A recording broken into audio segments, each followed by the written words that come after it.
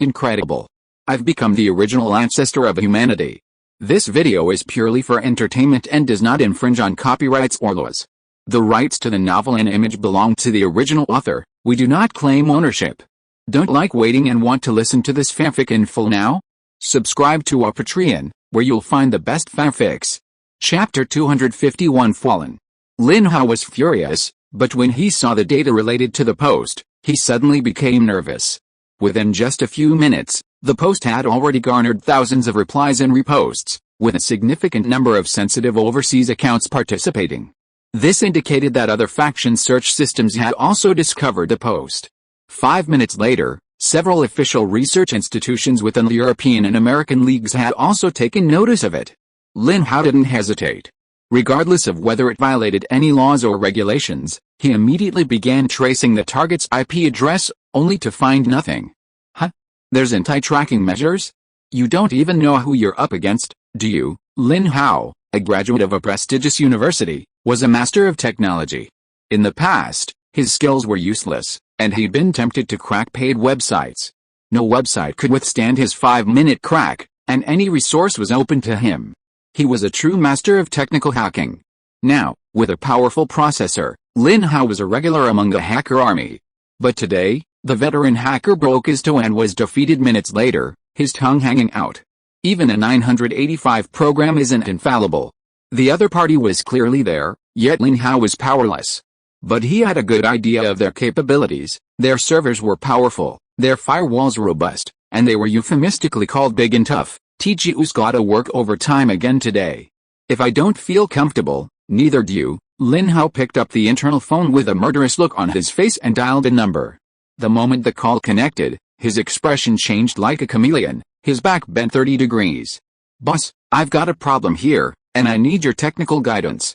Lin Hao's boss was Hao Zicheng, a stern and strict veteran party member. Because he was so strict with his underlings, everyone cursed him for his fate. Hao Zicheng was old and tired after a 10-hour shift, but after receiving Lin Hao's call, he didn't dare to neglect it and hurried over to help Lin Hao check things out. Director, I think this post is suspicious. I've used technology to track the location of the person behind it, but I can't find any clues. However, I'm certain this isn't a single individual account, but rather a powerful group behind it. Also, I've tracked down many of the accounts that reposted it and found many prominent influencers both domestically and internationally. Just 2 minutes ago, official research institutions from the US and European Unions responded, requesting collaborative research with a poster. This article is not a simple one, Lin Hao assured Hao Zicheng to a computer chair while he explained his findings to him. While Hao Zicheng listened to Lin Hao's explanation, he personally examined the post that had caught the attention of the US and European Unions. Since the Star Alliance arrived on Landstar over 2 years ago, the Yan people have been exploring superpowers, but their research has lagged behind that of the European and US alliances. Both the Star Alliance and the Blood Clan have implemented a technological blockade against the Yan nation, which has a tough stance. But now, a private post has caught the attention of official research institutions from the European and US alliances, which is somewhat surprising. He isn't a technical expert, but he has an exceptionally keen sense of the situation and is particularly adept at finding weaknesses in his opponents through subtle observations. As he read on, Hao Zicheng's expression grew serious, because the information was too detailed. Although much of the information was unheard of, it was very consistent with some rumors circulating through the gossip. Genetic agents alter the gene sequence to unlock the potential of those with superpowers. Different genetic agents can specifically improve physical functions such as strength, agility, and endurance, but they also destabilize the gene sequence, creating the risk of genetic distortion in the next generation. The genetic distortion of the Star Alliance is incurable. Gene stabilization agents, based on stable genes, can correct the distorted genes to a limited extent and alleviate the suffering of those with genetic distortion, but they may also accelerate distortion and lead to death. Langsing's unique energy vacuum environment limits the natural awakening of superpowers, but it also ensures the stable continuation of the Langsing people's genes. What we hate is what the Star Alliance people desire. I believe that Langsing's unique environment can effectively curb the hidden dangers of genetic distortion. For those of the Star Alliance and the Blood Clan who suffer from genetic distortion, Langsing is a good resting place, a beautiful Eden, The people of Langsing should rigorously protect Langsing's ecological environment, develop and research superpowers to a limited extent, ensure the stability of their own gene sequences, and seek reliable and stable means of awakening superpowers. The Federation people have a strong desire for Langsing. Now the attitudes of the two sides in communication are unequal. We actually have hidden bargaining chips in our hands, but we don't know it. Lin Hao, who was standing behind Hao Zicheng, was shocked and even read the last sentence in a low voice. "Shut up," Hao Zicheng sternly shouted at Lin Hao, then in a demanding tone, "Contact the poster immediately and have him wait for official action." Lin Hao grimaced, "Director, it's not that I don't want to contact him, it's that our hardware isn't working. I can't find his exact location." "What kind of hardware do you want?" Lin Hao's eyes lit up. "I need access to the Galaxy 3 supercomputer, and a technical team." Hao Zicheng rolled his eyes. "Why don't you let President Baden clean up your shit?" Lin Hao said sheepishly. "Hey, the Yangtze River 5 mainframe computer should work too. I'll immediately petition the higher-ups to immediately block all content related to this post. Every second this content exists is a source of social instability." Dozens of minutes later, Lin Hao obtained the necessary hardware and technical team, but he still couldn't overcome the various blocks set up by the poster and track his exact location. Li Zhe's controlled protons were communicating with Langsing's main nuclear protons. Even a large computer, let alone a supercomputer, would be useless. Li Zhe saw his post attracting everyone's attention, and then being blocked and falling silent, and he knew that his goal had been achieved. He had discovered in the past 2 days that the people of Langsing had overglorified the starry sky technology and super energy development, but failed to realize the huge advantages that Langsing itself possessed. The moment Li Zhe returned to Langsing, he sensed the difference in the source energy and blood in his body. Stable, unusually stable. Although there was no source energy in the Langsing world for Li Zhe to absorb and utilize, the source energy originally stored in his body was no longer affected by the surrounding environment. If the source energy before was a group of little tigers, now it is a group of kittens. No longer needing to be deliberately suppressed and guided, it will slowly flow through Li Zhe's body, nourishing the various injuries on his body. Whether in the Federation or the Temple, superpowered people all change their body functions by absorbing source energy into their bodies, which is more superior than drug gene enhancement. However, absorbing source energy to refine the body also carries risks. Li Zhe, possessing the Star Swirl, is relatively safer, as it automatically guides the source energy's flow at all times. However, the warriors of the temple and the superpowered individuals of the supervisory department must rely on their willpower and spirit to maintain the stability of their own source energy. Every year, countless superpowered individuals die from losing control of their source energy. Li Zhe has only been back on Langsing for 2 days, and his physical recovery has been more effective than 20 days in a source energy environment. More importantly, in this uniquely peaceful and stable environment, Li Zhe has clearly reached the threshold for advancement. This means that Langsing, a world devoid of source energy, actually facilitates superpowers' understanding of their powers. The Federation has been on Langsing for 2 years, so there's no reason they wouldn't have noticed the secrets Li Zhe sensed in just 2 days. So many prominent figures in the Federation are nearing the end of their lives, unable to recover from collapse even with countless potions.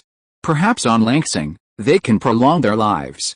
So, rather than letting them quietly enjoy Langsing's benefits, it's better to expose them directly, allowing Langsing to extract more bargains. Li Zhe pulled out his phone and called Sfag.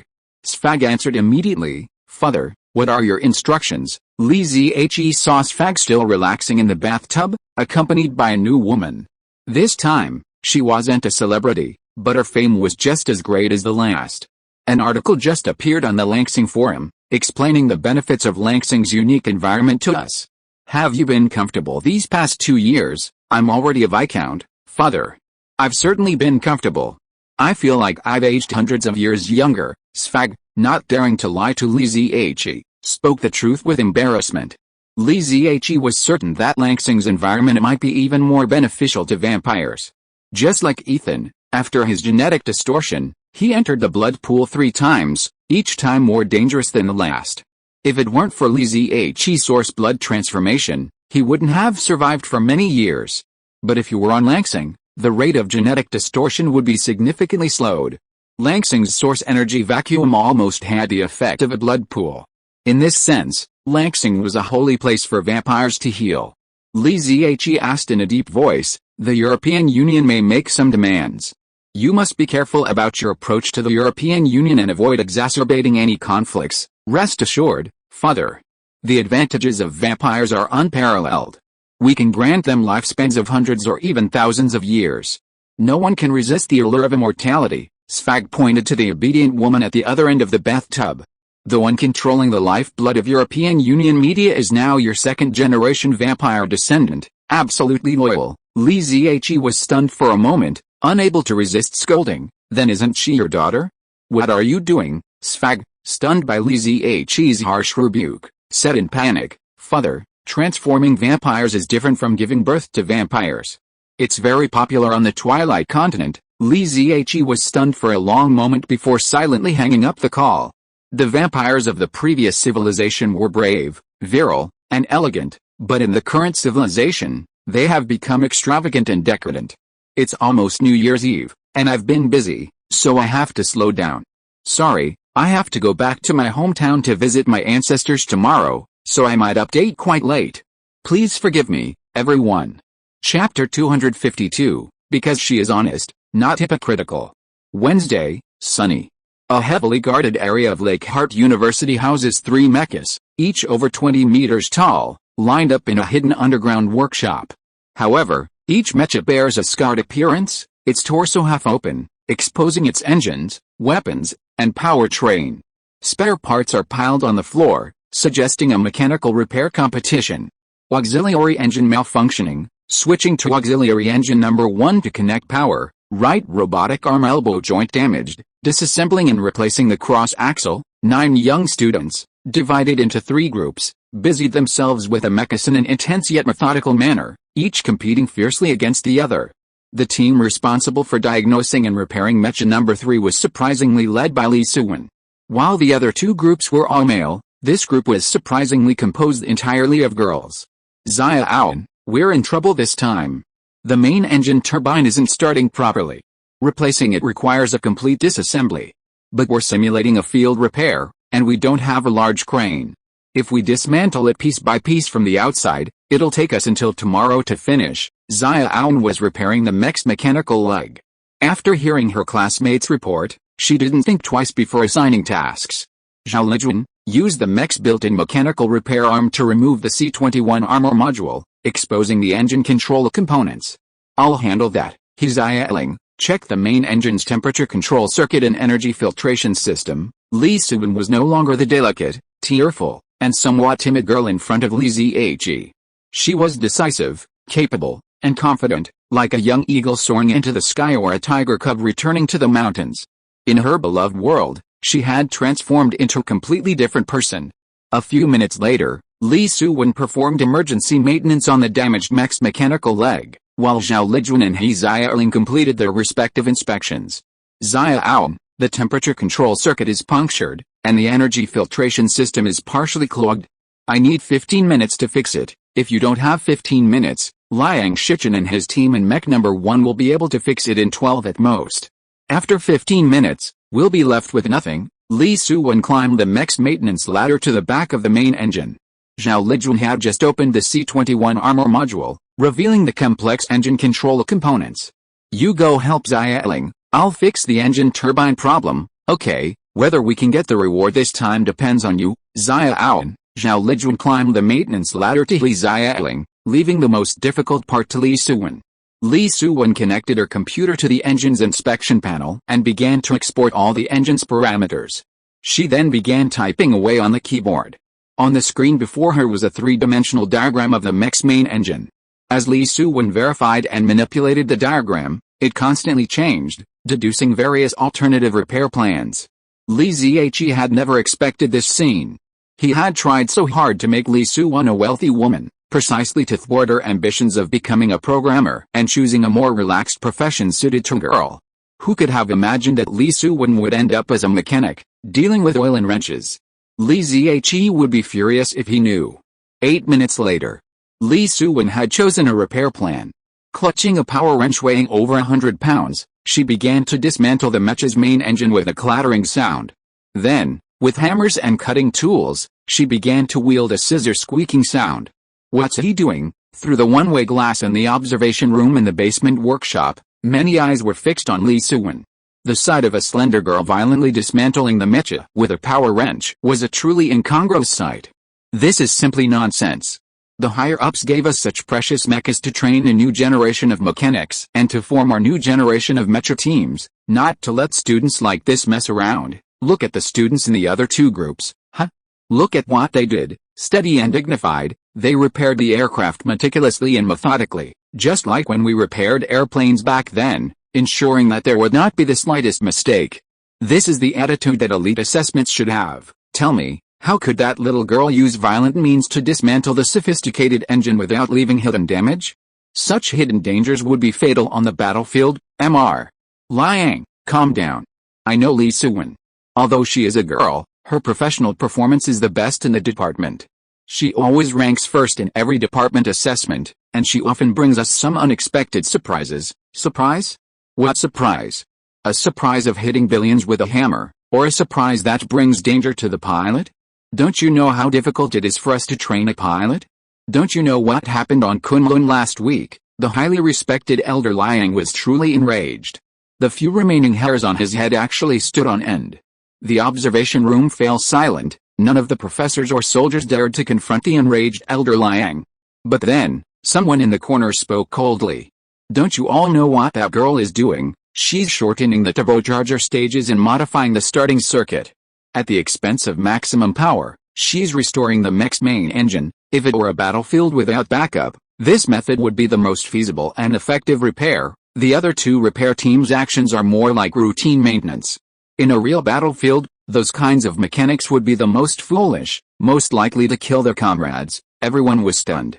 Elder Liang was so stunned that he was speechless for a moment. Someone nearby leaned over and whispered, "Early Elder Liang, that's the attaché from the supervisory department. I think his name is Qin." Qin Zhe. Elder Liang nodded, without refutation. Instead, he looked grimly at the repair site through the glass. In 12 minutes, Xiaowan had finished covering the engine with the C-21 armored module. Zhao Erling and Zhao Lijuan also hurried along, barely repairing the temperature control circuit and filtration system. Prepare for the test. Xiaowan excitedly climbed from the back of the mech into the front cockpit. She successfully started the engine, verified the control system, and began the test. The massive mech began to move, lifting its legs, turning, and punching, performing a series of standard tactical movements. In the cockpit, Xiaowan was overjoyed. Her weak arms and legs could precisely control the huge and powerful mech. The feeling of being able to move at the same time as her heart was captivating. Beep, the test of mech number 3 is complete. Maintenance personnel have returned the mech to its original position and await the results. Xiaowan reluctantly climbed out of the cockpit and silently gathered up the repair tools with her two classmates. The mechanic's highlight moment was over. Now came the pilot's comprehensive test, which had nothing to do with the three girls. Hey, Xiaowan, if we win, will we have the chance to join the Mecha Corps and follow them to conquer the stars? That would be fantastic. Xiaowan said nothing, silently completing her work. Standing in her designated position, she stared blankly at the mecha that had just belonged to her. In fact, being a pilot was the little girl's favorite profession. All the hard work she put in before was just to savor those few minutes of joy during the test drive. In the afternoon, the elite assessments for Xiaowan University were all over. The elites from each department gathered in the small auditorium, anxiously awaiting the announcement of the results. Xiaowan, look! Those juniors in the pilot department are so cool, while the seniors in the Starfleet Command department are so handsome. Really? The school doesn't allow any form of photography. What a waste of all these gorgeous girls. Ugh, hey, look, it's Senior Zhou Chuming. He's back today, and he's even promoted to lieutenant. Xiaowan held up 4 fingers and covered her ears to avoid the onslaught of her roommate and best friend. Poor kid, never loved by handsome guys since childhood, her resistance is too weak. Unlike Xiaowan, who had been accustomed to her older brother's handsome face since childhood, ordinary handsome guys were simply unattractive. Hey, are there any people from outside the school coming to exchange ideas today? Several people dressed clearly not from Lake Hart University walked in, occupying a corner of the front row. completely out of place. But the next person to enter surprised Li Xiaowan and the others even more. They were actually military personnel. Looking at the shining stars on their epaulets, they were the legendary interstellar team currently being established. Elder Liang spoke first. Today, I have an announcement to make. After rigorous negotiations, we have reached a fair, reciprocal, and mutually beneficial exchange agreement with the Star Alliance. From now on, more Star Alliance personnel will come to study here, and we will also send outstanding students to visit and study at the Star Alliance's military academy. Elder Liang's speech on the stage resonated strongly with the students below. The Star Alliance's advancement was undeniable. Whether in technology or superpowers, it was far more advanced than Langsing. The opportunity to study at a Star Alliance military academy was something every young Langsing person longed for. Hey, Xiaowan, do you know? I heard this agreement might be related to that post on Monday. The Star Alliance people can't wait, so they're offering us better terms and more benefits. Don't whisper, and observe the rules of the meeting, Li Xiaowan sternly warned her friends, suppressing her excitement. She also wanted to visit the Star Alliance and see the mysteries of the deep space, but her home was in Linjiang, and her brother was still home cooking lobster for her. Star Alliance Military Academy? Forget it. At least not yet. Now, the first batch of exchange personnel will be announced. Starship Command Department, Gohang, Li Qin, Mecha Combat Department, Huiyuanai, Du Xinwen, Mecha Research Department, Liang Shichen, Luo Zeming. Anyone whose names are read above, please pack your belongings immediately. You are not allowed to disclose your whereabouts to anyone. After everyone's names were read, Zhao Lijuan and He Xiaoling were extremely disappointed. Of the 3 elite teams from the Mecha Research Department taking the assessment, only the 3 girls were not selected for the first batch of exchanges. Xiaowan, why? We're number 1, follow orders, Li Xiaowan said coldly. Although she had no desire to attend the Star Alliance Military Academy for exchange and study, this unfair treatment made her feel very uncomfortable. Now, the winners of the Special Excellence Award for this assessment will be announced. Mecha Research Department, Li Xiaowan, He Xiaoling, and Zhao Lijuan, please come up to the stage to receive your awards. The 3 girls glanced at each other and walked up to the podium together. Professor Lan, the head of the Mecha Research Department, handed 3 refrigerated boxes to the 3 girls in turn and said with a smile, "These are priceless treasures." Xiaowan's face suddenly turned strange when she saw the refrigerated boxes. When she opened the box and saw an injection inside, her face became even more unnatural. Professor Lan, is this a genetic potion? Professor Lan hadn't expected Li Xiaowan to open it right then and there, but he was optimistic about her, so he said kindly, "This is Star Alliance's latest generation of agility genetic potion. It's already been validated and proven to significantly improve agility, making it a perfect match for your major." Li Xiaowan bit her lip. "This. Can I not use it?" Professor Lan looked at Li Xiaowan in surprise, puzzled as to why this usually well-behaved girl had been acting so strangely today. "Student, can you tell me why you didn't accept the school's arrangement?" Elder Liang spoke, his tone far less gentle than Professor Lan's. "Because I don't trust Star Alliance people. I still hope to become a naturally awakened superpower like Zhou Qilming." Li Xiaowan had unknowingly been influenced by Li Zhe, developing a psychological resistance to genetic potions. What are you talking about?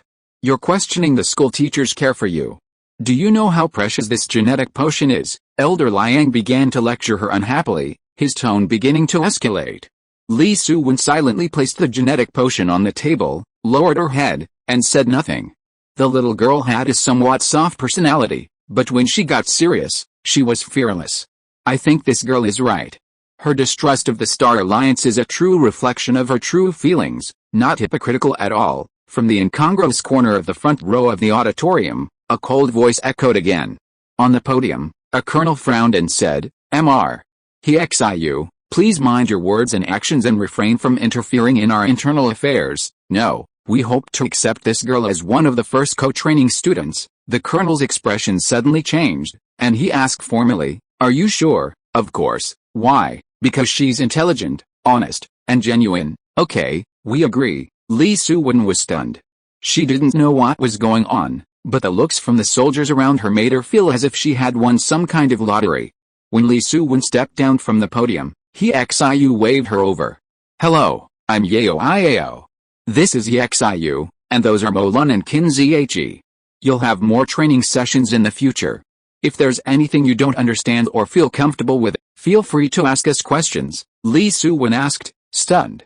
Who are you? We're from the Star Alliance's supervisory department.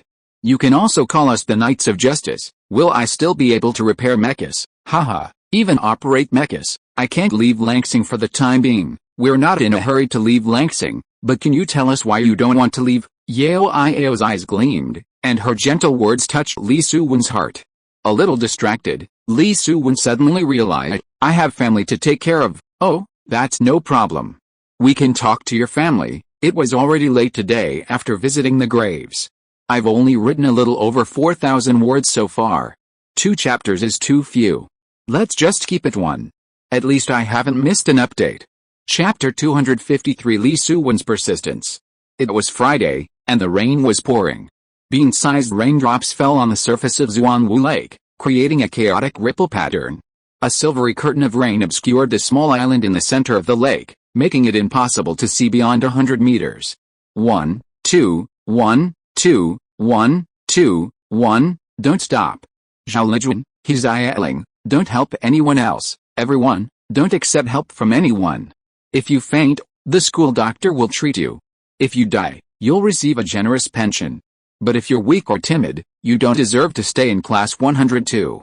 Go back to where you came from. 1, 2, 1, 1, 2, on a quiet path surrounding the island, a group of young students, breaking through the dense rain, came running breathlessly. Their formation had long since broken, and each one looked like a drowned rat. They looked less like soldiers in training and more like refugees fleeing in panic. After 2 minutes of chaotic running, a lone figure emerged, stumbling after the already vanished group. She was Li Suwen. Caught in the drizzle, Li Suwen could no longer see the students ahead of her.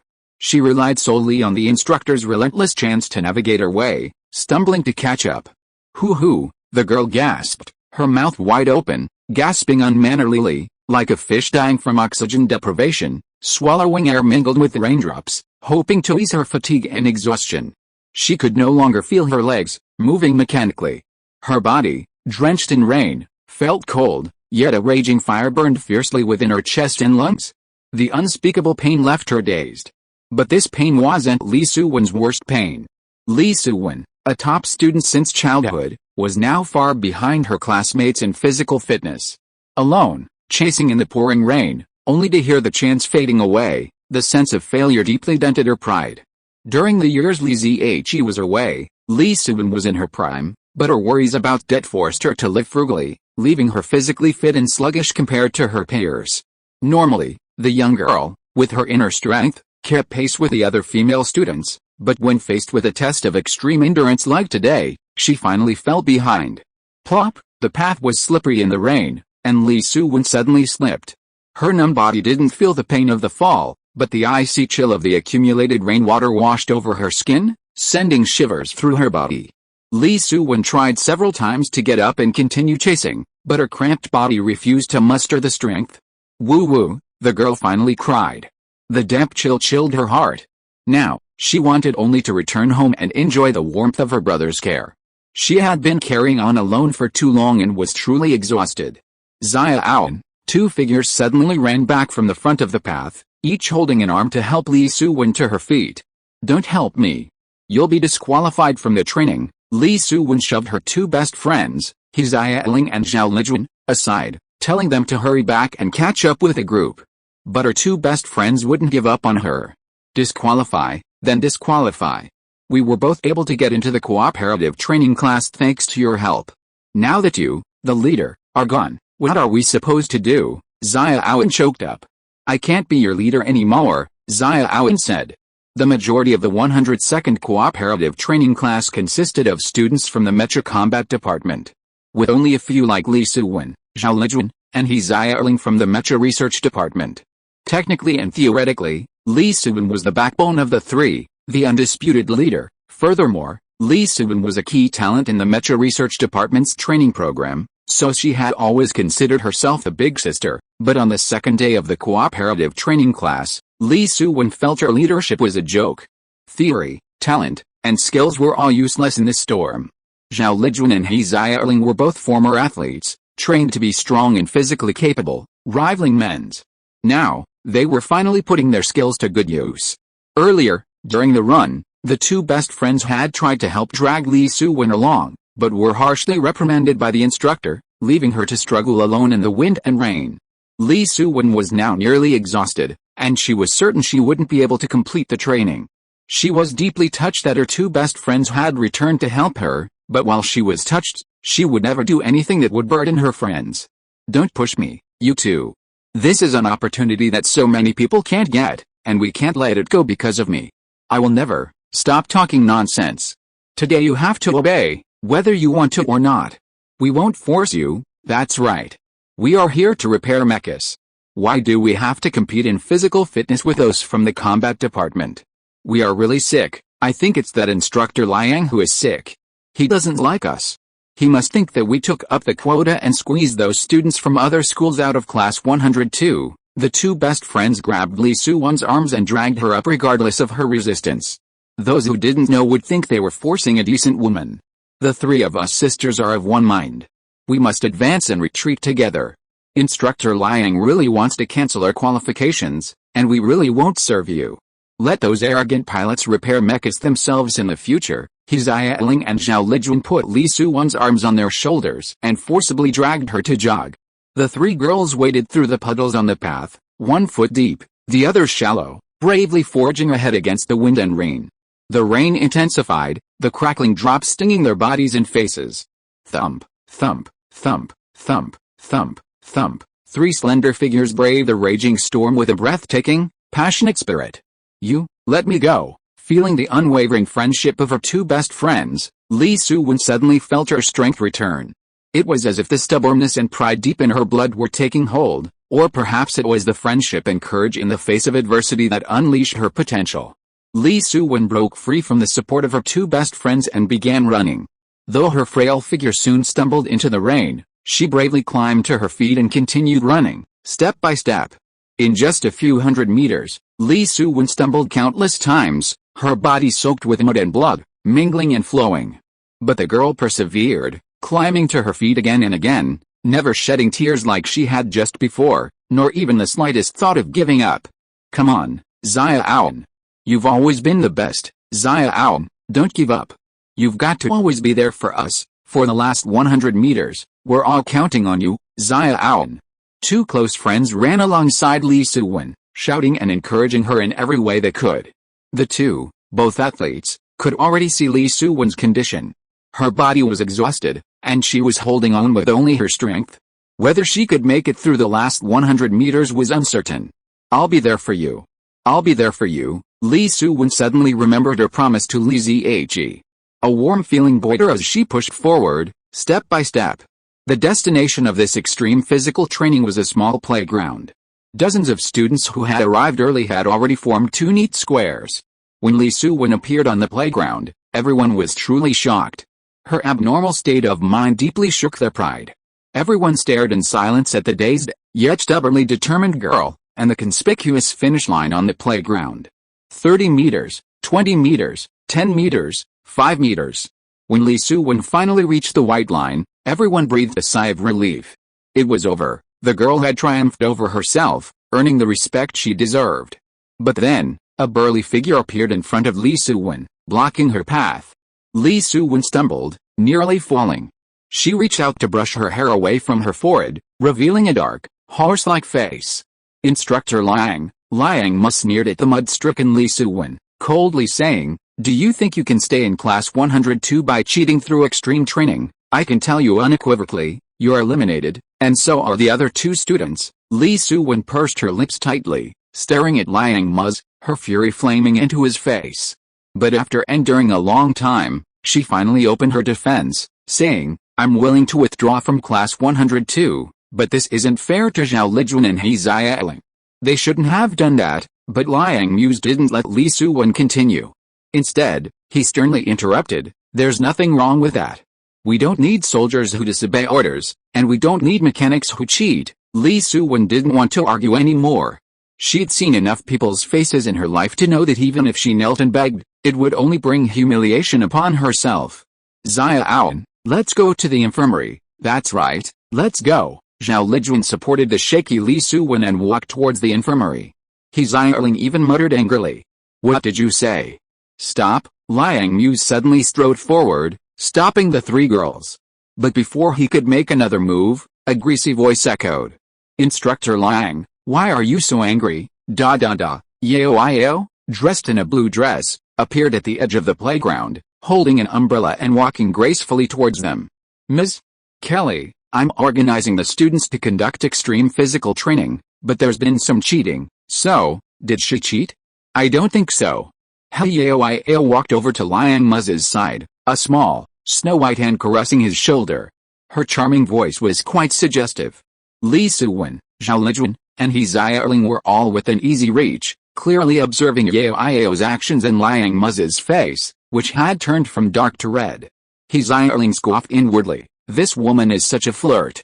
She's even trying to seduce someone like the black-faced god, Zhao Lijuan scorned. She didn't look like a good person yesterday, and today, she's truly a shameless troll. Li Suwen felt helpless. What kind of department is the supervisory department? How could such a woman exist? The three girls each had their own fantasies, but Yao's next move revealed a complete reversal. With a flick of her white, delicate hand, Liang Mu's massive frame flew a long distance like a ragdoll, landing limply in the mud. Dozens of soldiers and instructors were stunned. Yao was petite, only 5 feet 6 inches tall, while Liang Mu was nearly 4 feet 9 inches tall, yet Yao easily swatted Liang Mu away, as if swatting a fly. The contrast was stark. It was like one of those anime goddesses. You actually accused her of cheating? How shameless. Yao's expression remained charming, but her voice was stern. I was following the students the entire time. Her two comrades gave up their chance to qualify. After returning to her side, they only helped her run 163 meters. Then, she broke free from her comrades' support and ran the remaining 760 meters alone, stumbling 37 times, suffering 6 systemic convulsions, and 2 psychogenic fainting spells. A student like that, you actually accused her of cheating and threatened to expel her from the training program? Ha. How ridiculous. Yao took 2 steps forward, approaching Liang Mu. She looked down at him with disdain and said, a clerical worker with no real combat experience, who's been sitting around in an office, and who relied on connections to old Master Liang to get promoted, you have the right to accuse them of cheating. Everyone on the playground, including Li Suwen, was stunned. No one had expected Yao to follow Li Suwen this entire time, and no one had guessed that Liang Mu's position as chief instructor had come through the back door. The playground was filled with buzzing noises, and several teachers couldn't suppress the noise even after scolding them. This explosive inside information was so tempting that people wanted to get more information. Kelly, don't forget your identity. Our cooperation, don't worry about that. Our cooperation will continue. We just need to get a chief instructor who has actually been on the battlefield, experienced real battles, and knows how to care for his comrades. Yao said coldly. The reason why we chose to cooperate with the Yan people is because the Yan people are not like the European Union and the American Union.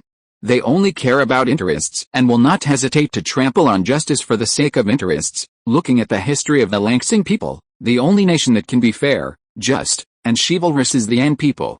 Any other nation lacks the chivalrous spirit of the Yan people, but I don't see any of the advantages of the Yan people in you, Instructor Liang. In the extreme training just now, the performance of the last 3 girls was perfect. They did not abandon, give up, or drag down. Whether in terms of morality or will, they are much better than you, Instructor Liang. So, Yao smiled and waved away Zhao Lijuan and Xiaowan, and walked out of the playground with Li Suwen and an umbrella. As they walked, he gently said, go back and recuperate. No one can drive you out of here except you. The heavy rain continued to pour down, and the students who had just been enjoying the melons were now drenched in the rain, unable to help but feel thoughts of this is too unfair and what a stroke of luck. She was still struggling for a spot on the promotion, while a girl had already been recommended for the promotion. Thank you, Instructor Kelly, Li Suwen asked weakly, but I want to ask, why are you taking special care of me? Is that so? Yao said in surprise. Maybe it's because you're beautiful. Hey, what's that look in your eyes? Li Suwen suddenly felt a strange feeling in her heart. This woman before her, Who could make 90% of men fall in love with her at the mere appearance? Who could make 99% of women despise and hate her, seem to be really good to her? Lee Soo-won couldn't help but whisper, "They all say you don't act like a teacher. They wish you could be more serious." Giggle. Yeo laughed, her body trembling. "Actually, I prefer them calling me Yeo.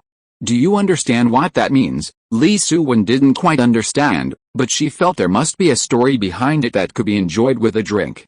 On Saturday afternoon, after a day's rest, Lee Soo-won felt a little better, but her face was still a little pale. "Xiaowan, are you going home today? Or just rest at school?" Her two best friends, looking at Lee Soo-won, who barely had the energy to walk, sincerely persuaded her not to go home. "No, my brother made me a big lobster at home. It smells so good." Lee Soo-won shouldered her small bag and headed home on time. The rules of Huxin University were strange. Although it was a military academy, it didn't have a completely closed-door policy. Instead, it gave students one day off each week to reunite with their families. Unreliable sources claim this was due to a comment from a prominent figure, "Let's give these children more opportunities to reunite with their families before they ascend to the stars." Once separated, it might be a farewell forever. Lee Soo-won had just left the school gate when she spotted her family's BMW M5 parked among a crowd of luxury cars, unassuming as a donkey among a herd of fine horses. "My brother's here to pick me up. See you next week," Lee Soo-won said, rather proudly, pointing at the M5. "Xiaowan, your brother has finally shown up. We have to go see if he's as handsome as he looks in the pictures." Two close friends quickly ran over to the M5 and banged on the windows like hooligans. The windows rolled down, revealing a handsome, 9.5-point face that didn't disappoint the girls. Xiaowan was the first to react. She said in a very familiar manner, "Hello, brother. We are Lee Soo-won's classmates and best friends. We heard that your family has big lobsters for dinner today. Can we go and have a meal?" "Go away, this is my brother. Don't call me so intimately. Go eat your mother's pineapple noodles." Lee Soo-won rushed over and pulled the two crazy best friends apart with one hand each. She knew the character of these two guys very well. When they saw a handsome guy, they wanted to flirt with him, but they would retreat timidly after flirting for a long time, leaving the other person in a dilemma and being irresponsible. "Okay, get in the car." Lee Zhe didn't care. During the years when he was away from home, Xiaowan's friends played a very important role. He couldn't be too stingy about a meal. The two best friends got into the back seat of the M5 with a giggle, which made Lee Soo-won snort in anger, but she couldn't do anything about it. "Xiaowan, you don't look well. What's wrong?" "The training was a bit intense this week." "It's okay. I'm driving." Lee Zhe glanced at his sister, mentally planning how to get information out of Zhao Lijun and Xiaowan later. Many luxury cars were arriving to pick up students, causing a temporary traffic jam. Lee Zhe's M5 waited docilely for passage, completely inconsistent with its aggressive nature. "Look, it's Instructor Kaylee. Oh, she likes being called Jiao. Look at the way she walks, it's amazing." "That's right, she's incredibly charming and seductive." "She's a disaster." Zhao Lijun and Xiaowan, eagle-eyed, spotted Jiao approaching in a blue dress, her hips twitching, and immediately offered gossipy comments. But when Jiao walked straight to the back door of the M5, opened it, and squeezed in, the two girls nearly jumped out of the car. They thought Jiao had overheard them. Jiao's fragile exterior concealed a fierce nature, something they had witnessed with Liang Muse. Lee Zhe said calmly, "Miss, did you get on the wrong car?" Jiao said playfully, "No. I'm going to visit Lee Soo-won's home." Lee Zhe smiled and asked, "Why did you choose Lee Soo-won?" "On Wednesday, the outstanding Lee Soo-won caught my eye. Then I looked at her profile and found out she has a very handsome brother. I wanted to see if her brother was as handsome as I imagined." Lee Zhe asked calmly, "Now that you've met me, how do you feel?" Jiao said seriously, "I don't think you're Lee Soo-won's brother. You look more like someone else." How Lee Zhe laughed loudly and drove out of the parking lot, heading towards his home. Lee Soo-won, Zhao Lijun, and Xiaowan were all stunned. They could never have imagined that Jiao would actually make a move on Lee Soo-won's brother. And it seemed that such a good brother was really about to be seduced by Jiao. Chapter 254 Brother, No Bragging. The M5 briskly entered the underground parking lot. Li Suwen obediently got out and unlocked the parking space, while Li Zhe smoothly reversed into the space. Zhao Lijuan and He Xiaoling quickly got out and fled Jiao's presence, feeling a modicum of security only by huddling with Li Suwen.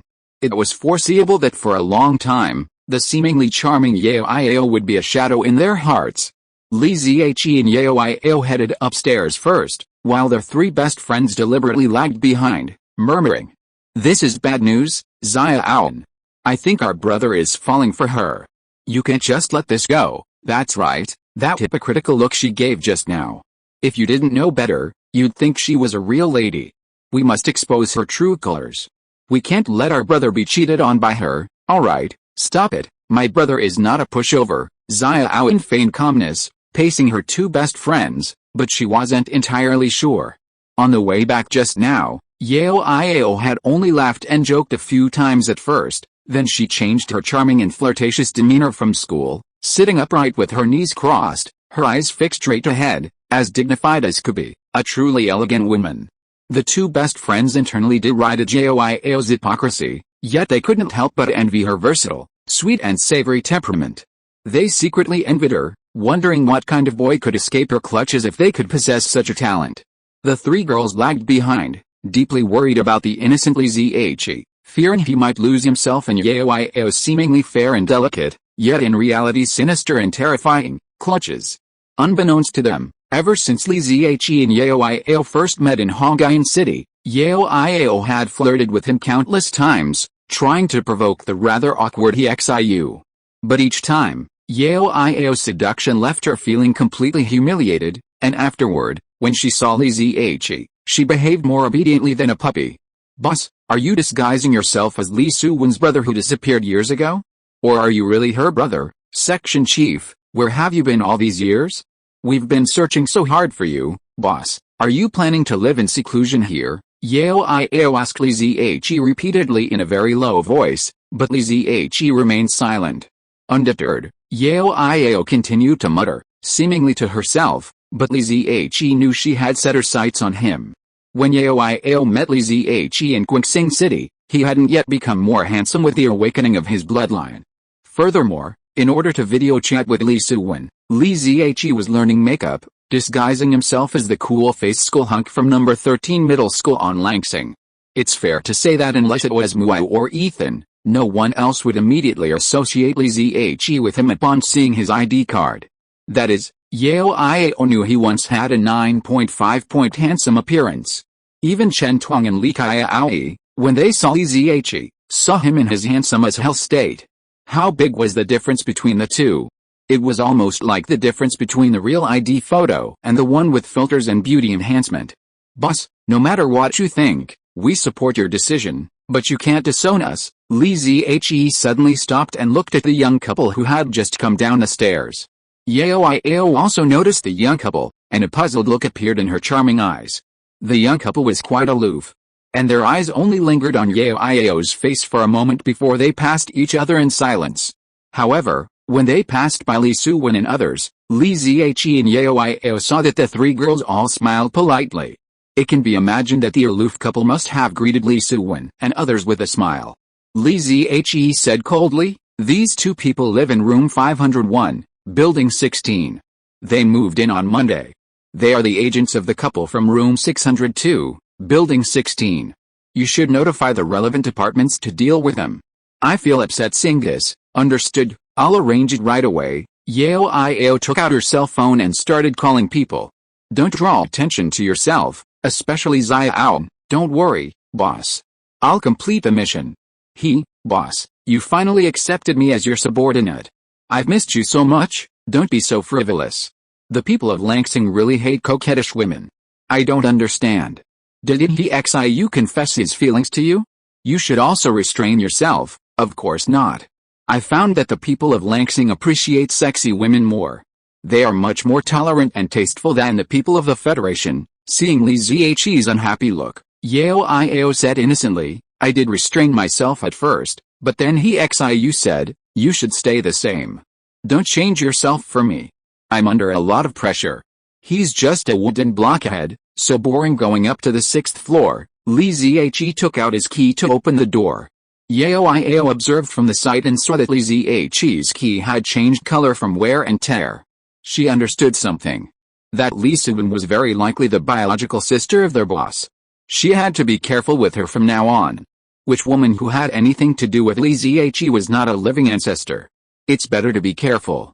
After entering the house, Li Xiaowan, Xiaowan, and Zhao Lijuan were still a little reserved. It was obvious that Xiao's presence made them very uncomfortable. However, when Li Ziqi served each of them a fragrant 3-pound lobster, the reservedness disappeared. Li Ziqi also added 2 king crabs for each of them. The 3 girls finally regained their lively nature and said that Li Ziqi was trying to stuff them to death. In the end, Xiaowan and Zhao Lijuan were really full. Although they both came from a sports background and were often ridiculed by Li Xiaowan as gluttons, a lobster and a crab weighed 7 or 8 pounds, and after peeling them, it was enough to fill their stomachs. "Brother, I can't eat anymore," Li Xiaowan felt distressed. She had a small appetite, and watching her own food being fed to others while she could only stare blankly, who could understand this feeling? Yao was especially special. Though the most petite and slender of the 4 women, she was a complete glutton. She ate more than the 3 girls combined. "Want some wine?" Li Ziqi suddenly suggested as they were almost done eating. Without waiting for anyone else's attention, he stood up and brought 2 bottles of red wine. Li Xiaowan looked at her brother, then at Xiao, wondering, "Should I light a few more candles for you?" The little girl blinked and blurted out, "Brother, I remember you said you had a girlfriend, right? There are a few lobsters in the freezer. Invite her to our house tomorrow to try some." Li Ziqi was stunned for a moment, then said with some emotion, "I do want to. But I don't know when she'll have time to come." Li Xiaowan was stunned. She had only said it out of spite, never expecting Li Ziqi to actually have a girlfriend. "Oh my. Xiaowan, you already have a sister-in-law. I'm so sad." "Oh, it's all Xiaowan's fault for hiding her brother. Otherwise, how could she have gotten away with it?" The 2 besties acted funny, making each other laugh. Li Xiaowan felt strangely touched and looked at Li Ziqi and asked, "Is my sister-in-law pretty?" Li Ziqi nodded sincerely. "Very pretty," Li Xiaowan said. "So where is she now? What does she do for a living? Do you have a photo? Let me see it, sister." "Hey," Li Ziqi said, "there's a painting on the balcony. You can go and see it." Let me see, don't push, let me see." The 3 girls scrambled to enter the balcony and saw several easels covered with cloth. Although Xiaowan and Zhao Lijuan were shouting loudly, they were polite and didn't take the initiative to remove the coverings. They only urged Li Xiaowan to do it. Li Xiaowan peeled back a painting, revealing a stunningly beautiful woman. The 3 girls gasped, their eyes widened, unable to even utter a wow. After a long while, Xiaowan said in a frustrated tone, "This is artistic modification. How can there be such a beautiful woman? This can't be real. Look at that figure, look at that face, even cartoons are not so outrageous." Li Xiaowan was also very shocked. She had imagined what kind of girl would be worthy of her brother, but the woman on the canvas in front of her really exceeded her highest standard. "Brother, is this really your girlfriend?" Li Xiaowan turned around and asked Li Ziqi behind her. Of course not." Li Ziqi covered the cloth cover with some embarrassment and unveiled another painting next to it. "This is your sister-in-law, the one just now was yours." Li Ziqi was not sure what to explain. What should Li Xiaowan call Miyu? Niece? Are you kidding? Upon seeing Chen Tong's portrait, the 3 girls paused for breath. Even Yao, who had quietly approached, held her breath in astonishment. Chen Tong always wore a veil, and Yao had never seen her stunning beauty. That pure and cold beauty truly seemed otherworldly. The balcony was silent for a long time before Li Xiaowan's soft sigh echoed.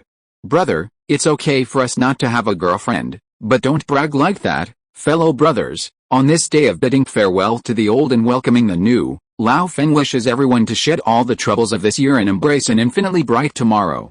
Chapter 255. Don't move, we have hostages. Did I brag? Li Ziqi laughed uncomfortably. He'd planned to store these 2 paintings at the Kanao Inn after they were finished, but Li Xiaowan had just requested them, so he wanted to show her his abilities. Instead, he was met with disdain. Of course, Li Xiaowan couldn't blame him for disbelief.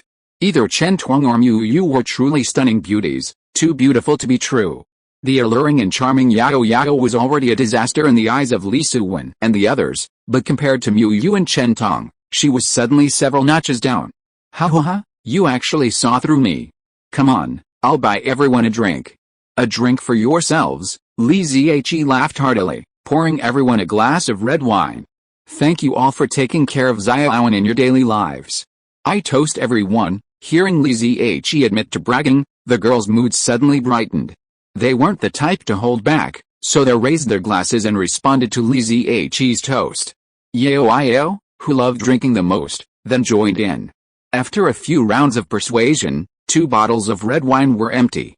Li Zhe then said, "This wine is a bit strong. If you get drunk later, go to Xiaowan's room and rest for a while." Drunk? How could we be drunk with just this little bit of wine? We're not, we've only had a few drinks. How about I go get some more beer? There's still beer in the fridge. I'll get it. Li Zhe gave Yao a look, and Yao immediately understood. She snapped her fingers, drawing the attention of the 3 girls. You're all drunk and need to rest. The 3 girls' eyes suddenly became hazy. After a few struggles, they all sat down and fell into deep sleep. Hey, Yao, are your mental skills that powerful? Li Zhe was slightly surprised to see Yao's clean and efficient skills. Boss, you haven't seen me in over 3 years. I'm almost at P level now. Li Zhe thought about it and it made sense. 3 years ago, Yao was at the peak of D level. Now she'd only jumped a level. Move the 3 of them into that room. Li Zhe instructed Yao to carry the 3 girls away. He then cleared the table and brewed a pot of tea. Yao sat down obediently, knowing that Li Zhe was about to tell her something important. When did Chen Tong return to the Federation?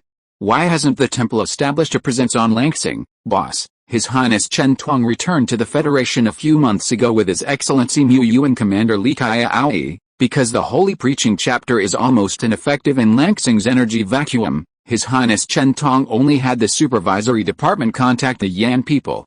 The temple's core forces haven't deeply established a presence on Langsing. How is the Supervisory Department's contact with the Yan people going? It's always been difficult, but a week ago, there was a breakthrough.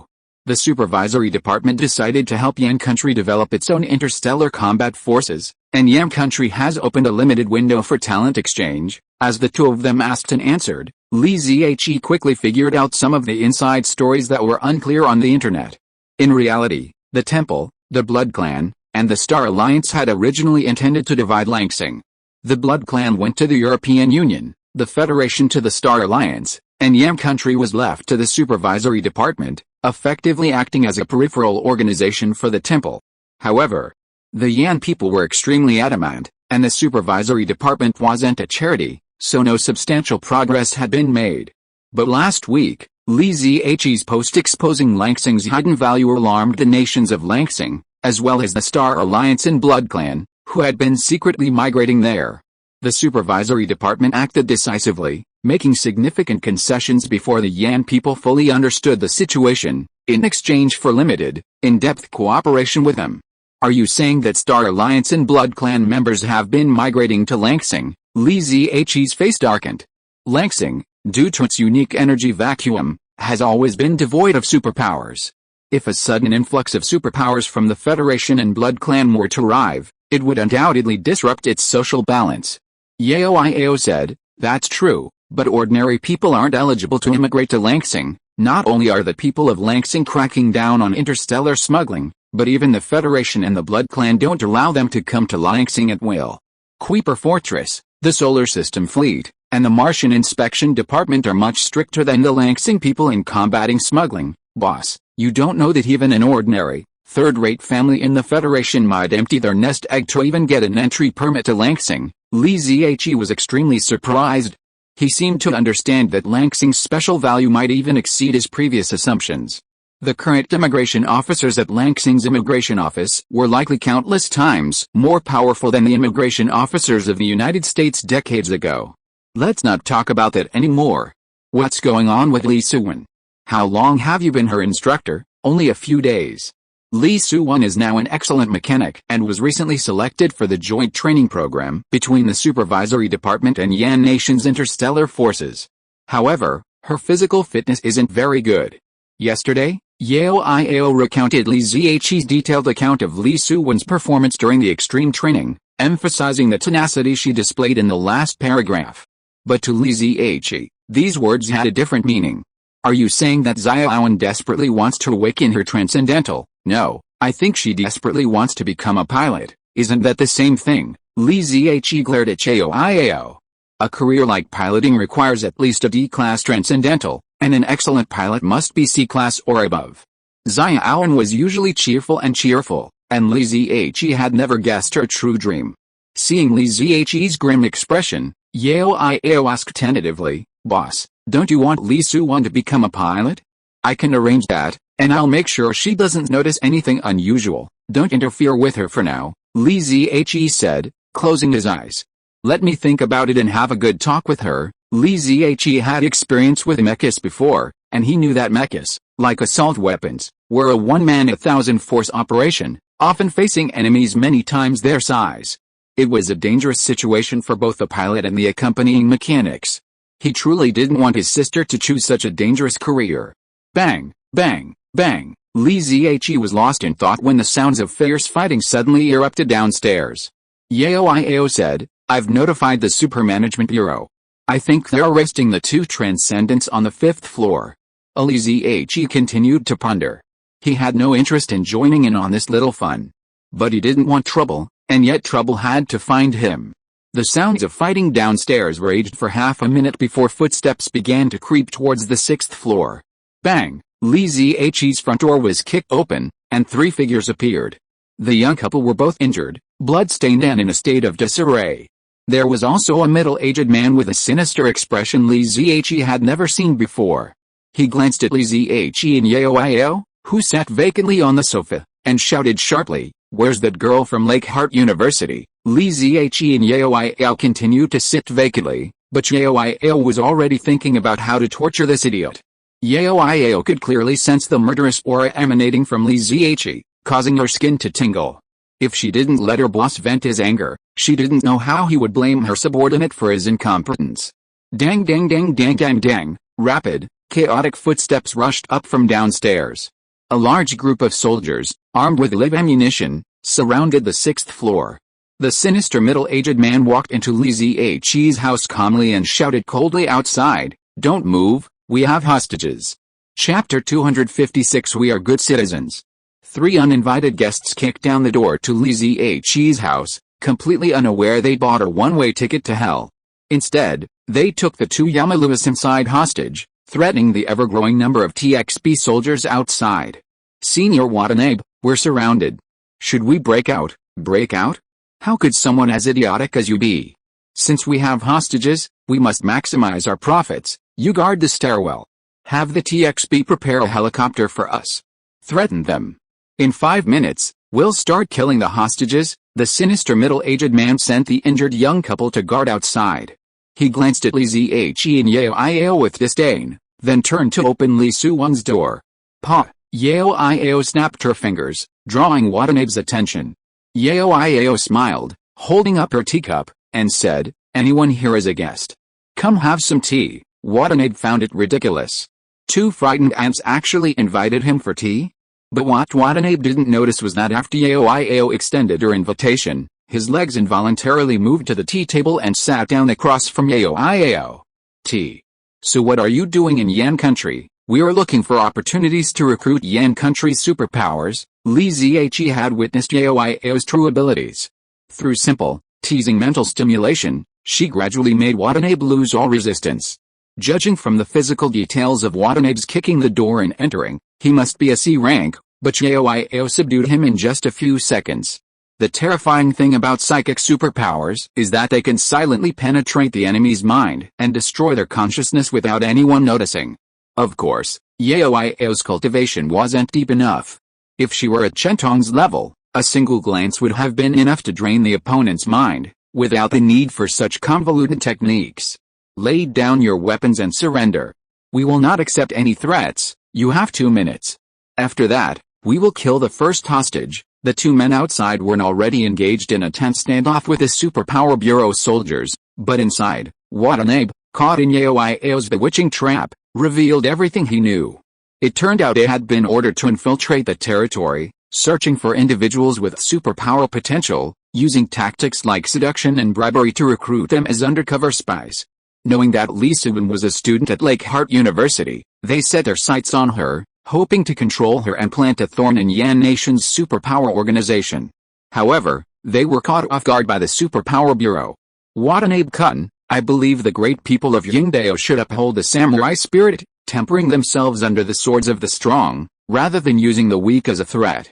Am I right? Watanabe's emotions struggled violently, his eyes flashing with cunning, as if trying to break free from Yao's control, but in the end, they gave way to distorted, fanatical rage. Yes, the men of Yingdao are all great warriors. Yao picked up a ceramic fruit knife from under the coffee table and handed it to Watanabe. Grab your weapon and fight like a samurai. Watanabe slowly stood up and walked out the door.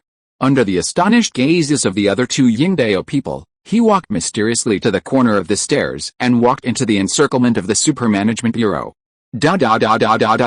You're scheming me. I'll fight you. I'll go. Ah. The dense sound of gunfire and the terrible howling of people merged fiercely in the stairwell. Even those who hadn't experienced it firsthand could understand the horror of the scene. The other two young Yingdao people were stunned. What had Watanabe-senpai just done? What the hell was that fruit knife in his hand?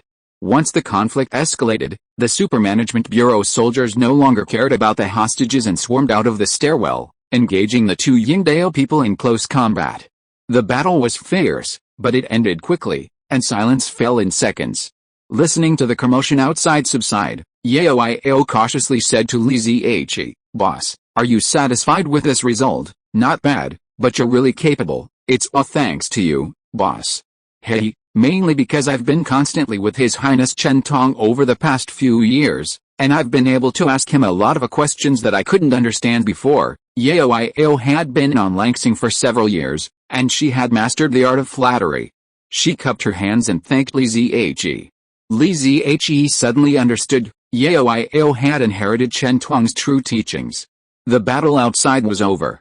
The Super Management Bureau had tactically surrounded the entrance to Li Ziyi's house, shouting to those inside. "Listen, whoever's inside. Stop trying to resist. Put your hands above your head and come out on your own." Li Ziyi knew the other party was using that tone because they couldn't be sure if there were still people from Yingdao inside, so he didn't get too angry. But Yao was not happy. "I gave you the news and gave you the opportunity to make meritorious service, but you ended up causing me such a mess. You even kicked the door of the boss's house and broke it. Now you are still shouting at the boss in this tone. Go ask those demons. Do you really think Li Ziyi has a good temper?" Yao walked to the door in 2 or 3 steps and shouted, "Why are you shouting? What else can you do besides shouting? Did Lin Ho teach you a bunch of good-for-nothings?" The soldiers of the Super Management Bureau outside were stunned. An officer with the rank of captain looked at Yao's blue skirt and suddenly asked in a low voice, "Are you Instructor Kelly?" Yao nodded coldly and pointed to Li Ziyi's neighbor. "There are no enemies in this room. Their accomplices are on 602 opposite. I don't need to help anymore." Understood. The captain waved a tactical gesture, and a group of soldiers with murderous intent surrounded Li Ziyi's door opposite. Mei and Hui, who lived across the street, had been awakened by the gunfire and had been huddling through the peephole to observe the situation. When Mei saw the two Yingdao men being roughly tackled, she was so terrified she could barely stand. Such a scene of violence was more than a woman could bear. Hui was also terrified. While people in society often clamored about white knife in, red knife out, few would actually dare to see blood. But Hui then smirked, "The Li family across the street are in trouble. They've gotten into this kind of trouble." Hey, Mei leaned against the door, catching her breath for a moment, then suddenly asked, "Are we in trouble? Those two rented the house through my agency." "What?" Before Hui could recover from his shock, he heard a faint voice from the other side, "There's an accomplice in 602. Then he saw a group of armed soldiers surrounding his front door. "Who are the accomplices?" Hui was even more stunned, but the next moment, a massive door crasher was thrust forward. Bang! The door burst open, and Mei and Hui, who were leaning against it, both fell backward. "We're civilians, good citizens, we have ID cards, we have nothing to do with those people outside. We just brokered a house for them," the couple frantically tried to explain, only to find themselves in more trouble. Upon learning that Mei was indeed connected to the Yingdao people, the Super Management Bureau immediately unleashed 2 explosive bombs, specifically designed to target superhumans, which landed right beside the couple. Bang, bang, intense flashes and shockwaves echoed across Mei's house, like a light and sound party. The couple were gifted with blindness and concussions. As if that wasn't enough, the Super Management Bureau applied electric shock devices to them, causing them to foam at the mouth and lose control of their bowels and bladder. As Hua was dragged out of his room and down the hallway, he spotted Li Zhe standing in the doorway, glaring at him coldly. Hua just suddenly understood something. He wanted to yell at Li Zhe to admit his mistake, but the after effects of the electric shock were still there, and all he could come out was a series of inarticulate noises. Ah, ah, ah, ah, ah. After everyone had left, Li Zhe coldly asked Xiaowan, "Are the people from the American Federation so arrogant?" Xiaowan said, "The American Federation established a superpower bureau a long time ago, but the people never trusted us. They only accepted our technical guidance a year ago. They have always lagged behind in the training of superpowers, and are naturally at a disadvantage against the American Federation. Neither the Federation, the Blood Clan, nor the Supervisory Department generally intervene directly in conflicts within Lansing, because there is a tacit verbal peace agreement between the 3 parties. In fact, the Yan people have the largest superpower gene population on Lansing. As long as they follow the right path, they shouldn't have any rivals." Li Zhe said calmly. "The right path? Do you mean being completely infiltrated by the Supervisory Department?" "Not necessarily." Xiaowan pointed to the city outside the window and said with a smile, "Boss, have you ever considered that this is the private reserve that His Highness Chen Tong has set aside for you? If you're listening to this novel on a channel other than Fanfic World, it means they downloaded and uploaded it without effort. We cordially invite you to visit our channel, Mundo Fanfic Novelis. There you'll find the original version of this story, and you can explore many other novels of various genres. We're waiting for you to immerse yourself in a world of incredible novels." Chapter 257 Brother, you must support me. At noon, Li Xiaowan and her 2 best friends finally awoke. All 3 of them wore the same expression, their brows furrowed as they pondered the events of the previous night. But no matter how hard they tried, they could only recall the delicious lobster and the aroma of the wine. Nothing else came to mind. Zhao Lijun held her forehead. "We were actually drunk." His Xiaowan rummaged through her neatly arranged clothes and sighed. The point is, even though we were drunk, nothing happened." Li Xiaowan threw a flurry of punches. "I'm warning you, don't try to go after my brother." Ha ha ha ha ha. The 3 girls laughed and played together, laughing for a long time before leaving the room. Upon emerging, they found breakfast already set on the table, Li Zhe already eating, and Xiaowan, surprisingly, still busy in the kitchen. Xiaowan had washed off her heavy makeup and tied her hair into long waves, reappearing in a fresh, natural look, graceful and charming, the image of a devoted wife and mother. The 3 girls were stunned, especially Li Xiaowan. It had only been one night, and her rank in the family was about to be bumped down one notch. "Hey, old man, how could you let the instructor cook?" The little girl pulled Li Zhe aside and muttered, "No, brother, why is the instructor still at her house?" Did she stay last night?" Li Zhe replied calmly. "Yes, she did, but it's not what you think." "What a difference. Isn't that what the scumbags on TV say?" Li Xiaowan was deeply frustrated. Her brother was so outstanding in every way, so how could he have such a taint as a philanderer? Although Instructor Kelly was a perfect choice without makeup, the thought of her seductive side made Li Xiaowan feel uneasy. "Dinner," Xiaowan called out, and the 3 girls obediently joined the table. After tasting Xiaowan's cooking, they couldn't help but feel a deep sense of defeat. Some people may seem flirtatious and annoying, but they actually have real skills. After breakfast, Li Zhe suddenly said, "Xiaowan, let's go to Xinbei later. Your clothes are all worn out, so get some new ones." Li Xiaowan wanted to say her clothes weren't old, but she felt embarrassed to be around Xiaowan and her 2 best friends, so she agreed. As they left, they noticed a seal on the door of Mei's house across the street. Li Xiaowan asked curiously, "What's wrong with them?" Li Zhe replied, "Nothing. I just messed with the wrong people." They quickly made their way to Xinbei, Linjiang City's largest fashion mall, and headed straight for the high-end fashion section on the 3rd floor. Li Zhe had a keen eye for art, But Xiaowan was more skilled at fashion. He took Li Suwen for a spin, quickly transforming her look. Of course, the thought of spending over 6 figures stung Li Suwen's heart. She whispered, "Brother, we're way over budget." "It's a lot," Li Zhe retorted. "Do I even need to budget for you, Xiaowan? I really envy you a brother. Can you let me have him for just one day?" "Just one day?" Xiaoling held up a little finger and pleaded pitifully before Li Suwen. "Get lost." Li Suwen overturned the boat without hesitation. Each of them had ill intentions and wishful thinking. After a long pause, the little girl couldn't help but ask Yao, "Instructor Kelly, are you and my brother?" Yao rolled her eyes. "Do you think I'm having an affair with your brother? I can assure you, I'd never have anything to do with your brother." Li Suwen misunderstood Yao's meaning and said awkwardly, "My brother isn't bad, is he?" "Instructor, why are you saying that? You sound so disdainful." Yao smiled silently. It wasn't that she disdained Li Zhe, she just didn't have the guts. Even Li Kaiao's strength couldn't handle him, and with her own weak arms and legs, a single rumor could kill her. After dinner, Yao took Li Zierling and Zhao Lijun back to school, and Li Zhe took his sister home. Li Zhe also asked Li Suwen solemnly, "Xiaowan, I heard from Instructor Kelly that you like mechas very much?" Li Suwen was shocked. "Brother, why would she tell you this?" Li Zhe said, "Because the school needs to know my attitude as a parent. After all, mechas are weapons of war and are very dangerous. If I don't agree, you can't disagree." Li Suwen was anxious. "Brother, you must support me. I have been fighting for my dream for so long, how can you hold me back? Isn't your dream to be a programmer?" Li Zhe retorted to Li Suwen in annoyance. Now, even if Li Suwen wanted to be a programmer, Li Zhe felt that it was not impossible to consider it. "Did you not allow me to be a programmer? Why are you bringing this up again now?" Li Suwen was also unhappy. "You can't always change my personal wishes.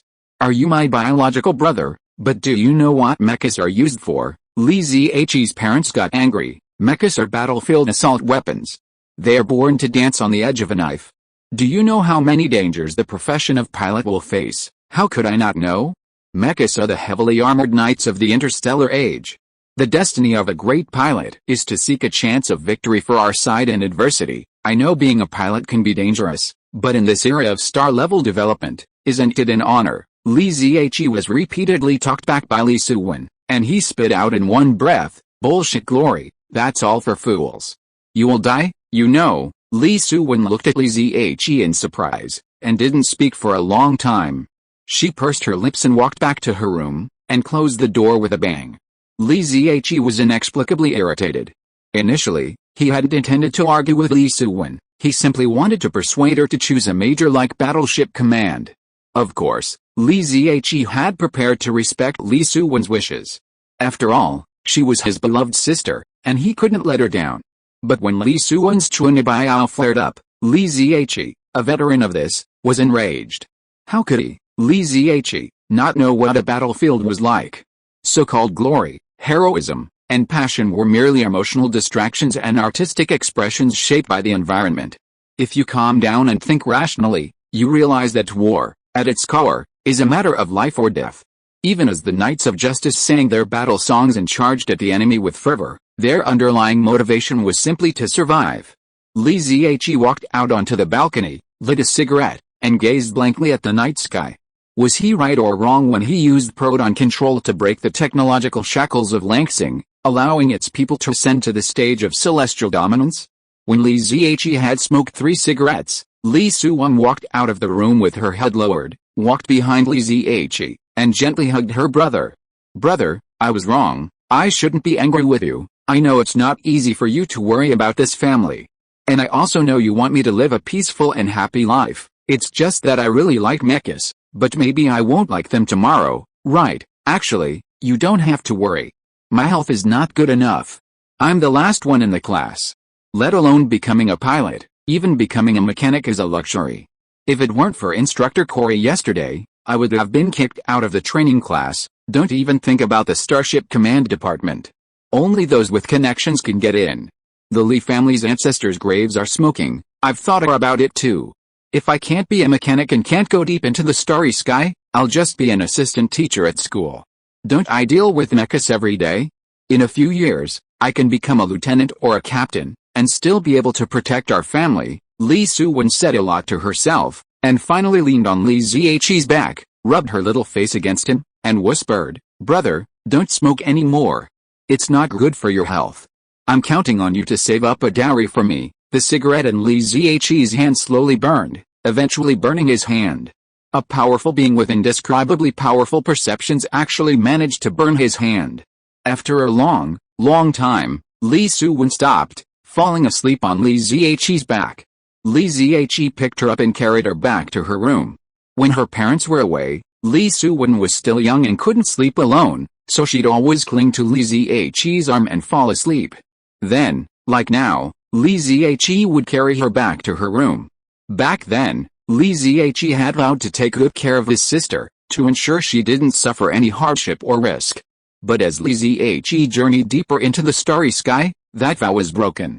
All looking at Li Suwen curled up in bed, Li Ziqi sighed deeply.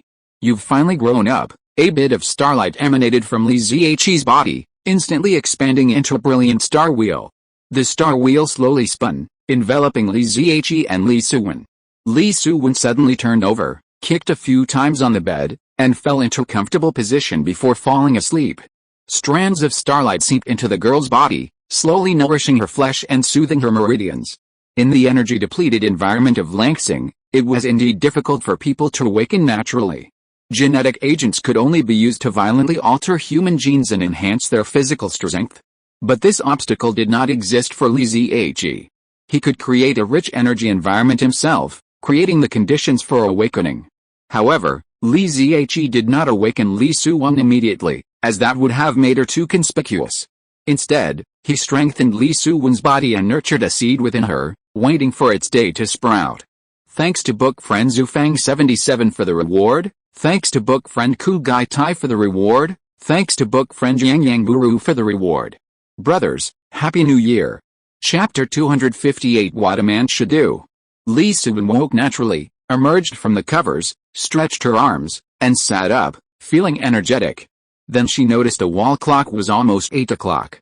"Oh, I'm going to be late." The little girl jumped out of bed, but her feet unexpectedly didn't land in her slippers, and she leaped a meter, landing on the wardrobe. Ouch! The little girl held her toe in pain, grimaced in pain, and started to curse at the wardrobe. But the words froze as she noticed a noticeable dent in the wooden wardrobe from her toe. The little girl looked at her toe, then at the wardrobe door, back and forth for a few seconds, then suddenly kicked the wardrobe again, hard. Bang! A hole was kicked in the wardrobe door. Li Suwen's mouth opened into an O shape in surprise. Seconds later, the little girl bent her legs slightly and leaped, her hands bracing against the ceiling before landing lightly on the ground. Then, she tossed around her room for a full 5 minutes, performing side flips, back flips, and splits in midair, rotating through various difficult moves. When she stopped, she was only slightly out of breath, not even realizing her limits. "What's wrong with me?" Is this what the instructor said about the early symptoms of genetic awakening? Li Suwen's eyes brightened, her face flushed, and she was filled with excitement. Although she couldn't pinpoint the reason for her dramatic improvement, she knew her spring had arrived. Li Suwen would never forget the humiliation she felt a few days ago when she stumbled to the finish line only to be stopped by Liang Muse. Nor would she forget the looks her classmates gave her. While her resilience moved every student on the playground, in Li Suwen's heart, it was sympathy and compassion for the underdog. But now, everything had changed. The great Li Suwen would astonish everyone. While she couldn't claim to be number one in the entire cooperative training class, most would surely be trampled beneath her snow-white feet.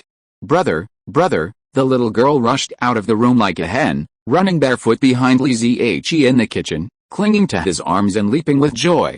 Li Ziqi scooped the fried eggs onto a plate and asked with a smile, "What's wrong? Did you win the lottery? I'm hungry." Li Suwen's smile was a little strained. She suddenly remembered what her brother had said to her last night, and how she had promised Li Ziqi something.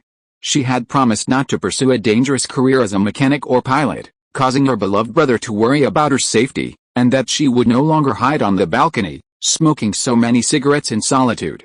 Hungry, Li Ziqi glanced at Li Suwen's door and smiled. "How can you not be hungry, Messing up your room so early in the morning, how could I mess up? Li Suwan quickly replied. I'm just used to getting up early and exercising. It's good for your health. I need to change first. I'm going to be late. Li Suwan chuckled and took 2 steps back. She turned around and scurried back to her room. After changing, she went out and locked the door behind her. Goodbye, brother. Li Suwan rushed out, but unexpectedly, Li Zhe followed her and thrust a homemade burger into her hand. I'll take you there. Eat on the way. Oh, okay. Li Suwan took it and started chewing on it, squinting her eyes and slurping like a little squirrel. She didn't know if she was secretly happy or if the burger was especially delicious. But she seemed in a very good mood. However, as they drove down to the parking lot and walked to their parking spot, the little girl's mood immediately soured. Who did this? The usually good-tempered Li Suwan roared like a lion. The brand new paintwork of her newly purchased BMW M5 had been scratched all around the car with a sharp object. The deep dents had even chipped the paint, revealing the underlying metal color. Brother, let's check the surveillance footage to see who did this. I'm going to make him pay. But when they turned to look at the surveillance camera in the basement garage, they discovered that the camera was covered. Li Zhe couldn't help but laugh. Interesting, laughing? You're still laughing? My car got scratched, and you're still laughing. Li Suwan threw herself over her M5, rubbing the deep scratches with her hand, tears of heartache nearly falling. Li Zhe, a smile on his face, walked around the M5, took a deep breath, and used his keen sense of smell to detect the surrounding odors. The smell is familiar. This makes it easy. Let's go. I'll take you to school first. Li Zhe got in the car, started the engine, and drove Li Suwan out of the basement steadily and headed towards the small island in the middle of the lake. Xiaowan. You're an adult now. You need to learn to conceal your emotions. Stay calm and don't let anyone know your true intentions, even if you become powerful in the future. Don't be arrogant. Just like just now, what's the point of you yelling so loudly? You may encounter all kinds of things and people in the future. If I'm not around, you need to learn to hide. Stay in the dark, estimate the other party's intentions and strength. Unless you are absolutely sure, never expose yourself. An angry Li Suwan looked at Li Zhe in surprise. After a long pause, she suddenly asked, Brother, have you always been hiding like this all these years? Li Zhe was stunned for a long time before saying quietly, Of course I have been hiding, but sometimes, because I'm not experienced enough, I can't help but let my blood boil. Tisk, then you're just saying it in vain. Li Zhe was completely frustrated by this. Because hiding is a skill that not everyone can master. Just like many people know that fighting will cause trouble, and they know that after being punched, lying on the ground immediately will gain the most benefits without fighting back. But when faced with a situation, most men would still give in to their inner rage and violently strike back, preferring mutual destruction to continued humiliation. The M5 reached the edge of the lake's island, and as Li Suwan exited, she heard the bell for class. She burst into a run, her lightning-fast speed giving her an unprecedented experience. But seconds later, Li Suwan slowed down, bringing her pace back to within the normal range of an average person. Luckily, I'm smart. I'll still hide in front of this guy. Li Zhe smiled as he watched Li Suwan's back, carefully concealing her strength. He then pulled out his phone and called Xiaowan. Xiaowan's body is changing. It's not time for her to awaken yet. Keep an eye on her. Safety first, don't worry, boss. I'll protect her. I guarantee you'll be satisfied. Li Zhe hung up the phone and hit the accelerator, sending the M5 into a 360-degree turn. The low-key M5 took off his daily disguise, bursting out with his beastly nature, and rushed out. Hey, Uncle Wu, my third aunt moved. Right? Where did she move to? What should I do? Hey, of course I do what a man should do. I came back from my relative's house very late today, and my mind was not clear. I forgot the words when I picked up the pen, and I had no idea how to write. I'm going to take a leave of absence for one update. I apologize to all the book friends. Chapter 259, Post-House Brain Trust. Today I finally got rid of the anger in my heart. I let those two little guys show off in front of me. I told you to buy Bao Ma I spit. The third aunt sat on the sofa with a big horse and a golden sword. She gulped down a large cup of hot tea, spat out the tea foam in her mouth, and then slammed the cup on the coffee table in hatred, still cursing in indignation. Third uncle, with an honest look on his face, huddled in a corner of the sofa, also feeling resentful. The same goes for Xiaowan. When Li Zhe was not at home, we were sincere to her, but now that she has money, she doesn't recognize us. She just asked her to borrow 300,000 and she said she didn't have it. Now look, she spends 1 or 2 million to buy a car. Isn't this fooling us elders? When did those two brothers and sisters ever regard us as elders? At that time, Xiaowan deceived us relatives into giving him money to invest in stocks, and it was agreed that everyone would have a share of the profits. But after a few days, he said that he lost money. If we hadn't urged him hard, we couldn't even get our capital back. Now look, Li Zhe comes back and actually says that I, the third aunt, forced Xiaowan to pay back the money and cut off relations with us. Can you blame me for this? The strong third aunt suddenly felt aggrieved. Can I not urge her to pay back the money? Our Xiaowan is already in his 20s. He has no house, no car, and no wife. What can I, a woman, do? Now we have finally scraped together enough money to buy this big house and a fancy car, but they want a betrothal gift of 500,000 yuan. How can our family come up with this money? It is so difficult to borrow money from others now. I went to see his second uncle last week, and before I could even say anything, he actually asked me to borrow money first. I gave away 5 kilograms of oranges as a gift. Now, after counting, the only relatives around us who can come up with 300,000 yuan at a time are Xiaoz and Xiaowan. They are still young and in no hurry to get married. What's wrong with lending us the money first? That's right, said the third uncle-in-law, nodding repeatedly. If Xiaowan had given us 300,000 yuan last year, I might have had a grandson this year. Xiaowan's money would not have been wasted. Wouldn't the child call her aunt?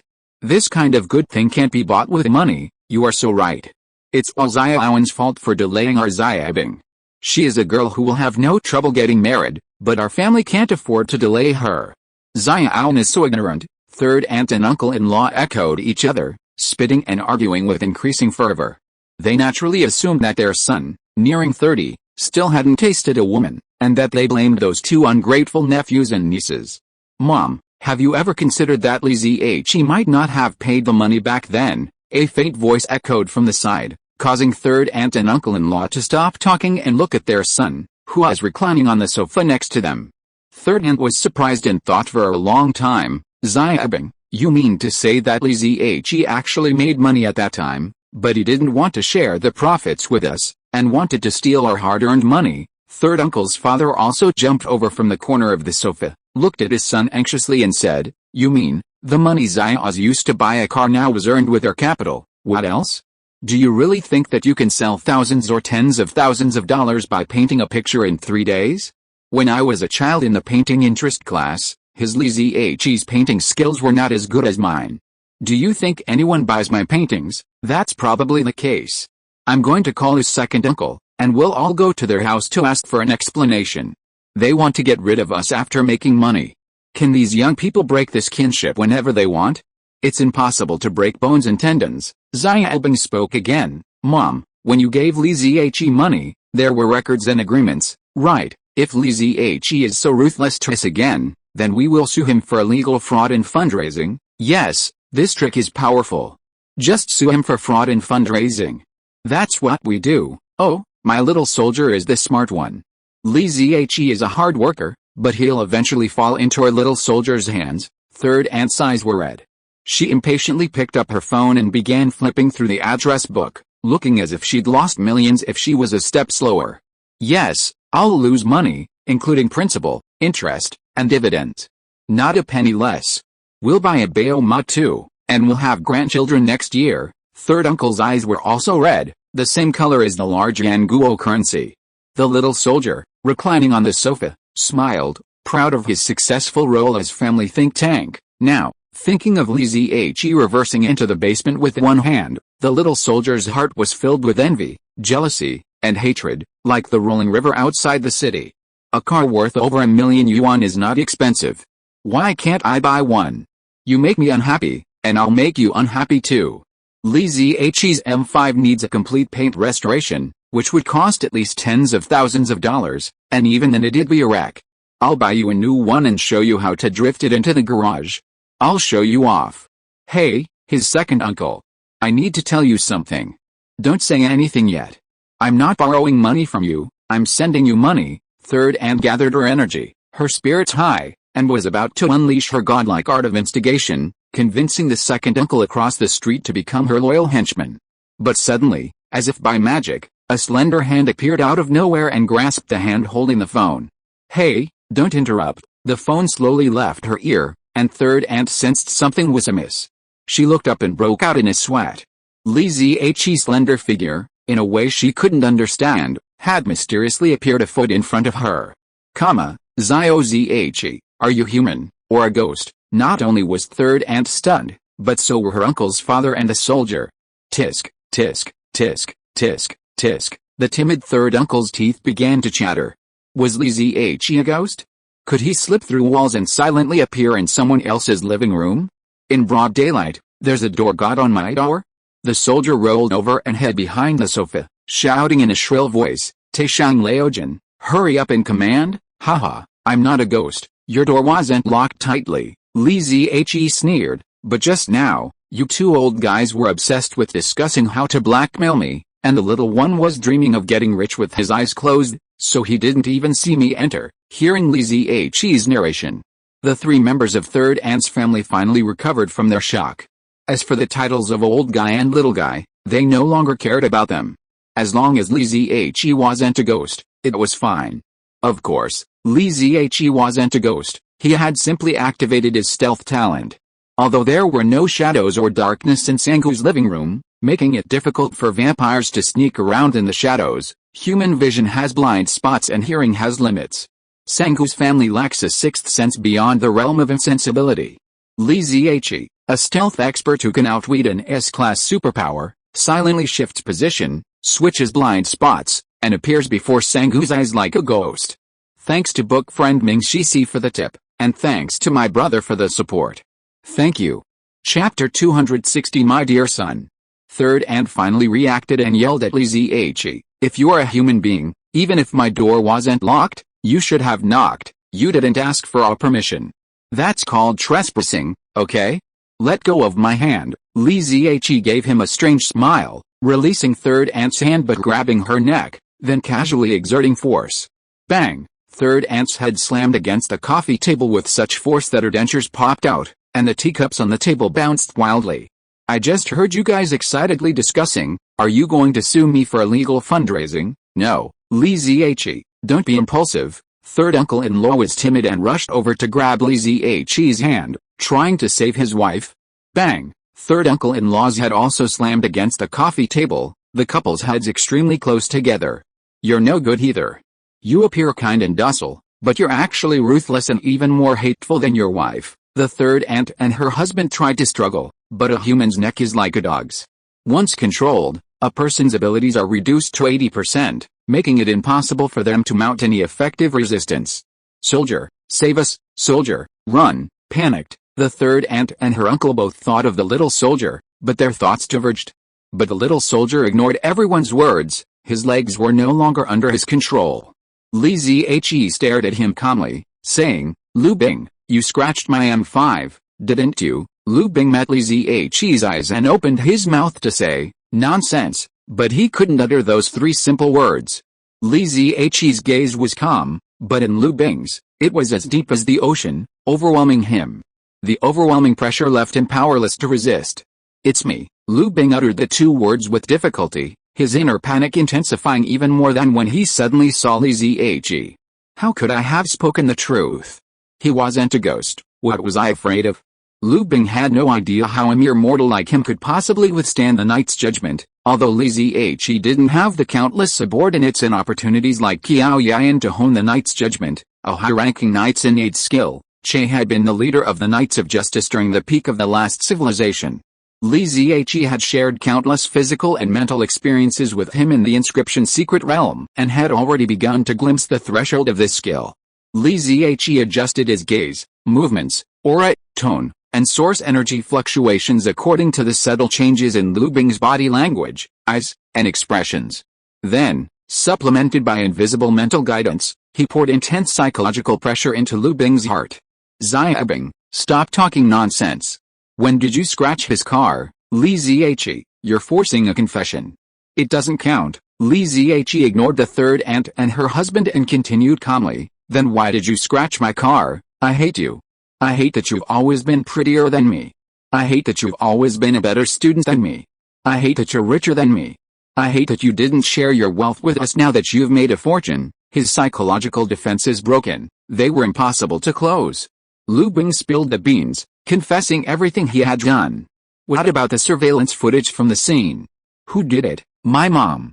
I picked her up and asked her to cover it up. What nonsense are you talking about? Li Ziyi, smiling, lifted third aunt's head and slammed it down on the coffee table. Blood splattered everywhere, and Lu Bing was terrified. What is a smiling tiger? Someone like Li Ziyi, who is clearly ruthless but wears a charming smile, is a smiling tiger. Who else is there besides you two, and my dad? He's on guard. Li Ziyi repeated his mistake, lifting his third uncle's head and slamming the coffee table with it. You bastard. Li Ziyi questioned him for 4 or 5 minutes before finally letting the third aunt and her husband go. The two old men, their hair disheveled and faces utterly disfigured, lost their usual fierceness. Li Ziyi beckoned, and Lu Bing obediently walked from behind the sofa to the front, sitting between his parents. Li Ziyi pulled out his phone and began recording the family of 3.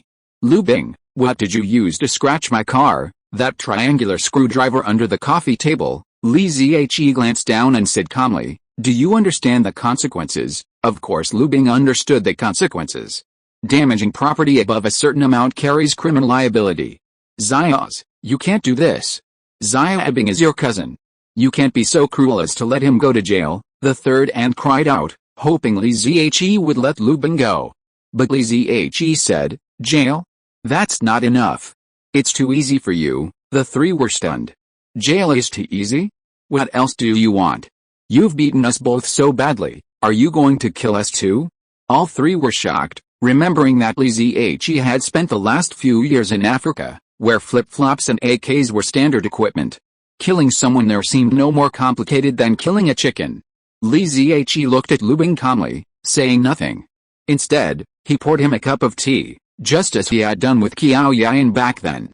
A strange feeling flowed through Li Ziyi, as if he could sense a hint of Xiaowan's 3 cups of tea. Hundreds of thousands of people in the supervisory department had never shared 3 cups of tea with Xiaowan. But Li Ziyi had drunk 7.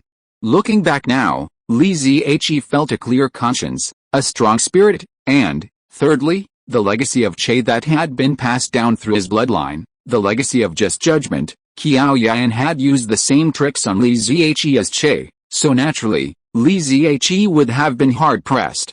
But Lu Bing, at this moment, didn't have Li Ziyi's skills. He failed only the moment Li Ziyi poured out the tea. A wave of overwhelming shame, regret, and self-blame washed over him. Unable to bear the pressure, Lu Bing reached under the coffee table, grabbed a triangular screwdriver, and stabbed his palm. The intense pain pierced Lu Bing's heart, yet it gave him a sense of release from repentance.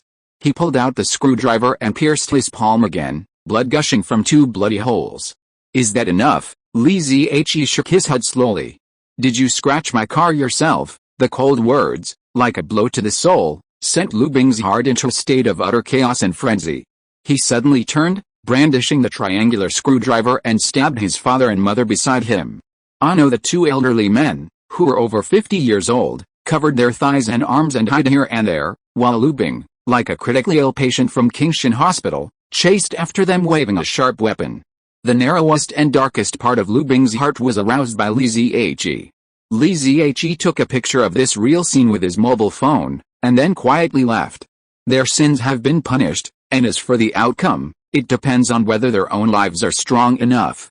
After he left for dozens of seconds, Lu Bing suddenly woke up, and then collapsed in the living room, unconscious. The 2 elderly men were still in shock, and tremblingly picked up their phones and dialed a number. Are you crazy? Why are you calling Yao Ling?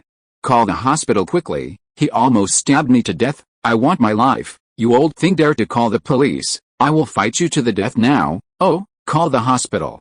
It's all Li Ziyi's fault. Otherwise, my baby son would not be like this. Pa, shut up. Don't commit suicide. Lao Feng didn't want to be short and small. It's just that he was really busy these days. However, starting tomorrow, Lao Feng will try to resume normal updates. The new year has begun again, and the donkey has to be put to the mill, otherwise it will really become donkey meat roasted. Chapter 261 What if I am a monster? Wednesday, sunny and breezy. Li Suwen strides forward, breathing steadily, as she runs briskly along the path around the lake, carefully observing her surroundings. Around her, a group of fellow trainees from the cooperative training class, breathless and panting, linger. Just a week ago, these trainees had left Li Suwen far behind, brutally pushing her willpower to new heights. But now, with the exception of a few exceptional trainees, everyone else has reached the limit of their physical strength, yet the young girl still manages to perform with ease. The little girl couldn't help but feel a little proud. Is my physical strength really that strong now? This must be the legendary early sign of genetic awakening. Finally, a nearby student noticed Li Suwen's abnormality and asked in surprise, Li Suwen, what kind of medicine did you take today? Why are you so strong? I had the same nutritional meal as the rest of you, but I drank strawberry-flavored fruit milk. Li Suwen followed Li Zhi's motto of overcoming everything and didn't take the opportunity to show off or to advertise her resurgence. The student gave Li Suwen a strange look, but instead of asking any questions, he sped forward and passed her. However, soon, more and more students turned around to look at Li Suwen. Xiaowan and Zhao Lijuan protected Li Suwen, one on each side. While trying to catch their breath, they whispered, Xiaowan, what's wrong with you today? Short-term methods of improving grades have negative consequences. We just changed instructors, so don't do anything rash. Li Suwen was very surprised and asked, rash? Why would I do anything rash? Zhao Lijuan whispered, look at the looks around you. Li Suwen looked around and saw that some of her classmates were simply surprised, but others held deep suspicion. She immediately understood what her two best friends meant. She had been on the verge of elimination just last week, but now she was acting more relaxed than most, which had already aroused speculation and suspicion among some people. Perhaps these people had no ill intentions, but their habitual sense of superiority had suddenly disappeared, and it was inevitable that something bad would happen later. Xiaowan warned Li Suwen, those second-generation students love playing dirty. There are only a dozen or so spots in our class for promotion. Be careful they try to pull Liang Muse's tricks again. I didn't cheat, so why should I be afraid of them? Li Suwen's face sulked, and she pouted. A strange spark began to ignite within her, and she felt a small impulse. Come on, Li Suwen, a breathy shout suddenly rang out from behind her.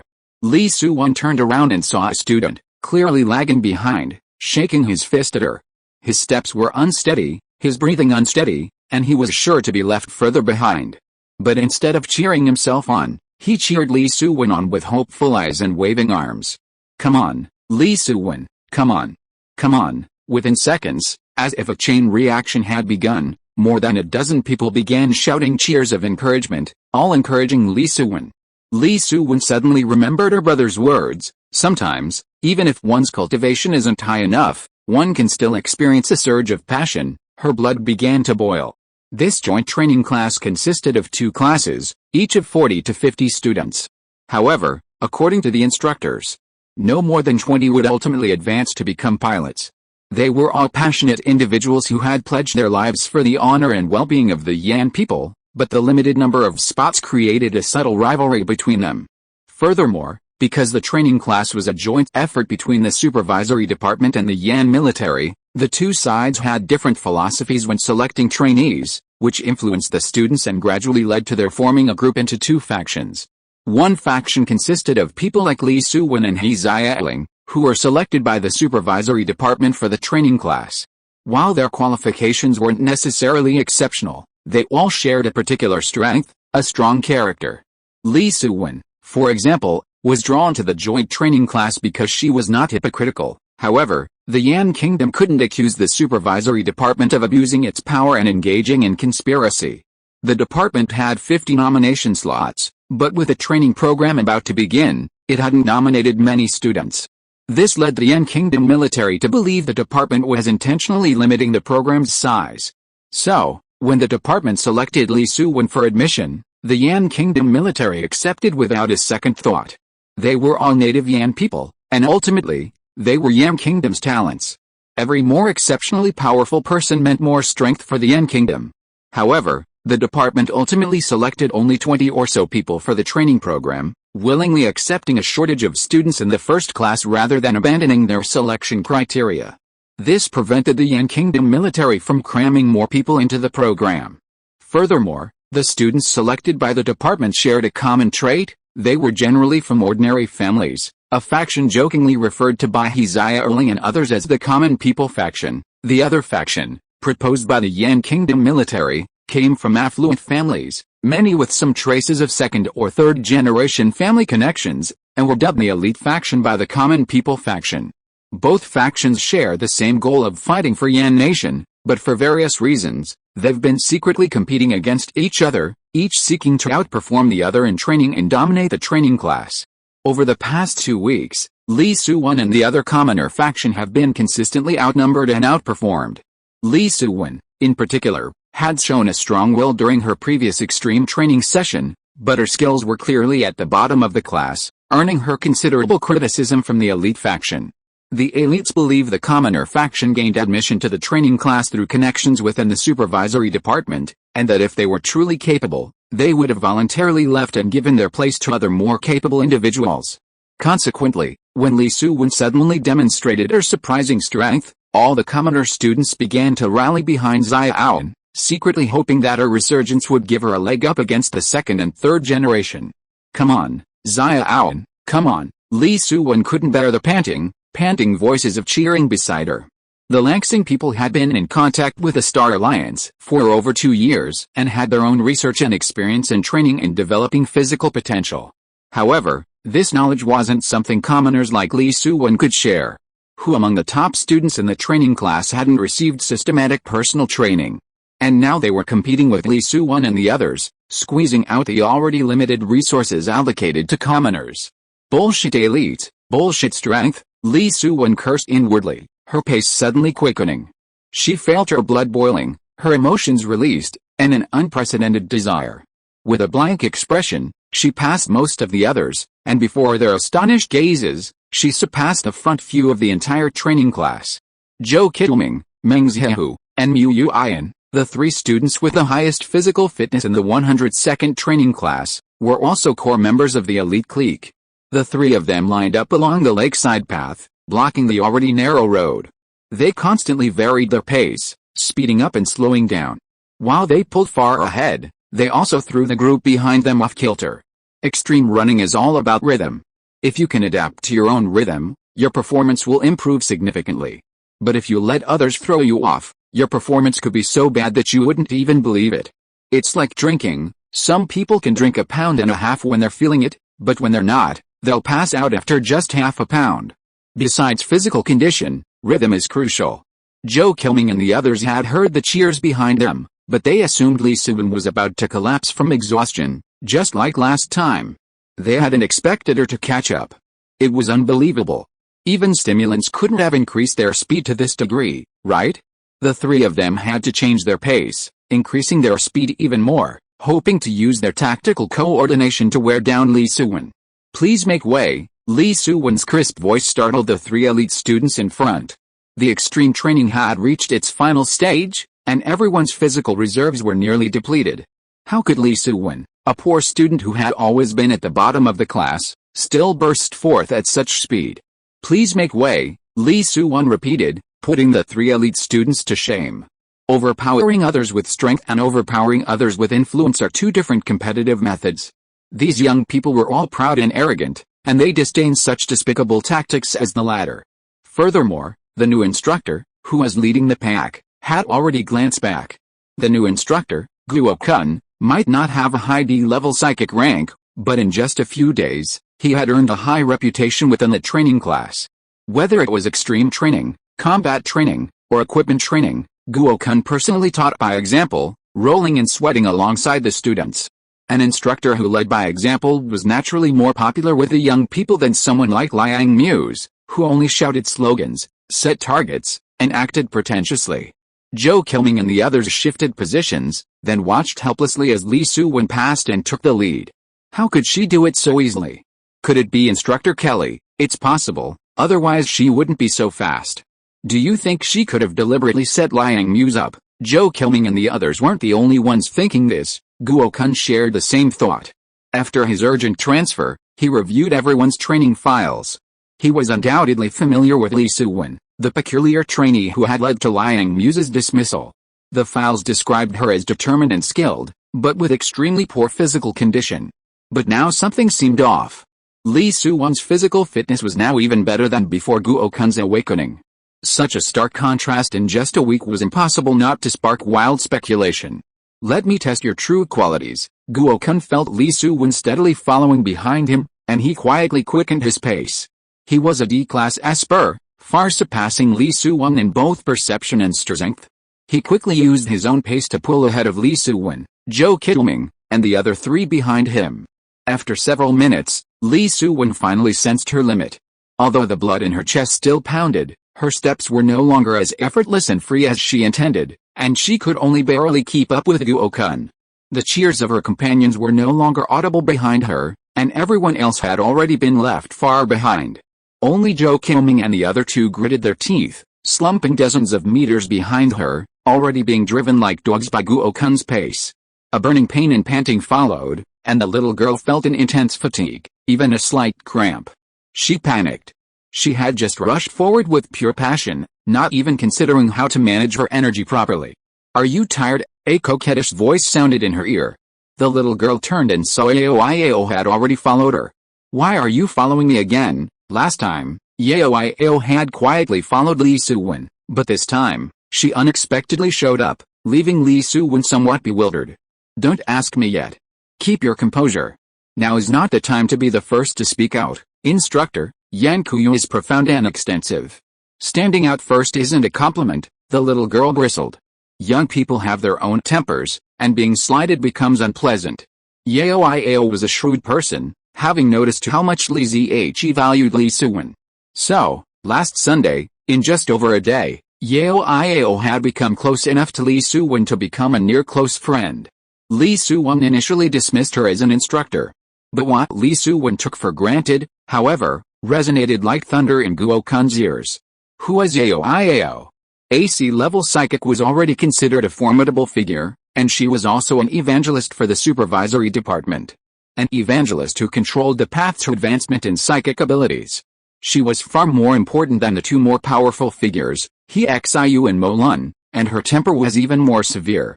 Guokun had witnessed Yao's gaze force the B-rank expert He Xiu to endure in silence, and he knew that a slap on Liang Muse would be no problem. How could a mere student like Xiaowan dare to speak to such a powerful figure, a figure on the same level as his own teacher? Even Guokun should have been careful with his tone and measured his words. However, Guokun noticed that Yao wasn't angry at all. Instead, she waved at him, signaling him to get out of the way and not interfere with their private conversation. Yao said gently as she ran alongside Xiaowan, "You can always be just a little bit better than others. Just a little bit is enough. A brilliant talent can avoid being ignored, but also avoid being envied." Xiaowan realized what was going on. So Yao was in cahoots with her brother, advising her to keep a low profile and win. The little girl was a little unconvinced. She'd already surpassed everyone else in the class, so why couldn't she be a bit arrogant? She straightened her thin neck and raised her tiny head. "What if I'm not a genius, but a sudden demon? How can I keep a low profile?" Yao had been on Langsing for over 2 years and loved reading long novels online. Of course, she knew what the term demon meant. Xiaowan. If you're a demon, you'll either destroy all the gods and Buddhas in the sky or be completely annihilated. Is that okay with you, brother? Xiaowan was stunned for a moment, then suddenly smiled. "If I truly am a demon, one day, I will make sure that my eyes are no longer obscured. I will make all the gods and Buddhas in the sky vanish into thin air. My dear brother will be so proud of me." Yao looked at the little girl's childish expression, wanting to laugh but unable to. Because Li Zihe was a demon. So, as Li Zihe's sister, could Xiaowan be the next demon? The extreme training ended, and the results were announced. Everyone saw that Xiaowan's name was listed first. However, Zhou Qilming and others breathed a sigh of relief, because after receiving individual tutoring from instructor Kelly, Xiaowan's grades were only slightly higher.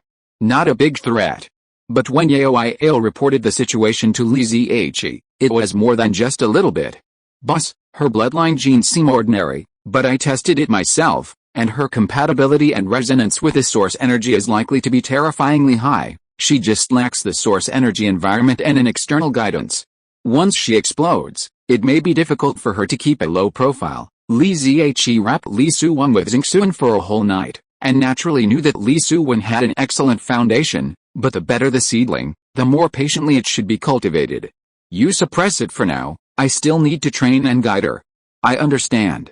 I will take good care of her. But boss, she seems to have a deep resistance to the Star Alliance people. Yao talked about the middle school emotions shown by Li Suwan. Who is the gods and Buddhas in the sky she wants to smash? Do you still need to ask? Boss, have you ever considered revealing your identity, or changing your identity to become an instructor in the training class?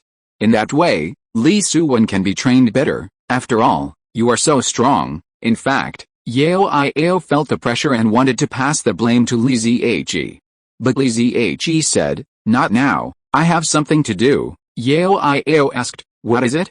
Do you need my help? Li Zihe said lightly, it's not convenient for you to intervene in swatting flies and eliminating the 4 pests. Lao Feng's home hasn't had visitors for a long time, but a friend came today. This is the only friend who came to visit Lao Feng during the low point of his life in recent years. I was very touched, so I delayed the update, which was also unavoidable. You can scold me for being short and petty, but there are some things. You still have to follow your heart. I should have written 2 plots today, but I only wrote 1. Ashamed. I'm sorry to all the bug friends. Chapter 262 Li Zihe's responsibility. Shizuo Takino walked the streets of Linjiang City, head bowed, fiddling with his phone. His phone, a few years old, was a Chinese brand, its paint peeling, its screen stained with scratches, and his jacket creases that refused to be ironed out. His shoes were old, their heels worn crooked. His outfit clearly advertised his impoverished status. But Shizuo Takino was far from impoverished. He was a brilliant agent in the 6th section of the United States Supernatural Bureau, and in his secret account at the United States Bank, he possessed a fortune that would make even the poorest of us swoon. Shizuo Takino reached a bus stop, turned around, and as he waited for his ride, he glanced back, his calm gaze sweeping over the pedestrians and the nearby Jinjiang Imperial Garden. Just a few days earlier, Jiro Watanabe, a key intelligence officer from the 6th section, had been trapped in the nearby Jinjiang Imperial Garden, his fate unknown. Jiro Watanabe, the 6th section's Linjiang district officer, possessed a wealth of shady secrets, prompting the section to implement emergency measures to address this incident. As one of the section's elite agents, he received the task of investigating the incident and, disguised, headed to the scene. He first walked around Building 16 of Jinjiang Royal Garden, discovering 2 illicit surveillance sites run by the Bureau of Control. He chose not to venture in, simply observing the surrounding terrain before departing. Foolish people, those idiots still use such outdated surveillance technology. If it weren't for the intervention of the supervisory department, our great Ying Empire would have seized this fertile pasture long ago. When we meet up with Inu Kun and the others tonight, we'll teach this inferior race a lesson in supernatural tactics. Shizuo Takino despised the Bureau of Control's illicit agents, yet was also quite pleased with his ability to evade them without a trace. The bus arrived, and Shizuo Takino joined the crowd at the station, squeezing onto it. He chose a corner at the rear, where his peripheral vision covered the entire car. His entire reconnaissance skills were indeed exceptional, and his camouflage was indeed a masterful one. Even to seasoned agents, he looked no different from the ordinary passers-by, just an ordinary loser. But Takino Shizuo could never have imagined that a mere glance at Li Zihe's balcony would captivate the gaze of the 10 kings of hell. Li Zihe, using his balcony as a studio, instantly detected Takino Shizuo's prying intent and, without hesitation, made the decision to eliminate the 4 pests. During his days back on Landstar, Li Zihe contemplated his current role and the objectives of his upcoming mission. First, he had to ensure the safety and development of Li Suwan, his sister, who had been so dependent on him through thick and thin. Furthermore, Li Zihe had to shoulder the responsibility entrusted to him by Che. Che had set a trigger in the core proton to send Li Zihe to Crimson Star when technological development reached a critical point. Che was meant for Li Zihe to observe the Federation, the Temple, and the Blood Clan, ultimately deciding whether to halt the development of the Langsing people and hide for as long as possible, or bravely join the interstellar arena. Ultimately, Li Zihe chose to join, unlocking Langsing's technological shackles while also ushering in powerful forces beneath the stars, ushering in a chaotic era of interstellar development. As the heir of Che, Li Zihe cannot shirk his responsibility. He must serve the future of Langsing as a knight of justice, making the Langsing people, and the Yang people, a formidable force in the interstellar space that cannot be ignored or bullied. However, Li Zihe's plans for the future are just beginning, and he cannot yet make drastic moves. Che had come to Langsing under oppression, so would his public appearance as the supervisory department member repeat that mistake? So, for now, Li Zihe will temporarily maintain his public identity as the Yan Nation Youth Li Zihe while operating in the shadows as the supervisory department's chief inspector Li Zihe, continuously monitoring and cultivating Yan Nation's supernatural powers, ultimately influencing the independence and freedom of Langsing itself. Of course, Li Zihe also had his own selfish motives. If he were asked to sacrifice his young life for the benefit of Langsing, he certainly wouldn't. However, he had no complaints about doing small things within his ability, like swatting flies, to protect the tranquility of the small area of Linjiang. Takino Shizuo got off the bus, wandered through a crowded shopping mall, and then took the subway again, making a long circuit, finally arriving at a department store in wholesale business district northeast of Xuanwu Lake.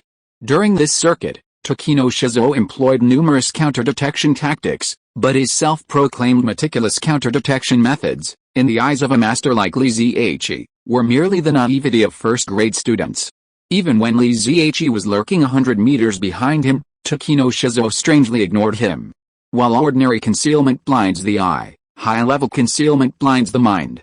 With the exception of a few exceptionally strong individuals, subtle body movements and subtle glances reveal a person's emotions when they look at those around them.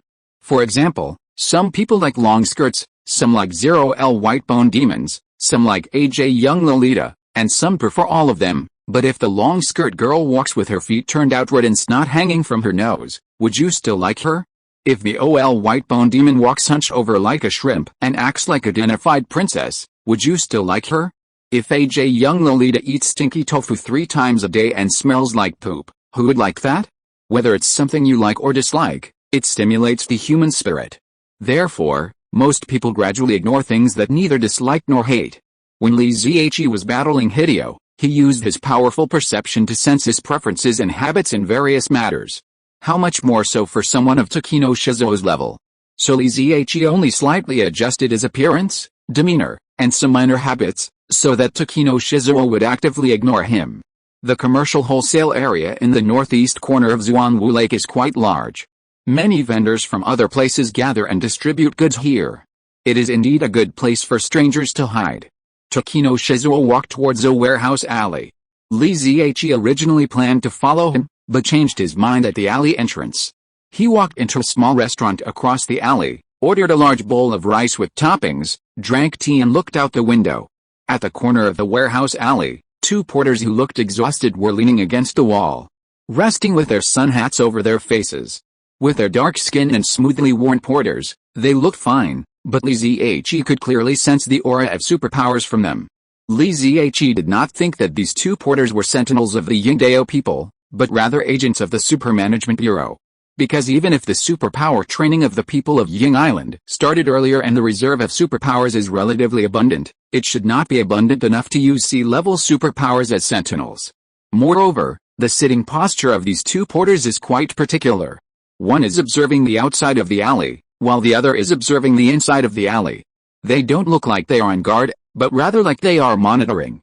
Sea-level superpowers in Yan country are even rarer than those in Ying Island. They are actually doing surveillance work, so it is obvious that something big is going to happen next. Li Zihe tasted the fragrant rice with toppings and smiled slightly.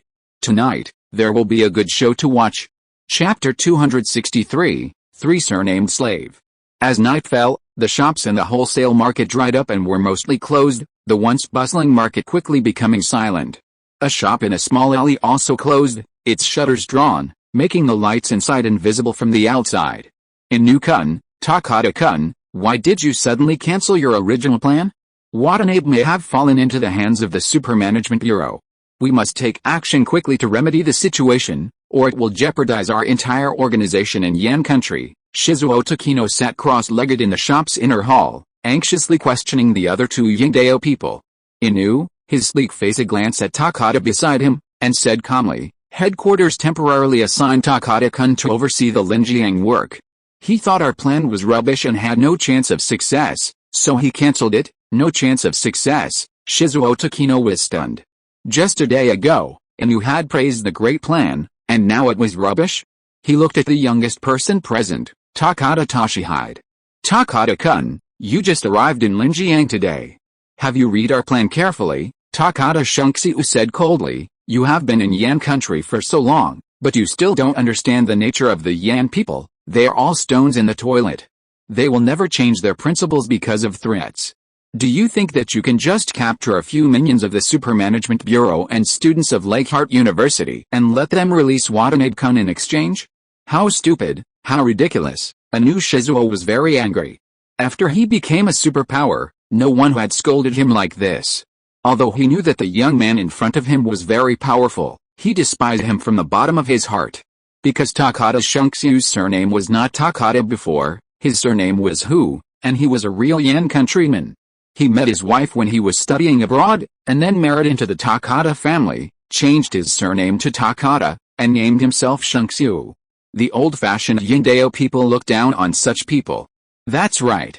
We have only been in Yan country for 2 years, but Takada-kun has lived in Yan country for 20 years. He is the one who knows the stones in the toilet best.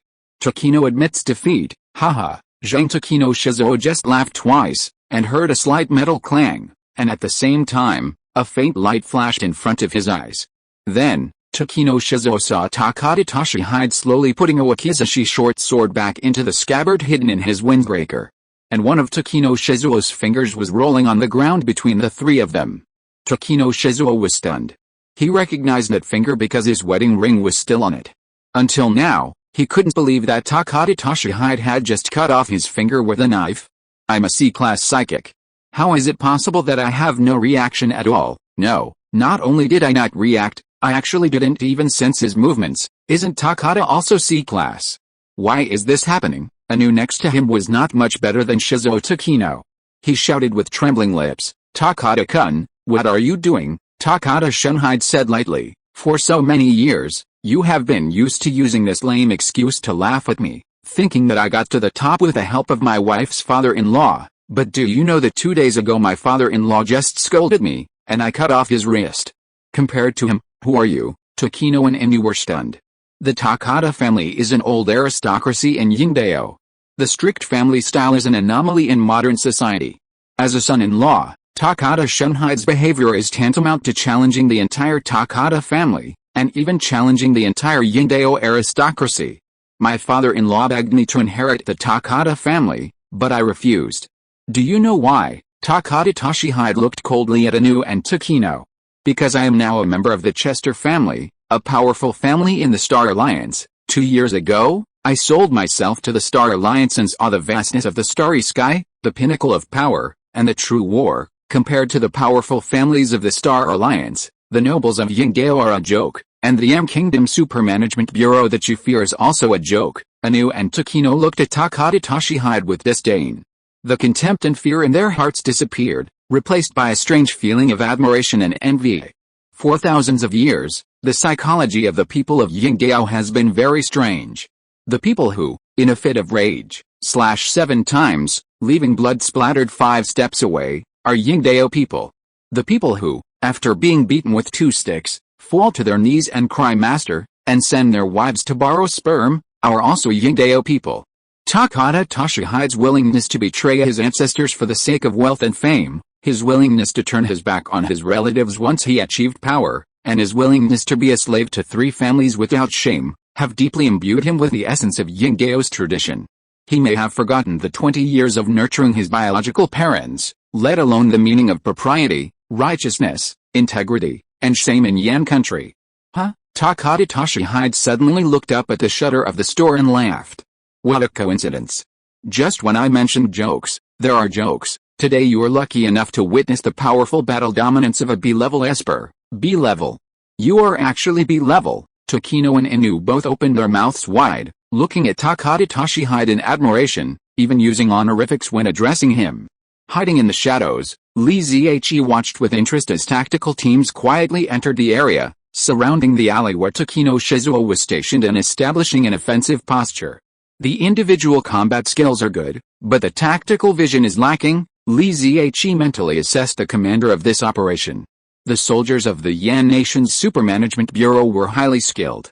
From their entry to their attack positions, they maintained a well-concealed presence, supporting and coordinating with one another. However, the offensive formation the Super Management Bureau ultimately formed still bore traces of a bygone era. Langsing had been without superpowers for 2,000 years, and its military tactics had always been based on dealing with ordinary people, with inherent limitations. While the tactics Li Zihe witnessed had evolved significantly, the density of the offensive firepower points, the sustained firepower, and the response support after the offensive was blocked were all insufficiently designed. This tactic was adequate against ordinary people and low-level superpowers, but it was inadequate against high-level superpowers. It's like playing a game. In a low-level game like Langsing, even if you play randomly, nothing will really show.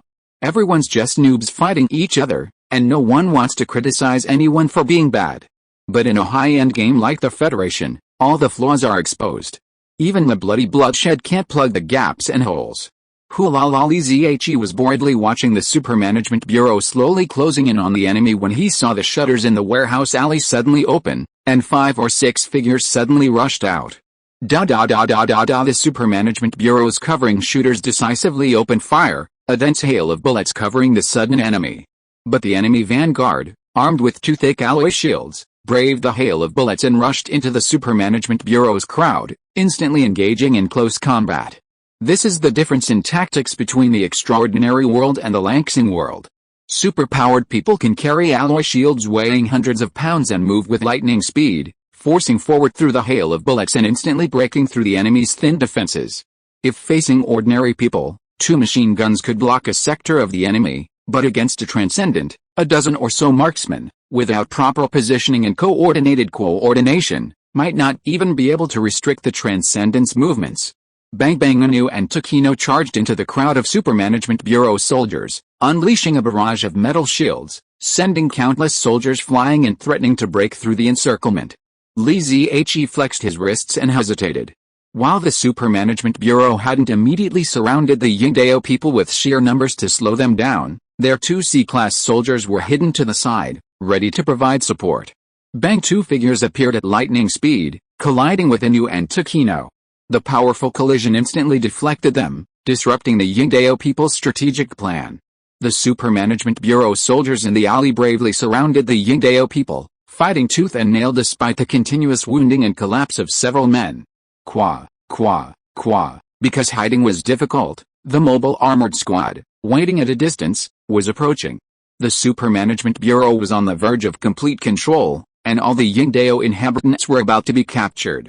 But Li Zihe's eyebrows suddenly raised, and he looked at a figure that had quietly emerged from under the rolling shutter. Clang! A soft metallic clang echoed, and a faint light suddenly flashed in the night. A short wakizashi instantly cut through the air, and with precise angle and timing, it struck the neck of a Super Management Bureau C-level soldier, slicing through his skin. The faint light faded, and Takada Toshihide, who had already been grinning, suddenly felt a sharp shock in his wrist, and the sharp wakizashi flew out, almost unable to hold it. Woo! Only then did the crowd hear the whistling sound of an object cutting through the air, like a supersonic aircraft flying overhead, its shadow seen first, its sound heard later. The sudden change startled both sides, and they huddled together defensively, watching the night sky with vigilance. Several super-powered warriors looked down at the ground and discovered that the sound of the humming sound breaking through the air was actually a piece of half-eaten sugar cane. A slightly thin figure emerged from the darkness, the faint moonlight shining on his metal mask, reflecting a sinister gleam. Did you know this is my territory? If you're listening to this novel on a channel other than Fanfic World, it means they downloaded and uploaded it without effort. We cordially invite you to visit our channel, Mundo Fanfic Novelis. There you'll find the original version of this story and you can explore many other novels of various genres. We're waiting for you to immerse yourself in a world of incredible novels. Chapter 264 Ex-Girlfriend. Li Zihe's appearance brought a temporary pause to the fierce battle. The Yingdao people, On the verge of a breakthrough, were finally surrounded by Yan Kingdom warriors.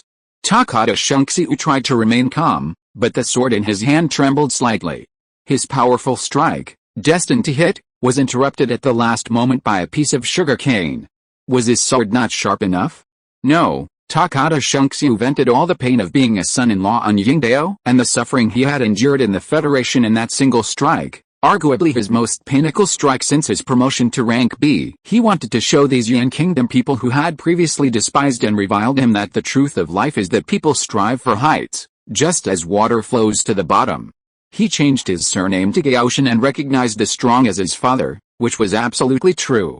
Therefore, Takada's strike was definitely fast enough.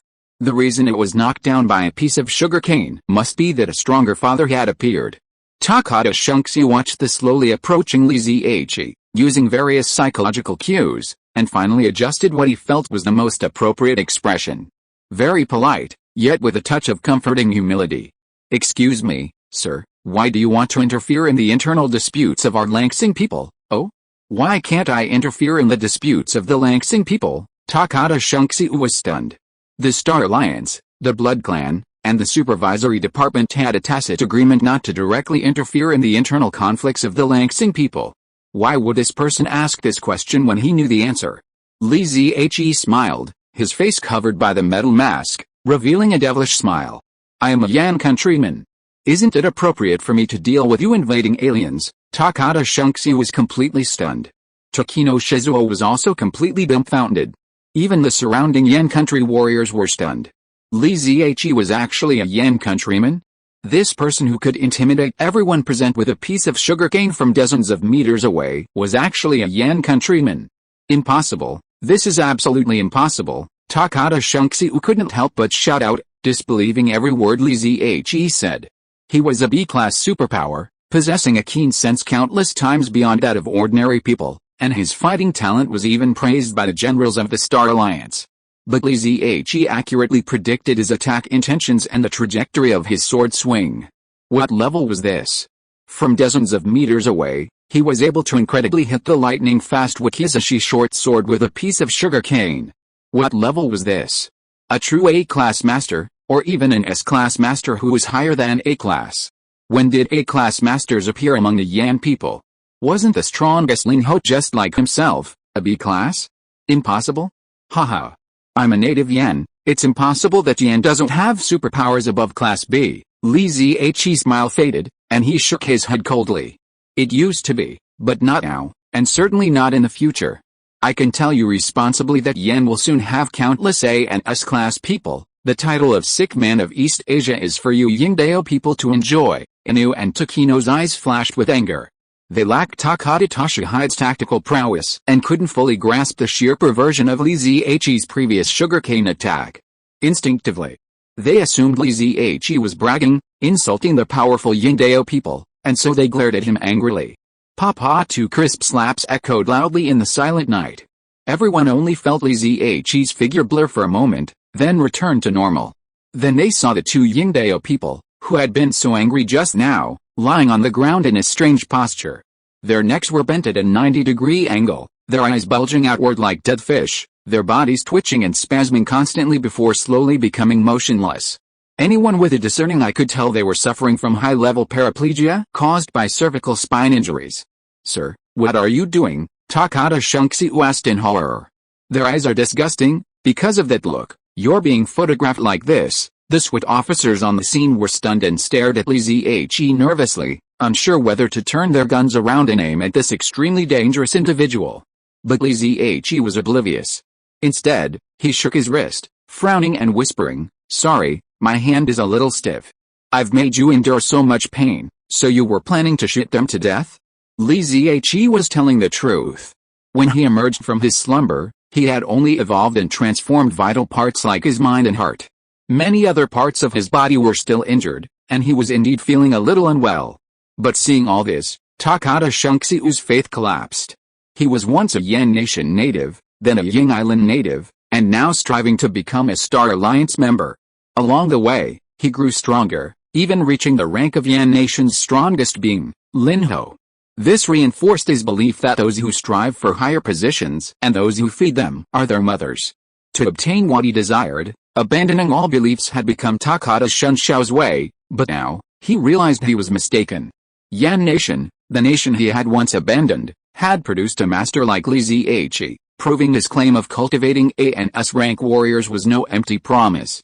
He had painstakingly intrigued and betrayed countless others to achieve his current success, but reaching A rank was a challenge. Had he remained in Yan Nation, his exceptional talent would have undoubtedly been a priority, a surefire candidate for the first wave of S rank advancement. But now? He was about to be imprisoned. Put down your weapons and stop resisting. The Yingdao people lost 2 C-level warriors, and the soldiers of the Super Management Bureau immediately stepped forward to force Takada Shunxiu to surrender. Takada Shunxiu had a gloomy face, took a step back, and raised the wakizashi short sword in his hand. I am a major officer of the 3rd Army of the Star Alliance, Takada Shunxiu. In addition, I have another identity. After hesitating for a moment, Takada Shunxiu made a difficult decision, which he believed to be extremely correct. Facing the guns around him and the powerful and irresistible Li Ziyi, he took something out of his pocket. The identity card of a citizen of Yan country. Don't get me wrong, we are one of us. Takada Shunxiu raised the identity card in front of him and showed it to Li Ziyi and the soldiers of the Super Management Bureau. It was indeed a photo of Takada Shunxiu, but it clearly showed a name of Yan country, Hu Rinzong. I was forced to change my name when I was studying abroad on Yingdao Island.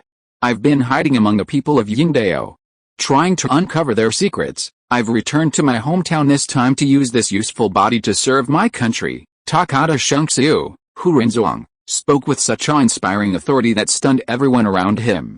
One moment he was a spy agent for Yingdao Island, and the next he was a devoted patriot. The soldiers of the Super Management Bureau hesitated, unsure how to handle the situation. The 2 C-class soldiers leading the team began to urgently contact their superiors. But Li Ziyi said coldly, "Aren't you ashamed? Aren't you embarrassed? When you swung that knife just now, you were determined to kill. Now that you're desperate, you've revealed this ridiculous identity and made such a ridiculous excuse." Hu Rinzong's heart was pounding. He felt a murderous intent in Li Ziyi. But he did not refute, but bowed 90 degrees to Li Ziyi. "Senior, I admire you very much, and I will apologize to you in person in the future, but now I need to see the highest commander of the Super Management Bureau. I have very important secrets to discuss with him." The 2 C-level strongmen of the Super Management Bureau frowned, especially the C-level with a knife mark on his neck, who gritted his teeth and wanted to bite Takada Toshihide in front of him to death. They knew very well that once Takada Toshihide surrendered to the Super Management Bureau and handed over the secrets he knew, he would probably not be severely punished. Maybe the higher-ups wanted to disgust the people of Yingdao or set an example, so that Takada Toshihide could become a colleague and comrade in arms of the Super Management Bureau and train him more. But who would be willing to be a colleague or comrade in arms with such a person who likes to stab in the back? At this moment, Li Ziyi addressed the 2 C-classes. "Is this difficult for you?" The C-class, whose neck was nearly severed, said, "According to the rules, if we bring him back, you must come with us." Li Ziyi nodded. "Then I'll take care of this problem for you." Li Ziyi's figure flashed before Takada Toshihide. Takada Toshihide, ever vigilant, swung his wakizashi tanto without hesitation. Though respectful to Li Ziyi, even the most docile venomous snake wouldn't surrender its vital points to a snake catcher. He barely had time to complete the initial swing of his blade before feeling an unbearable pain in his arm. Crack, crack, crack, Li Ziyi twisted Takada Toshihide's arm, dragging him away. The 2 C-classes hurriedly said, "Well, you can't do this. We can't explain if you take him away." Li Ziyi said calmly, "You don't need to explain. You can't catch him anyway, okay? Leave me your widget. If you have any questions, have your boss ask me." As Li Ziyi's figure retreated into the distance, the C-class with a knife in the neck suddenly shouted, "My name is Liu Zishan. Thank you for saving my life. Kainji, what's your name? Just call me Muzi. Isn't that a fake name? I'm wearing a mask. Do you think I'll tell you my real name?" Over the course of 3 days, several emergencies occurred in Linjiang City. Thanks to a tip from a mysterious individual, the Super Management Bureau successfully apprehended dozens of undercover American Federation agents. Subsequent interrogations revealed that virtually all American Federation agents in the area surrounding Linjiang City had been rounded up. Because Yingdao and South Korea already belonged to the United States, and their appearance is no different from that of the Yan people, the United States Intelligence Bureau's 6th section has been rampant infiltrating the Yan country. However, they never expected that within 3 days, the Linjiang branch of the Supermanagement Bureau would achieve its most glorious victory since its establishment.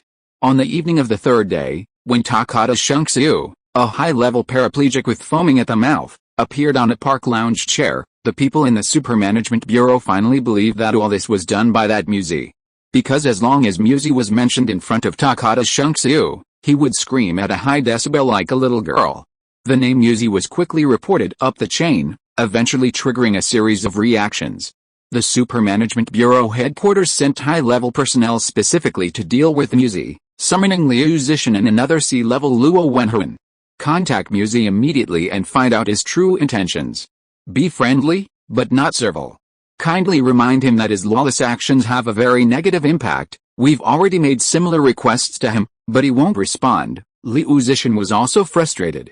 Since returning that night, he had tried countless times to contact Muzi, but all he got was a single response: send a message to those alien intelligence agencies, stay away from the Linjiang area.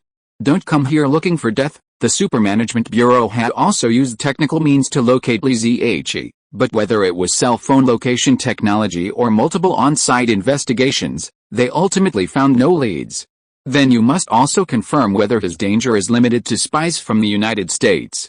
Also, try to recruit him to a position within our Supermanagement Bureau. Liu Zixin and Luo Wenhuan exchanged a glance, both lacking confidence. After all, with Muzi's abilities, what position within the Supermanagement Bureau could they recruit him for? Linho is a Class B, which means he is the director of the Operations Department of the General Administration. So, let Muzi be the director of the General Administration? Haha, a person of unknown origin. Don't even think about being the deputy director. Then let a superpower who is at least Class A be a subordinate of Class B? Wake up. The train has arrived. Li Zihe was sleeping soundly, but he woke up because of the movement outside the door. Knock knock knock. There was a knock on the door. Li Zihe put on a coat casually and went to open the door with a cold face. He heard the footsteps of Sangu's family, and he really couldn't understand why they dared to come. Li Zihe opened the door, but a trace of astonishment appeared on his cold face. There were 5 people standing outside the door. Sangu's family of 3 stood at the back, and standing in the front were 2 young people, a man and a woman. The young woman's expression changed slightly when she saw Li Zihe. After several seconds, she smiled and said, Li Zihe, it really is you. Li Zihe's lips curled slightly and nodded. Xiaowan, long time no see. Yes, the woman said with some emotion, we haven't seen each other since you dropped out of school a few years ago. Now that I think about it, it seems like it was just yesterday. Li Zihe made way for the door and said calmly, come in and talk. You are here today on business, right? Yes, I have some business, but it won't stop us from catching up. Xiaowan walked in and looked around Li Zihe's house leisurely, as if she was really here to visit and reminisce. Li Zihe didn't greet Xiaowan politely, but just asked him and the other young man to sit down. As for the third aunt's family, he didn't even let them in. Xiaowan glanced at the young man, who said in a very formal manner, it's like this. We just received a cooperative investigation information saying that a superpowered person from Ying Island has appeared here recently. In addition, this Mr. Lu Bing also reported that you have a large amount of property of unknown origin, and it threatens his life safety, so we need to conduct routine inquiries with you. Li Zihe interrupted the young man and said coldly, before you inquire, shouldn't you show your ID and prove your identity? The young man's eyes became sharp, and he looked at Li Zihe as if he were a troublemaker. We are from the Supervising Bureau. Here are my IDs. Xiaowan took out an ID, showed it to Li Zihe, and then said, it's been many years, and you are still so arrogant. Li Zihe did not respond to Xiaowan's words, but continued to ask, shouldn't the things you are talking about be handled by the Public Security Bureau or the Economic Investigation Department? Xiaowan said, your cousin Lu Bing is already a reserve member of the Supervising Bureau. Because you have caused personal injury to him, we have the right to conduct routine questioning of you and even temporarily detain you. Sure. Whatever you want. Li Ziyi crossed his legs and looked at Xiaowan indifferently, looking like a piece of meat on the chopping block. But what Xiaowan didn't know was that if she really dared to detain Li Ziyi, the entire Linjiang supervising branch would probably be overturned by Li Ziyi.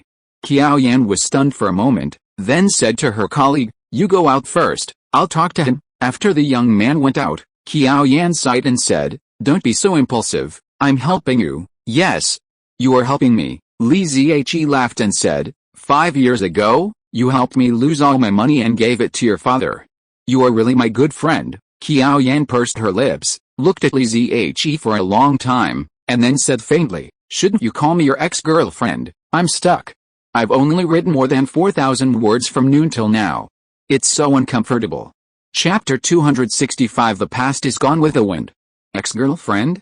You mean the money girlfriend? When I was making money, you called me 9 times a day. After I joined your dad's private equity fund, you sent me 9 roses every day, but when I inexplicably lost everything, what did you give me? You sent me a breakup text and a selfie of your father happily getting a Bentley. Li Ziyi was smiling, but his eyes were cold. For a superpowered being, he was experiencing unusually strong emotions. The past was too painful to look back on, his youthful dreams shattered. It was a self-deprecating regret for the past, a helpless sigh for the past. Xiaowan, who always prided herself on her wit and quick wit, fell silent. Li Ziyi's cold words stirred a wave of shame and irritation in her heart. She longed to repeat herself back then, using her super rhetoric to silence this inarticulate boy, then using her icy gaze to force him to turn away. But as she looked at Li Ziyi's cold smile and indifferent eyes, she felt a different kind of emotion. Was this the boy she had so cruelly abandoned? Was this still the Li Ziyi, arrogant and aloof on the outside, yet kind and warm at heart?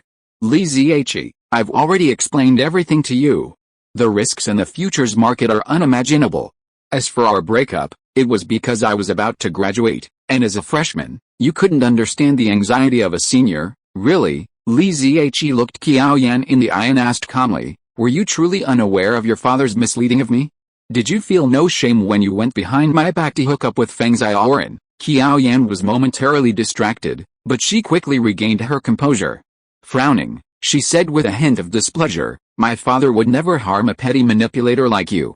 As for what happened between Feng Xiaowan and me, I don't need your judgment. After all, I never officially acknowledged that I was your girlfriend." Li Ziyi had caught every detail of Xiaowan's reaction, and there was no need for him to ask further questions.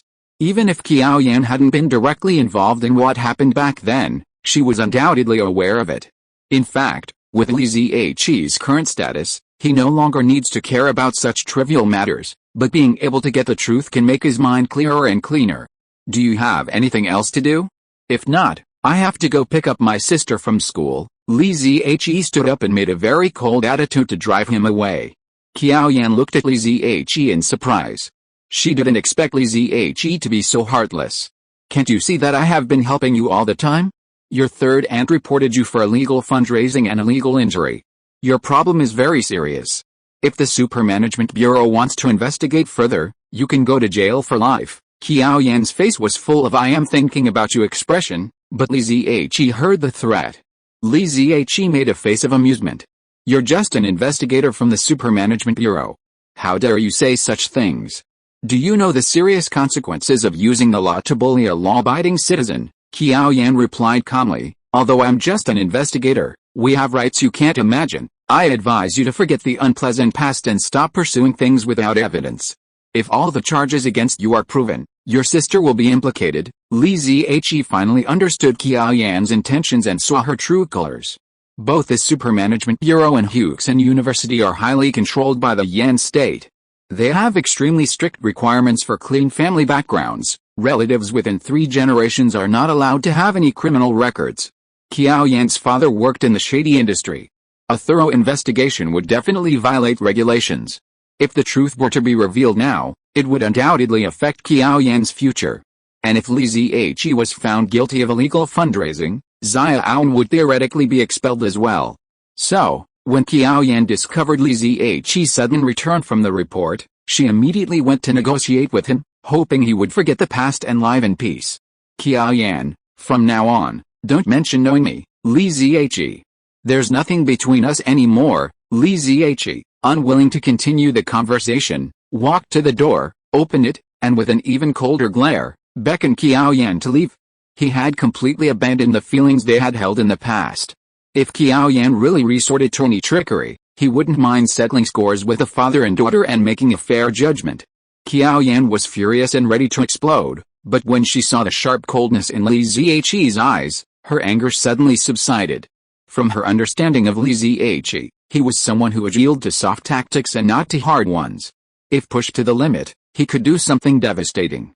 To deal with Li Ziyi, they had to go straight to his weakest spots, provoking his most vulnerable parts. Xiaowan's expression changed in a split second, and she smiled. I haven't seen Xiaowan in a while, either. It's a good opportunity for me to go see her with you. Li Ziyi stared at Xiaowan coldly for a full 5 seconds. Though she was still as beautiful as ever, the wind blew up her gorgeous skirt, revealing the tattered clothes beneath, which was quite disgusting. You can report this to Lakehart University, but I'm afraid your rank isn't high enough. Li Ziyi was now certain that Xiaowan was on the path to her own demise. If Xiaowan could drop out of school because of him, Li Ziyi would have a lot to thank her for.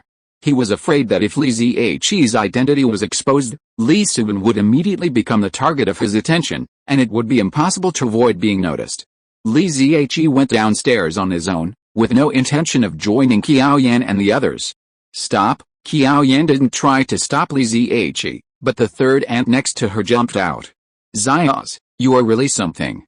You are so arrogant in front of the leaders of the Super Management Bureau. You have committed so many problems, now it's retribution. Now the soldiers are no longer civilians. Don't even think about bullying us like before. The third aunt turned to look at Xiaowan, changed her expression and said, Leader, you have to make the decision for us. My son was badly harmed by him. He also took a video to threaten us. If it weren't for you making the decision, we would have no chance to appeal. The third aunt turned to Li Ziyi again, and her expression changed seamlessly from humility to arrogance. If you hand over the video honestly today, I will let you go for the sake of your dead parents. Li Ziyi, if you still resist stubbornly, I will kill my relatives today. I will testify in court and send you to jail. Li Ziyi was silent for a moment and took out his mobile phone. You want a video? I'll give it to you now. Seeing Li Ziyi obediently searching for the video on his phone, third aunt became even more arrogant. Xiaowan, I'm not saying anything bad about you, but being rich is nothing special. No matter how clever you are at making money, you're still just a businessman. My little soldier will be an official in the future, and it wouldn't take much for him to deal with you. Third aunt thought Li Ziyi was afraid of her, but after a few seconds, Li Ziyi said, Okay, I've uploaded the video to XX website. You can download it yourself. Li Ziyi put away his phone, turned around, and walked down the stairs, leaving third aunt and her family stunned. Several people quickly opened their phones and saw the first uploaded video on XX website. A fat man, wielding a 3-edged screwdriver, chased 2 middle-aged and elderly people and stabbed them repeatedly. The screams at the scene clearly revealed the relationship between the 3 people. The video had a bold headline, A man who murdered his father and mother is actually recruited by the Super Management Bureau. Where is morality in this era of superpowers? Li Ziyi, are you crazy? Third aunt thought she was clever. She wanted to use Xiaowan's power to intimidate Li Ziyi and wrest a video back from him.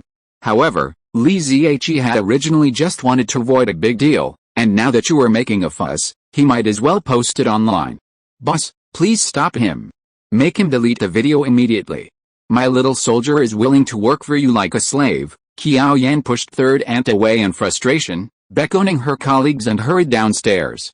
She felt a vague sense of unease, sensing that things were spiraling out of control. When she learned from third aunt that Li Suwen had become a student at Xiaowan University, she worried about future trouble. After all, those who attended Xiaowan University had a promising future. The more badly Li Ziyi had been deceived, the more ruthless Li Suwen's revenge would be. Arriving at the underground garage, Xiaowan happened to see Li Ziyi's M5 leaving. Xiaowan, follow him.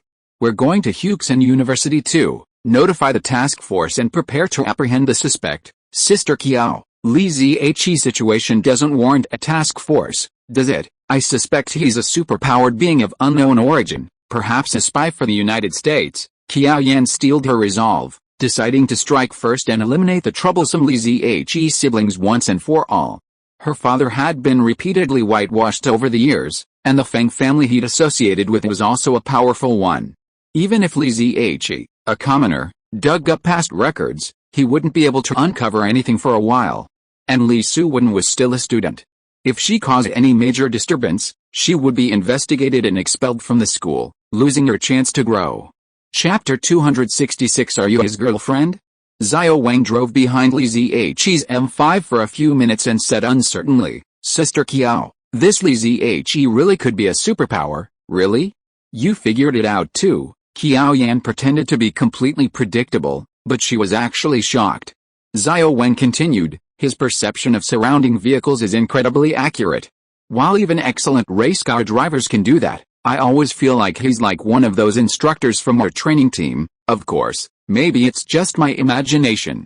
Ever since I joined the Superpower Management Bureau, everyone seems to be a superpower, haha. Xiaowan was a little surprised, but then she said, Li Zihe has been missing for several years, and there's no record of him in China.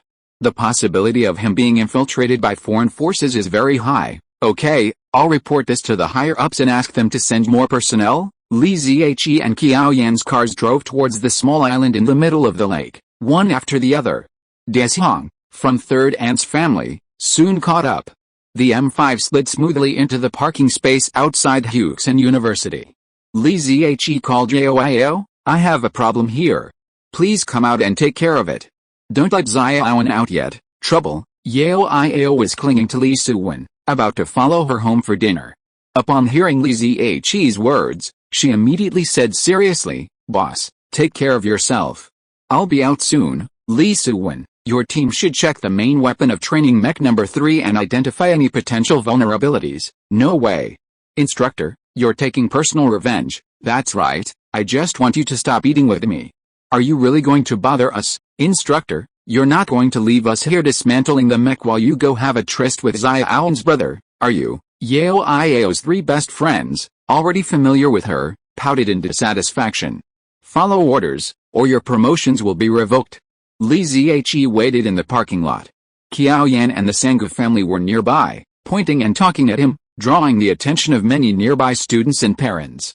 It seems I was too kind, Li Zihe said unhappily.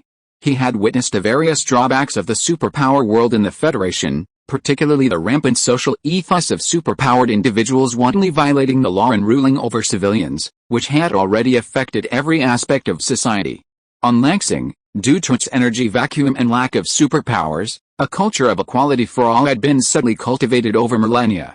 Knights cannot be violently in prison was a common belief held by the vast majority of Langsing people, and the idea that a prince who broke the law was no less punishable than a commoner was not simply empty talk. However, these deeply ingrained beliefs in the Langsing people were seen as invaluable treasures by many insightful individuals in the Federation. The Federation, the vampires, the demons, and the Zerg were all essentially jungle societies, fundamentally due to the sheer power of superpowered individuals, making the laws applicable to ordinary people incapable of curbing their ambitions. Laws that apply to superpowers fail to guarantee the rights of ordinary people, rendering them mere ants, vulnerable to abuse. The supervisory department has been deeply embedded in the Federation for centuries, meticulously pursuing fairness and justice, yet ultimately achieved only relative fairness. However, the equality for all, so difficult to achieve in the Federation, offers a strong foundation for realization in every nation on Langsing. Yan Nation, in particular, is described by Xiaowan as every dream the supervisory department has always pursued has been realized here. This is why, upon discovering Langsing's unique energy environment, Qi, far from being disheartened, embraced it with joy as his new home. The Langsing people are the spark of fairness and justice, and their billions may be the ignition that will transform the galaxy. Li Zihe truly did not want to openly replicate his methods in the Federation on Langsing, publicly trampling over unpleasant rules and regulations that protect the weak to the greatest extent possible. Take, for example, a sheriff's explanation of a fight. When someone punches you, you can block, you can dodge, you can run, but don't fight back. Fighting back is fighting. This explanation sounds incredibly frustrating, but how many fights still exist on the streets, as they used to be? Do those everyday people still fight?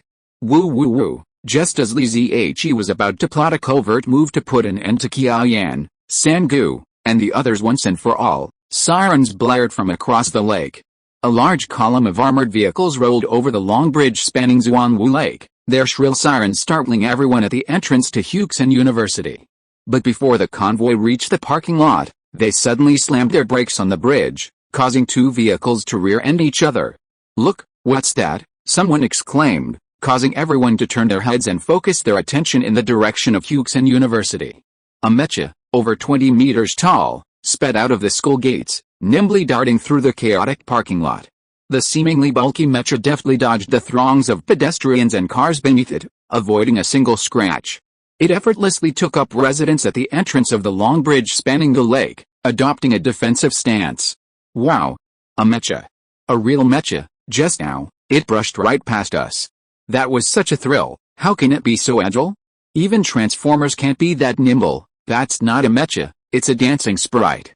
The technology is incredible. People in the parking lot whipped out their phones and began snapping photos, exclaiming in admiration as they did so. The sight of a 20-meter-tall, hundreds-ton metal machine dancing delicately through the chaotic scene was truly breathtaking. But for Xiaoyan and her colleague, Xiaowan, watching this scene, a sense of something amiss was brewing. "Sister Xiao, we're still some distance from the entrance to Xiaowan University. Is this mecha targeting our super management bureau?" Xiaoyan remained silent. "Sister Xiao, this wasn't caused by us, was it?" Xiaoyan remained silent. Xiaowan was also silent. Though young, he was no fool. It was Xiaowan who had requested support from the bureau for the action team. It was Xiaowan who had naturally created the conflict between the Super Management Bureau and Xiaowan University. Xiaoyan wanted him to take the blame. "You want me to take the blame for you? Dream on." Xiaowan was already mentally planning how to shift the blame onto Xiaoyan. There's a saying, colleagues are meant to be betrayed. Otherwise, how can you get to the top? But at this moment, Xiaoyan made a phone call. "Xiaowan, I'm in trouble here. Li Ziyi is back. My colleague has alerted the action team, causing a conflict. Can you call Director Liu?" Xiaowan felt a chill in his heart. When it came to betraying colleagues, they were much more skilled and sophisticated than him. Li Ziyi was also on the phone, but his tone was very depressed. "Yao, why did you drive the mecha out?" "Of course it's to help you fight, boss." Yao controlled the mecha, constantly searching the surroundings, and said nervously, "Boss, where's the trouble you are talking about? Isn't it right in front of you? You scared them silly, that's it?"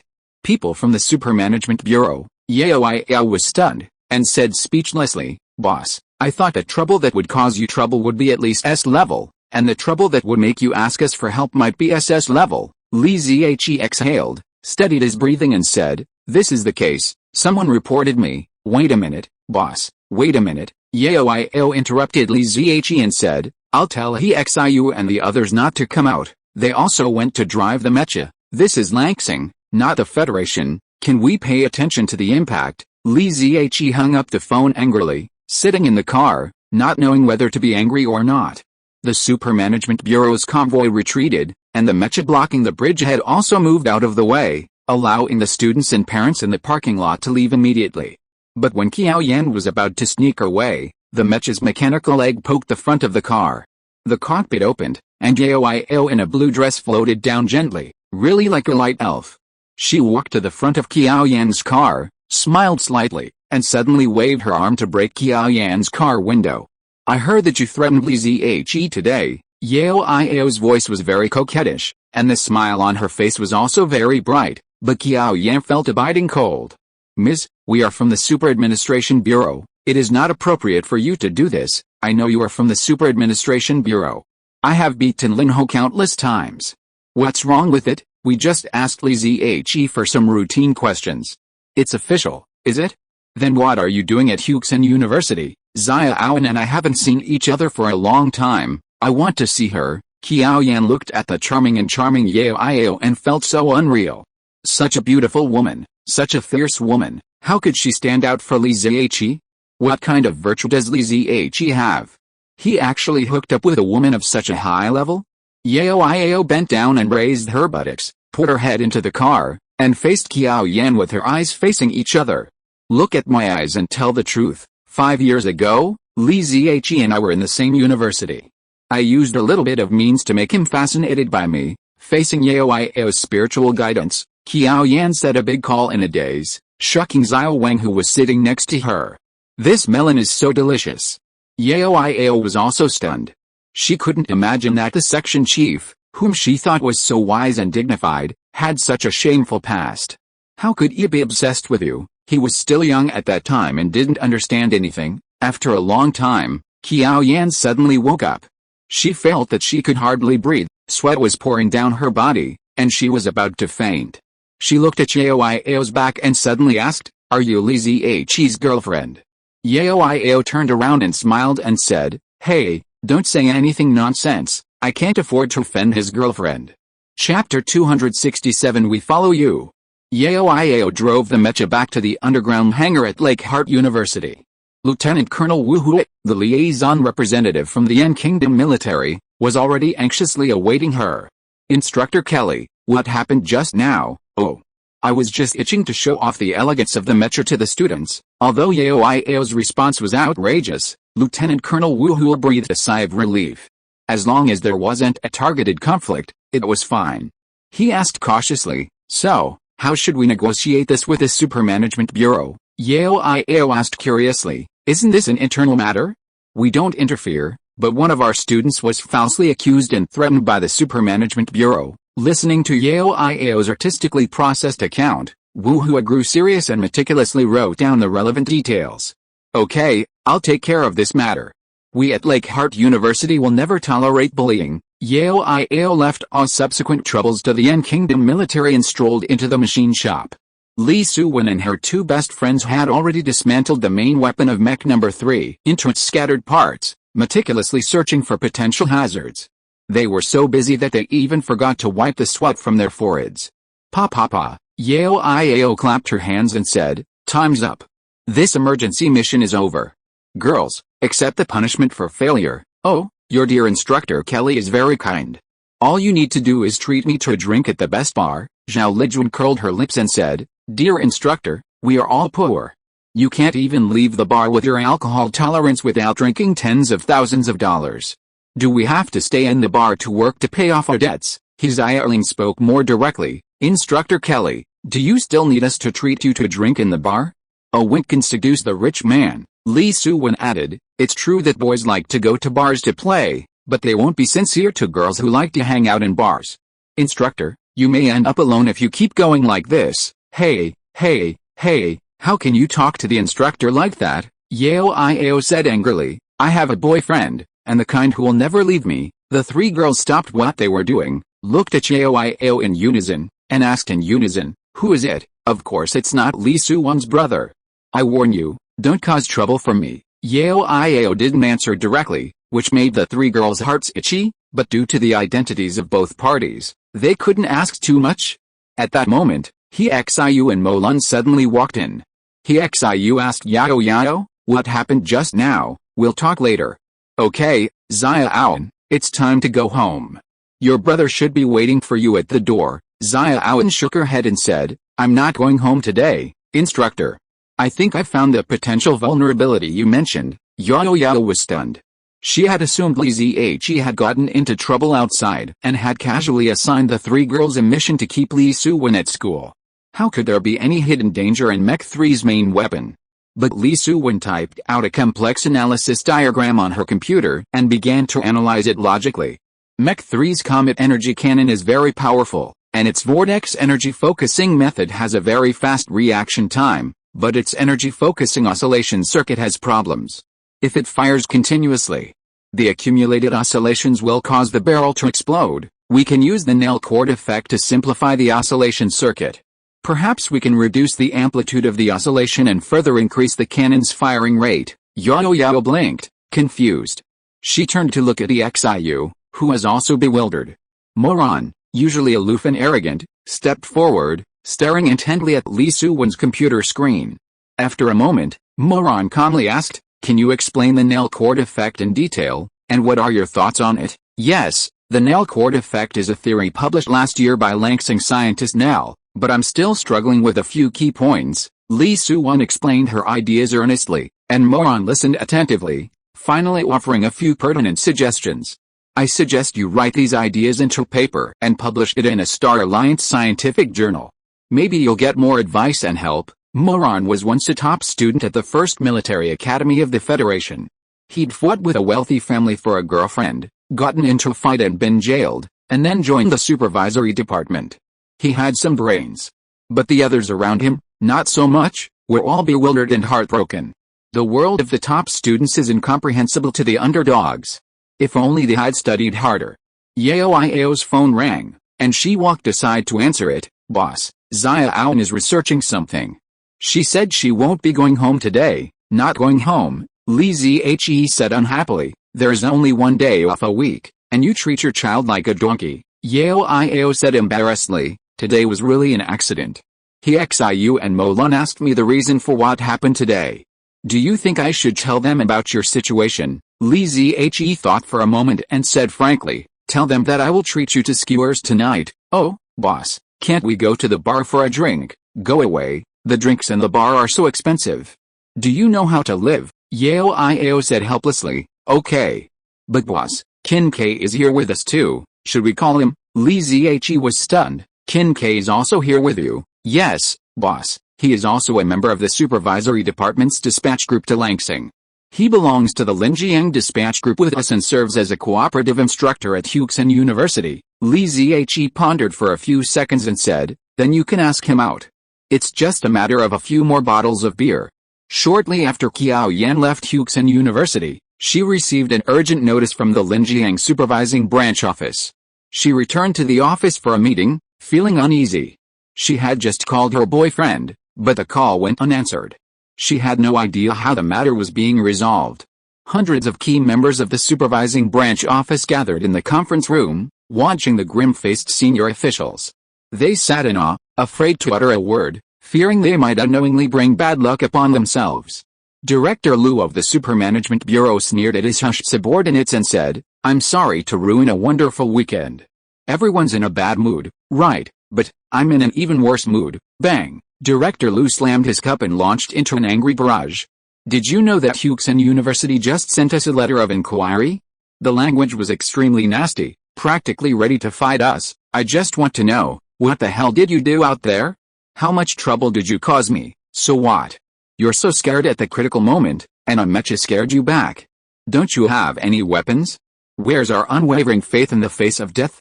How much shame have you brought upon the Super Management Bureau? Several members of the action team who had experienced this firsthand lowered their heads in silence, but in their hearts they were already cursing Director Liu 100 times. You talk so lightly. I'll give you a rifle, and you'll go fight a tank and see. Facing a mecha 8 or 9 stories tall, a person is like an ant. A single step and a thud. You're so stubborn. Xiaowan sat in the crowd, watching Director Liu's furious outbursts, her anxiety growing. She hadn't expected things to escalate to this point. The Superpower Management Bureau was the first superpower management agency established in Yan country, and the first department to receive assistance from the supervisory department. It's safe to say that the vast majority of superpowered individuals in Yan country now work under its wing, holding a crucial position within the nation. Even though the supervisory department has begun collaborating with military academies like Huxin University, shifting the focus of their cooperation, the latter still has to give the Superpower Management Bureau some respect. Xiaowan was completely baffled as to why Huxin University would send a harsh letter of inquiry to the Superpower Management Bureau over Li Suwan. Director Liu's phone rang repeatedly. He took it out, glanced at it, and then glanced at Xiaowan in the crowd. Xiaowan finally breathed a sigh of relief. She knew her boyfriend had called Director Liu to intercede on her behalf. While the He Changmeng family wasn't a top-tier family in Yan country, Director Liu couldn't easily disobey their words. Especially since they had produced 2 superpowered geniuses. In this era of superpowers, they were likely to rise to the top. Everyone, go back and think about this. It's not easy to establish our Superpower Management Bureau's reputation. Don't let others step on your reputation and make you worthless. Director Liu adjourned the meeting, but at the end, he called Xiaowan back to his office. Xiaowan, I've always had high hopes for you, but our Superpower Management Bureau is a law enforcement agency, and all actions must be conducted in accordance with the law. Go to the disciplinary department and explain your situation clearly, then wait for their decision." Xiaowan was stunned. She expected to be summoned to the office alone, receive a bland reprimand, and then Director Lu would subtly plead with her, arrange a meeting with her boyfriend, have dinner, and strengthen ties with the Meng family. Xiaowan had even prepared to play it safe, preventing Director Lu from easily meeting the Meng family so as to maximize her own intermediary interests. But now, why was she being asked to go to the disciplinary office to explain herself? Was this a sign of reckoning? "Director Lu, I have to fly to Haichang today. The old man of the Meng family has invited me to a family dinner." Xiaoyan's words were tactful. She was going to meet the head of the Meng family today. "You want me to go to the disciplinary office? Consider your own weight first, Tisk." Director Lu sneered, disdainfully saying, "Why are you playing it so cold at this point? The Meng family just called me. They made it clear that you, Xiaowan, and Meng Xiaowan are just acquaintances, not even friends. Do you think you're qualified to attend a family dinner? That's impossible. How can Xiaowan and I be just acquaintances?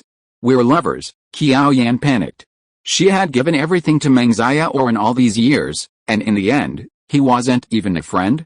Director Lu said coldly, "Don't say I'm ruthless. I'll give you 5 minutes to call and confirm." Xiaowan hurriedly took out her phone and dialed, but she tried various contact methods but couldn't reach her boyfriend. Xiaowan, who had kicked countless spare tires, actually knew very well that she was already a worthless flat tire, and she didn't even have the qualifications to hang on the spare tire rack. But Xiaowan really didn't give up. She really couldn't accept a life that fell from heaven to hell. Xiaowan stood up dejectedly and walked towards the discipline department, but when she reached the door, a flash of light suddenly flashed through her mind. What was the reason that made Meng Xiaowan give up on herself? She suddenly turned around and asked, "Director Lu, is the person who caused Huxin University's violent reaction today important?" Director Lu said coldly, "What do you want to say?" Xiaoyan's eyes gleamed. "What I want to say is that Huxin University openly deployed mechas today only because we were misled, leading to a misunderstanding with someone who has a special relationship with the supervisory department." Xiaowan displayed her superb rhetorical skills, analyzing the events of the day, focusing on the special relationship between Li Zhe and the pilot from the supervisory department. The woman in the blue dress? And then, Director Lu knew Yao's name. After all, in the early days of the Super Management Bureau, Yao had trained key figures like Lin Ho, and her distinctive blue dress had become a legend in many parts of the Bureau. Although Xiu and the others were more powerful, Yao was a preacher, holding the opportunity to awaken her superpowers. Even Lin Ho, the strongest person in the Super Management Bureau, would call her teacher Kelly when he saw her. Xiaowan saw Director Lu's expression and knew she had grasped a lifeline. "I can get that guy to come to the supervising bureau. He's my ex-boyfriend. From now on, our Lineage branch will have direct access to the supervisory department." Even though Director Lu had a long career in government, he was shocked by Xiaoyan's shamelessness. She'd just been dumped by her ex-boyfriend, and now she was targeting her ex-boyfriend. But if it was as Xiaowan said, it would be beneficial for the Lineage supervising bureau. If they could squeeze in one more awakening slot each year, they'd be making a killing. "Since you've had a misunderstanding, how can we resolve it?" "Xiaowan, it's not that I don't trust you, but if any trouble arises, you won't be able to just go to the disciplinary department." Xiaowan, desperate for a last-ditch effort, couldn't afford to brag. She immediately assured, "Our conflict lies with Lu Bing, a reserve officer in the bureau. He and his parents have falsely accused Li Zhe. The third aunt's family could never have imagined that Xiaowan, who had just hinted at making a decision for them and sending Li Zhe to jail, would now, to curry Li Zhe's favor, send the entire family to jail." What Xiaowan couldn't have anticipated was that when she and her men stormed Lu Bing's home, they only captured his parents. Lu Bing himself was already unconscious. "Where's Lu Bing? Don't resist," Xiaowan sternly threatened Li Zhe's third aunt. The third aunt laughed a little maniacally. "You'll meet Lu Bing. When my Lu Bing returns, I'll repay you." Lu Bing got off the train in Haichang and, following the directions over the phone, found his contact in a deep alley. "Can you really offer me the opportunity to become a superpower?" "Of course. Your genes are so excellent. Once you reach the Interstellar Federation, you can be promoted to A level within a year. But how did you get my genetic data?" "We got it while you were in the hospital treating your hand injury." It's just that we're having trouble traveling to Linjiang right now. Otherwise, we would have come to pick you up in person." Lu Bing felt somewhat relieved. He had pierced his palm with a triangular screwdriver, and his excellent genes had been revealed during treatment at the hospital. He had then been granted special admission to the Superpower Management Bureau as a reserve, proving his genetic heritage was truly exceptional. But the moment Lu Bing saw the mecha, he was truly terrified. He didn't want to see his cousin Li Ziyi again. He wanted to escape Linjiang as far as possible. So, when Lu Bing received the call from the Interstellar Immigration Company, he finally decided to fight for his life. "Invite me to barbecue? Why, whether to go or not, forget it, come on. It's rare you'd invite me today." Qin Kai was a bit surprised when Yao invited him out for barbecue. Although the four of them were in the same dispatched group, Yao, Xiu, and Molun had all risen from the bottom. Their interests and perspectives were completely different from those of Qin Kai, a child born into a wealthy family with a silver spoon in his mouth. It was difficult for them to fully integrate into the world of Langsing and become close friends. Yao loved drinking and being lively, often dragging Xiu and Molun out to have fun, enjoying the joys of the common people of Langsing. But Qin Kai preferred to observe and understand the world of Langsing quietly and savor its unique cultural charm in an undisturbed environment. As a result, Qin Kai sometimes felt isolated, longing to join the other group, but always feeling out of place. The four of them got a car and, following Yao's instructions, arrived at a night market snack street in Linjiang. Yao led the way into a barbecue stall. Qin Kai followed, and saw Li Ziyi waving and smiling. Qin Kai paused for a moment, then a relieved smile crossed his face. "Hello, Section Chief, it's great to see you again." Molun and Xiu saluted Li Ziyi respectfully. Although they were currently part of the dispatch team, their experience in the 3rd Supervisory Section had made them recognize Li Ziyi as the section chief. Li Ziyi invited them to take a seat, then said to Qin Kai, "It's been 3 years since we last met. I didn't expect to meet here, did I?" Qin Kai shook her head slowly. "When I drank all kinds of fine tea here and won a few dozen yuan worth of huizi tea, I realized something. One day, you will return to Langsing." Li Ziyi recalled his barter of tea with Qin Kai, and felt a sense of shame. Back then, a few hundred yuan worth of things had been exchanged for a great favor, even a powerful weapon like Chaos Sorrow. Qin Kai added, "But I've tried every brand of cigarette. But I haven't found the same feeling we had back then, sitting on the steps of the block during the riot, smoking together." Li Ziyi, Qin Kai, Yao, and the others had all played a role of rangers during the riots in Qixing City, and they had a certain shared belief. Li Ziyi asked, "Do you have a cigarette?" "One." Qin Kai pulled out a cigarette, handed one to Li Ziyi, and then spread it around, lighting one for everyone. Li Ziyi took a few puffs and said in a deep voice, "I called you here today to tell you something. I'm from Langsing. If we encounter any conflicts in the future, I will definitely stand on Langsing's side. If you have different philosophies, please raise them directly, and don't stab us in the back, boss. We won't stand against Langsing.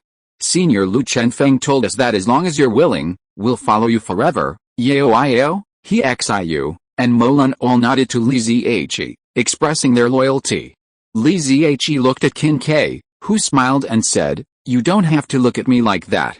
I'm going to call Lu Chenfeng uncle, okay? I plan to form a clean small group, uphold the belief in fairness and justice in my heart, and never betray my original intention in the future storms and changes. I'm joining too." Li Ziyi looked at Qin Kai, "Do you want to come?" Qin Kai looked at Li Ziyi silently for a long time, and after a long time, he also stretched out his hand and shook hands with everyone else. "I'm joining too." Chapter 268, A Clear and Clean Heart.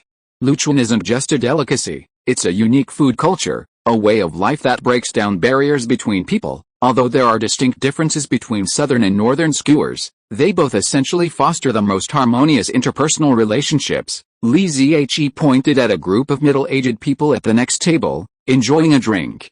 "They drive some good, some bad, and they have some money, but now, tell me who's noble and who's lowly." Yao and the others followed Li Ziyi's finger, carefully examining the clothes and demeanor of the people at the next table.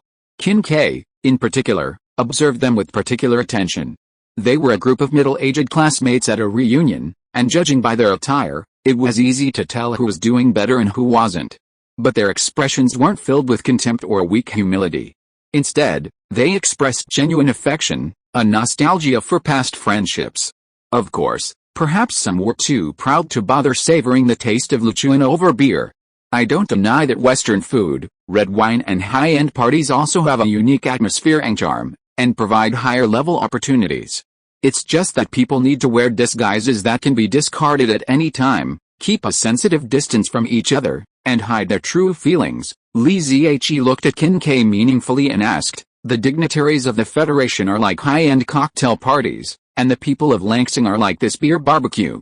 Do you think they can be integrated in the end?" Qin Kai looked at Li Zihe with squinting eyes, picked up the bottle of wine and took a big sip, and said lightly, "Since you agreed to let me join you, it's pointless to ask me this question again." Li Zihe shook his head and said, "You misunderstood me.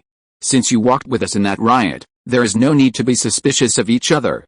But now I want to know how many people with the same status as you in the Federation are as kind as you." Qin Kai thought silently for a while, and laughed at himself. Li Xiaowan is half a kind. In fact, sometimes I also feel that she and I are both outliers among the wealthy families in the Federation. Li Zihe asked immediately, "Have you been influenced by your uncle Lu Chenfen?" Qin Kai fell silent again, then finally nodded. "When I was little, I longed to travel with my uncle and become a great knight of justice like him. It was only later that I realized there's a gap between dreams and reality." When Li Zihe first asked Qin Kai about this, Yao, who was standing beside him, didn't understand why he was asking, just as she didn't understand why he was inviting Qin Kai to join their group. Although Qin Kai had wandered alone through the chaotic streets of Star City during the riots, he later met Li Zihe, Yao, and the others, and together they rescued many innocent and vulnerable women.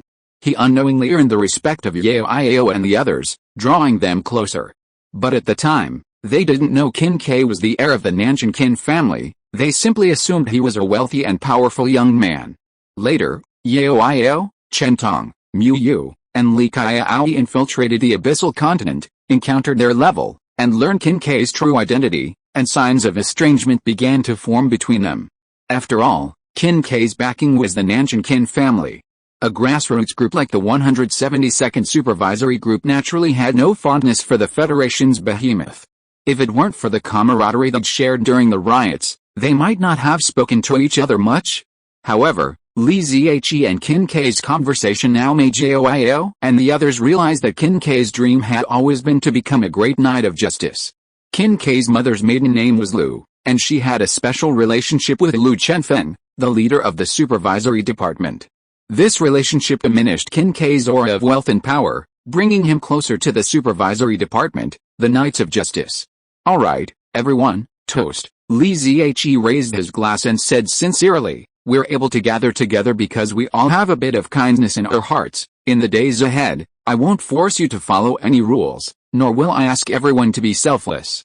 I simply hope that you will remember your own hearts, watch over each other, and jointly uphold the fair and just chivalric creed. Cheers, to the Knights of Justice, to kindness, to justice. Cheers, ho ha ho ho brother, you're right.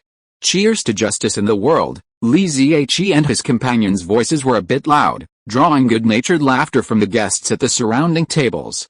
Everyone raised their hands in greeting and toasted together, as if reminiscing about their youthful immaturity. But what they couldn't have imagined was that, right from this small barbecue table, Li Zihe had formed a loosely structured, independent group that would influence countless people. In fact, during the days since returning to Langsing, Li Zihe had been contemplating his future path. Seeing Xiaowan's actions, Li Zihe realized that there was corruption within the Federation, Langsing, and even within the supervisory department. But Li Zihe didn't have the power to change it all at once, and even after the change, things wouldn't necessarily be better than they were now. After much deliberation, Li Zihe finally decided to follow Che's old path and rebuild the Knights of Justice. He gathered a group of like-minded companions and followers to walk side by side through the ups and downs that lay ahead, living a wonderful life that would never compromise themselves or others. The 5 boxes of beer were almost empty. Yao, Qin Kai, and the others gradually adapted to the unique atmosphere of barbecue and beer, and spoke freely to each other. Boss, we received a message a few days ago that someone challenged the intelligence agencies of the United States and the European Union, forbidding them to come to the Linjiang area again. Was that person you? Yes. Do you think there is anything wrong with it? Xiaowan shook her head and said, there's nothing wrong with it. You said this is your territory, so it is your territory, but others don't know it is you. So someone may come to cause trouble. When I heard you say there was trouble today, I thought it was those people who came. Those people. Li Zhe put down his wine glass and asked in a deep voice, who are you referring to? Xiaowan said, several people from the federal military station in the United States broke through the S-level after coming to Langsing, and they have been acting a little arrogant, especially after Commander Li left. They have secretly clashed with us several times recently, Li Zhe said puzzledly. Don't people from the federal military stay out of the internal struggles of Langsing? Xiaowan explained, there is indeed a tacit agreement. But no one believes that you are from Langsing. But boss, if you really reveal your name, they would not dare to cause trouble in Linjiang even if they had the guts. Am I already that awesome? Why? Xiaowan blinked, chuckled, and didn't answer. Qin Kai, standing next to her, said, ordinary people may not know about your actions in the Abyss continent, but everyone in the Federation knows about it. A man who made Li Qiao and Chen Tuang go to their rescue, most people really don't dare mess with him. Hearing this, Li Zhe lost his pride and instead felt a spur. Just because ordinary people can't afford to mess with him means there are others who can. And this inability to mess with him isn't based on one's own strength, but rather on the kind of indirect arrogance you get from someone who says, my wife is a big shot. If a man truly wants to be arrogant, he still has to rely on his own capital. Li Zhe said calmly, since I've chosen the identity of a Langsing person, there are some things I have to rely on myself. I'm only S rank, I can handle it myself. The three men at the table stopped eating skewers and looked at Li Zhe in shock. Of these men, only Xiaowan had seen Li Zhe's skills in the Abyss continent and knew how powerful he was. However, due to Chen Tong's instructions, she had never revealed Li Zhe's strength to anyone else. So, in the minds of He Xiu and the others, Li Zhe was still the junior inspector general he had been over 3 years ago, corresponding to C rank, and the highest he could get was a B. But listen to what Li Zhe was saying now. What did only S rank mean? Although the power of Langsing's energy vacuum was becoming increasingly recognized, many of the Federation's superpowers, long stuck at the threshold of superpowers, had come to Langsing seeking an opportunity to break through, leading to a surge in superpowers. However, the gap between A rank and S rank remained an insurmountable barrier. Those who reached S rank were all incredibly talented, and none of them were easy to deal with. He Xiu couldn't help but ask, Section Chief, are you S rank now? Li Zhe answered honestly, no, I'm A rank at best. He Xiu and Molun were completely stunned. A rank against S rank? What the hell are you trying to do? Was the beer too strong and you got inflated? But Xiaowan dismissed it, while Qin Kai remained calm, her heart heavy. Both his uncle Lu Chenfen and his clan's Qin Ziyun held Li Zhe in high regard. The two SSS rank experts' foresight was undeniable. Challenging an S rank with A rank prowess wasn't impossible. There were numerous precedents throughout Federation history, though those individuals were invariably born exceptional.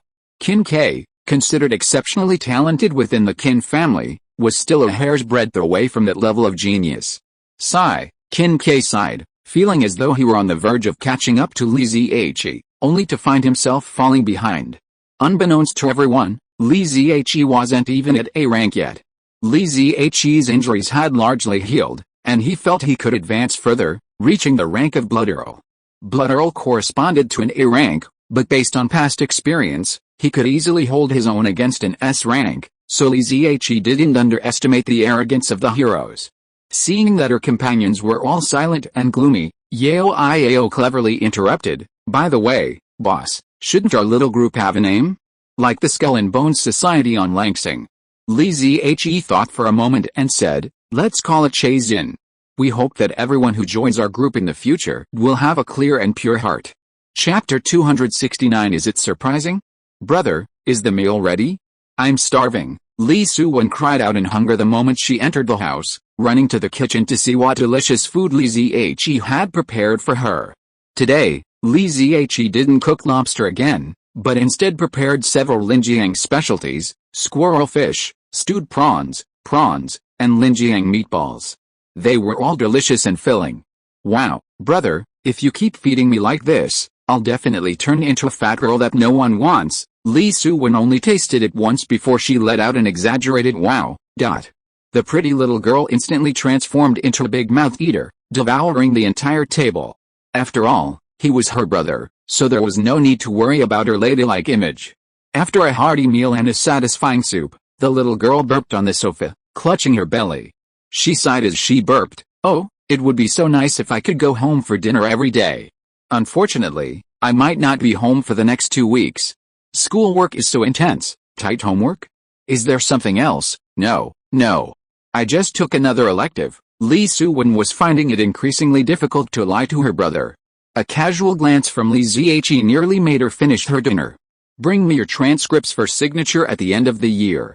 Don't try to trick me. You know the consequences of lying. Li Suwen unconsciously rubbed her butt, feeling a little nostalgic for the lessons she'd learned. Brother, it's been ages since I've been spanked. Li Zhe glanced at his sister and went to the kitchen to clear the dishes. Li Zhe had already learned from Yao that the top students from the 2 joint training classes would be heading to the Mars training camp the following week for their first acclimatization training in a low-concentration energy environment. Li Suwen, due to her excellent academic performance, undoubtedly received the opportunity to travel to Mars. However, perhaps fearing Li Zhe's concern, or perhaps due to confidentiality regulations, the little girl concealed the truth from him. At midnight, Li Zhe once again released his star swirl, channeling its light into Li Suwen's body, strengthening every part of her body. Not everyone can adapt to superpowers. When ordinary people gain superpowers, the impact of the violent energy is extremely intense, and those with weaker constitutions could easily collapse. Li Zhe could only prepare Li Suwen for her superpower awakening, but ultimately, taking that step depended on the little girl's own perseverance. Amidst the misty, brilliant starlight, the little girl stretched comfortably, tossing and turning with a smile on her face, like a lazy fish waiting for a chance to win. The next morning, Li Zhe took Li Suwen to school as usual, but the little girl was preoccupied the entire way. When they reached the school gate, Li Suwen finally said, "Brother, what do you think I should do if I happen to have the talent to be a pilot?" Li Zhe glared at his sister coldly, leaving her feeling incredibly conflicted. She lowered her head silently, eyes misty as she opened the car door and got out. But just as she was getting out, she heard her brother say, "If you truly have the talent to be a pilot, then let it be. Listen to instructor Yao, but never forget what I told you." Hi, the girl slid back into the car, tears streaming down her face as she cried, "Brother, are you serious? Don't you blame me for not keeping my word? How many of the things you said since we were little do you really mean? How many times have you regretted it? Get lost. Brother, you love me the most." Li Suwen hugged Li Zhe's arm, rubbing against him like a kitten for a long time before sprinting briskly to school. Watching her leap and skip, Li Zhe sighed deeply. "Hey, Yao, when is the Mars training camp? Save me a spot sometime next week." After Li Suwen went to school, Li Zhe spent most of his time in the inscription secret realm to share chase battle experiences in order to deepen his understanding of combat techniques and the use of source energy. In his spare time, he would also paint a few paintings and sell them online. After more than 3 years of hunger marketing, his paintings seemed to sell even better, and his dream of making $1 million a day had unknowingly come true. Just when Li Zhe thought he would get through to the next week smoothly, several WhatsApp messages from Liu Zishan broke his peaceful life. "Mr. Musi, we've encountered some troubles.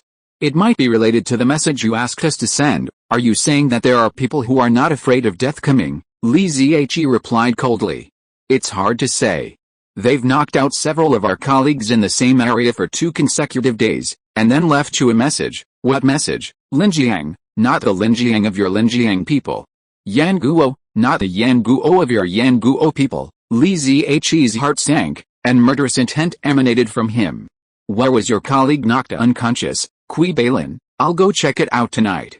Stay away to avoid accidental injury." Li Zhe hung up the call, opened the Fortune Bird station, and with a sullen face, took out the Chaos Sorrow. Stars slowly swirled within Li Zhe's body, a ray of starlight infused into the Chaos Sorrow. The intricate patterns on the black spear glowed faintly, seemingly ready to fade at any moment. But as Li Zihe injected another wisp of blood energy into the spear, the starlight and blood energy mingled, and a chaotic aura surged violently through the spear. But the chaos sorrow, which could only be activated in an extremely chaotic environment, suddenly opened its eyes like a dormant beast, baring its ferocious fangs. This was Li Zihe's confidence and his trump card. Even if you were an S-class or SS-class sniper, facing a sniper rifle capable of destroying a spaceship with a single shot, you'd be in heaven or hell. After nightfall, Li Zihe, rifle strapped to his back, wandered the rain-soaked Kibi forest, his senses fully activated, meticulously searching for suspicious clues. But half an hour later, Li Zihe sheathed his chaos sorrow and, huffing, walked into a bar. Inside, a young man occupied a booth, enjoying the invigorating effects of a strong drink. He was incredibly handsome, his movements and expressions so gentlemanly, and he embodied the elegance often associated with women. He had a table to himself, and many daring women tried to approach him, but he calmly rebuffed them all. His aloof, arrogant composure captivated even those with ill intentions. I'm determined to get this young man. I'll pretend to be drunk and pester him later. I don't think it's going to be easy. Look at the hole in his clothes. It seems to be made of Phidia sapphire. Both of us are worth enough to buy his buttons. That's perfect. I haven't met a prey that is both rich and beautiful for a long time. I think it's best to introduce him to Sister Lisa. She is in need of a good pet recently. We can just follow her and drink some soup. But just when the two women were whispering about how to eat Tang Monk's flesh, they saw another handsome guy coming in from outside and sitting down opposite the handsome young man. What's wrong? Isn't it boring drinking alone? How about I drink with you? Ethan, who was sipping his drink slowly, saw Li Zihe suddenly appear in front of him. After a moment of hesitation, he said coldly, although I am happy to see you, I have to beat you up. Li Zihe cooperated very well. Oh? Why is that? Ethan gritted his teeth and said, because you betrayed my sister, and you are a woman from the temple. Li Zihe understood that Yu had faithfully followed his orders and had not yet revealed her identity to Ethan. Ethan, look outside the window, it's raining. That's enough, Li Zihe. I now know the proverb, beating a child on a rainy day is useless, but it's a father beating his son. Yes, I am your father, Li Zihe said coldly, and the secret inscription trembled slightly, unlocking the unilateral blood induction restriction between him and Ethan, releasing his own blood suppression. Cough, cough, cough. Ethan didn't spit out a mouthful of wine, as it all rushed up his nose, choking him and causing him to cough repeatedly. He stumbled backward in fear, pushing the seat back against him and making it squeak. His elegant gentlemanly image was completely shattered. Are you surprised? Li Zihe looked at Ethan with amusement. He couldn't resist the urge to punch this boy who was already an earl. How could you be? Ethan was stunned. He couldn't believe that Li Zihe, who had always considered himself his sister's temporary partner, was actually his blood father. But the natural fear born of blood was so real that it reflected in his heart that he had no strength to resist. Father, you can call me Li Zihe. Ethan fell silent. He didn't have the courage. Tell me, why did you run away from home against your sister's orders? Why did you provoke the Yan State Supermanagement Bureau? Father, it was for you. Ethan lowered his head, like a child admitting his mistake. Chapter 270. A pure and kind girl who doesn't love money. I browsed the internal information of the European Union Special Intelligence Bureau a few days ago and learned about the declaration you issued to the outside world, because my sister told me that we don't disturb the Yan country because it is the sphere of influence reserved for you, so I think this is a provocation to you, so I want to teach the Yan people a lesson. Ethan lowered his head and narrated, letting Li Zihe understand the reason why he came to Yan country. It turned out that the various forces had divided up the United States and the European Union with tough means, but only allowed the supervisory department to approach Yan country gently. The reason was to mark out a private plot for Li Zihe. As a result, when Ethan heard that there were people from Yan country who dared to declare that Linjiang would not allow foreign agents to settle in, the young man who was over 100 years old immediately became furious. Although Chen Tuang vaguely claimed that Li Zihe was hers, her sister did not say that she would give up the fight for power. Li Zihe's things are her sister's family common property, right? You can't say you were wrong about this, but it was handled poorly. Did your sister tell you to stay out of trouble when she left?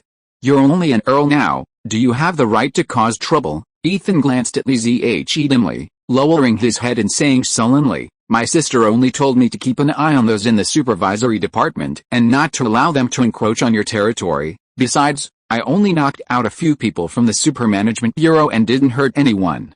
After all, they're all your people, father." Ethan finally implicitly acknowledged Lineage's bloodline and acquiesced to his reprimand. But the way he lowered his head reluctantly, he looked like a naughty child forced to admit his fault under the pressure of a powerful authority. It's better to not beat him enough. You didn't have that awkwardness, always obeying Lineage's every command without complaint. But Lineage didn't blame Ethan again. After all, vampires, especially vampire nobles, are imbued with a strong sense of territory.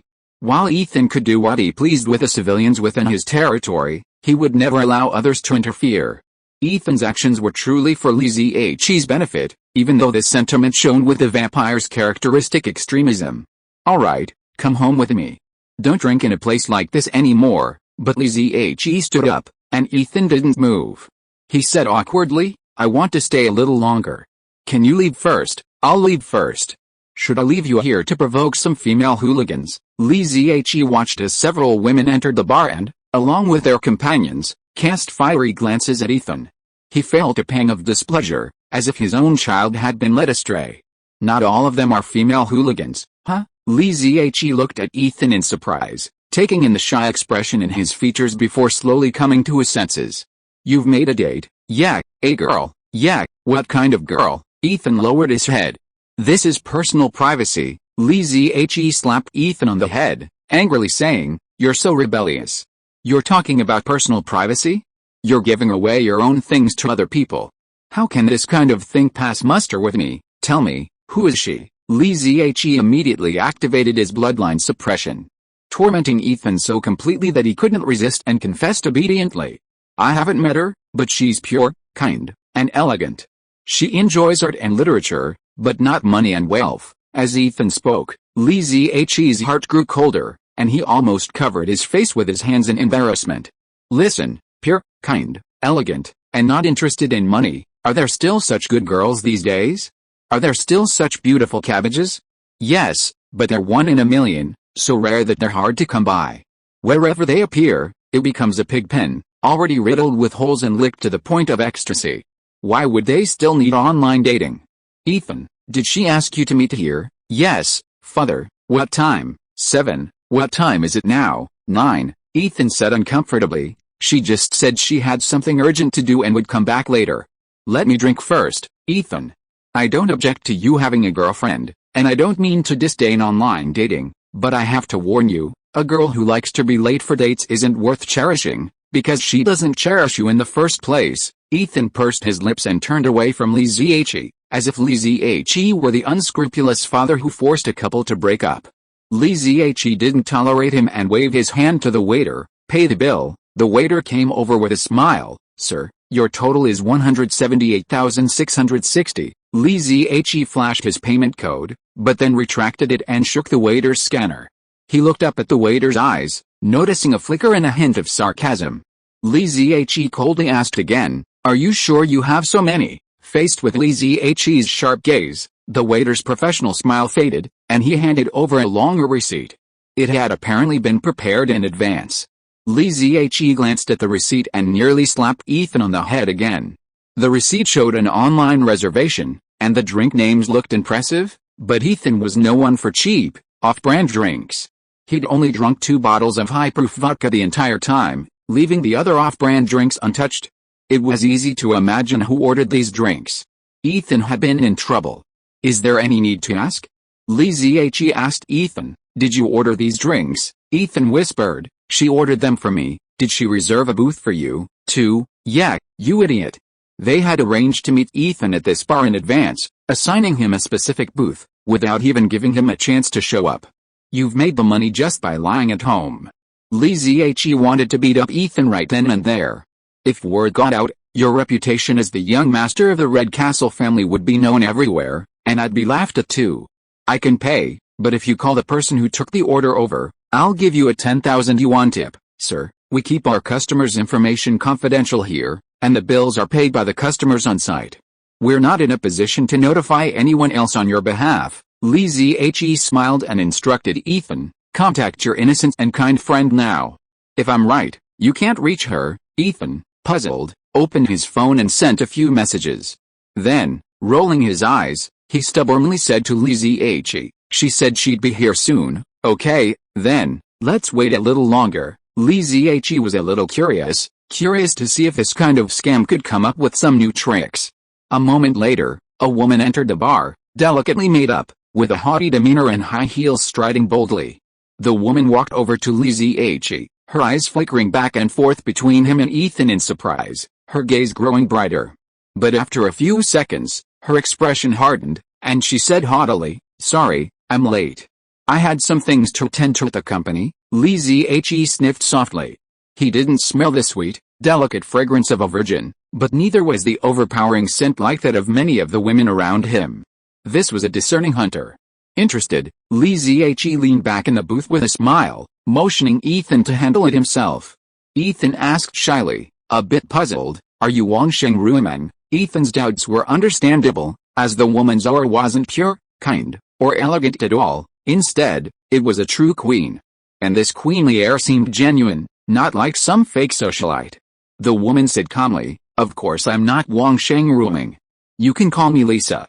Wangsheng Ruimeng is my emotional representative. I'm usually very busy and don't have time to deal with my own emotional life, so they will select suitable emotional partners for me.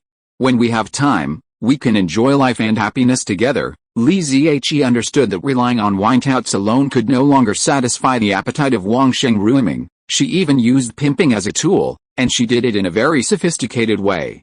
Ethan reached into his pocket in confusion and controlled the language translator to switch between 5 or 6 versions, repeatedly translating the woman's words. He suspected that his Yanguo language skills were not high enough, so he misunderstood the woman's meaning. But with each translation, Ethan's eyes dimmed a little. By the end, his face was pale, but his eyes gradually turned blood red. Ethan gritted his teeth and said word by word, "You lied to me." "How can you say it's a lie?" Lisa showed her aloof style. "This is just to save each other's time. I get what I need, and you get what you like. In a limited life, we can get the most happiness and taste more wonderful things. Isn't that good?" Beep, beep, beep. Lineage knocked on the table to interrupt Lisa, pointing to the drinks on the table and said, "The drinks you ordered are 178,660. Please pay the bill first." Lisa blinked, looked at Ethan and Lineage carefully again, and then snapped her fingers casually. "Pay the bill." The waiter came over to collect the bill. Lineage clearly saw that she only charged Lisa 18,000. Lineage called Ethan. "Let's go." "Stop dreaming." Ethan lowered his head and stood up, but Lisa stood outside the booth, blocking his way. She said coldly, "You called me here, and I paid the bill, and you just left like that. Do you really think my sister Lisa is a fool?" The old lady got into bed and made the old man laugh.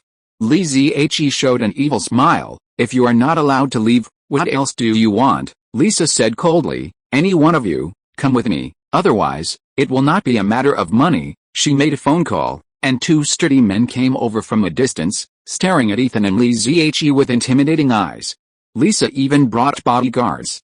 Lineage smiled faintly. "Are you sure you want to take us away?"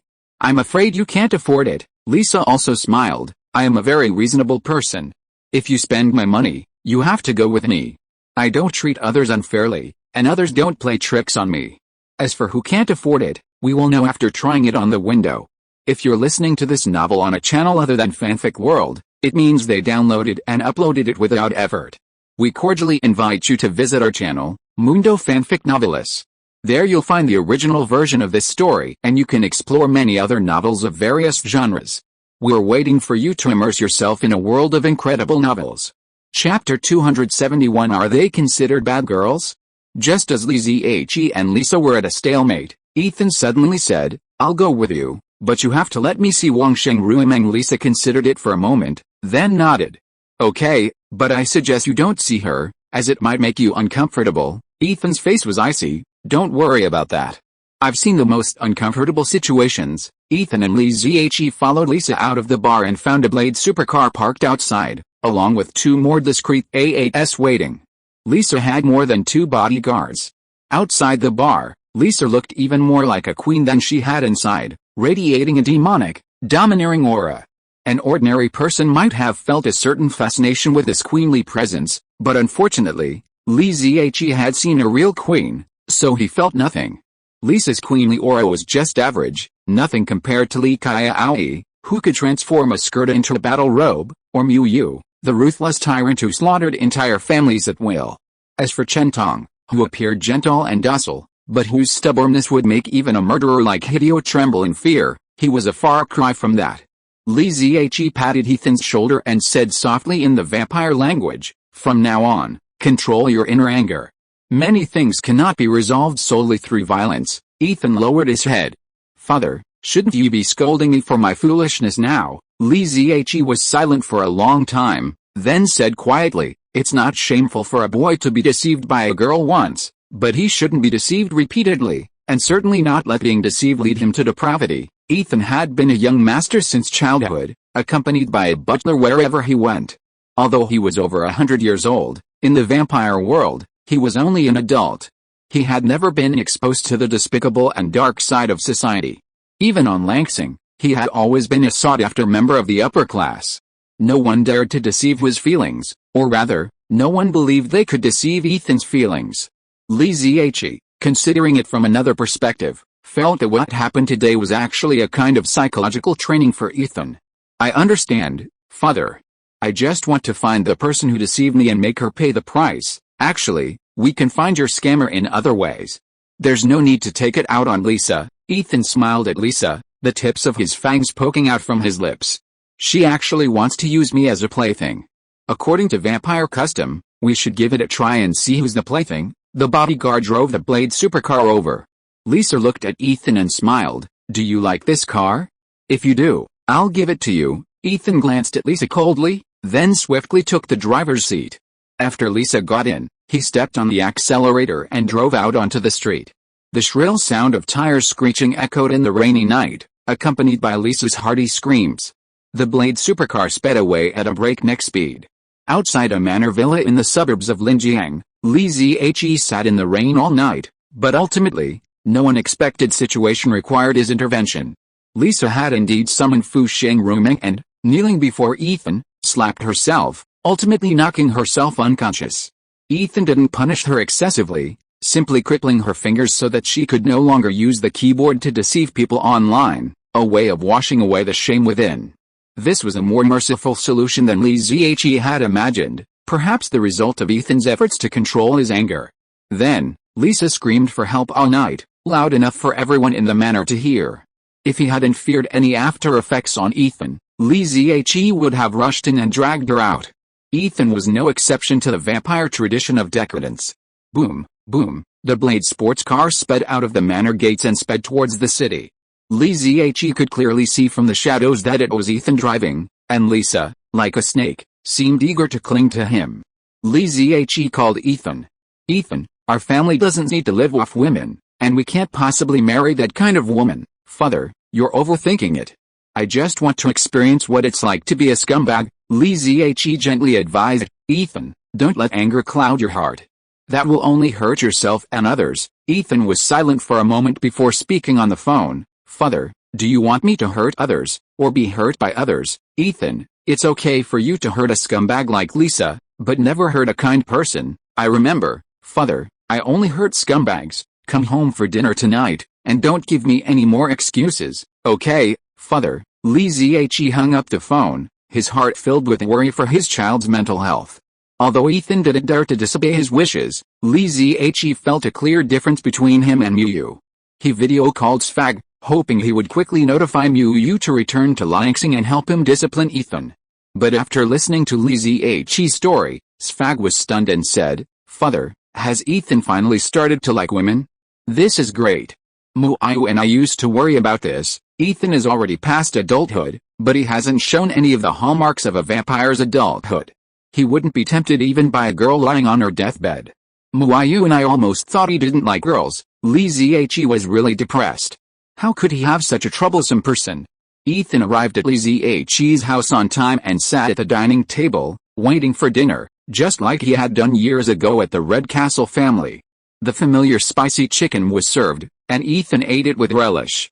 However, Just as he was about to finish his meal, Xiaowan unexpectedly returned, bringing two of her best friends with her. Li Zihe then remembered that they were leaving for Mars training camp the next day and would be away for a long time. Perhaps Xiaowan missed him and came back to see him. "Brother, are there any guests at home, Brother Li? Who is this guest? Is he a high school student or a college student?" When Xiaowan and Zhao Lijuan saw Ethan, their eyes lit up and their minds were distracted. From some aspects, this little boy seemed to be more popular with girls than Li Zihe, whose appearance had dropped to 9.5 points. This is not a guest at all, this is your eldest nephew. He is a high school student and a college student. He is over 100 years old.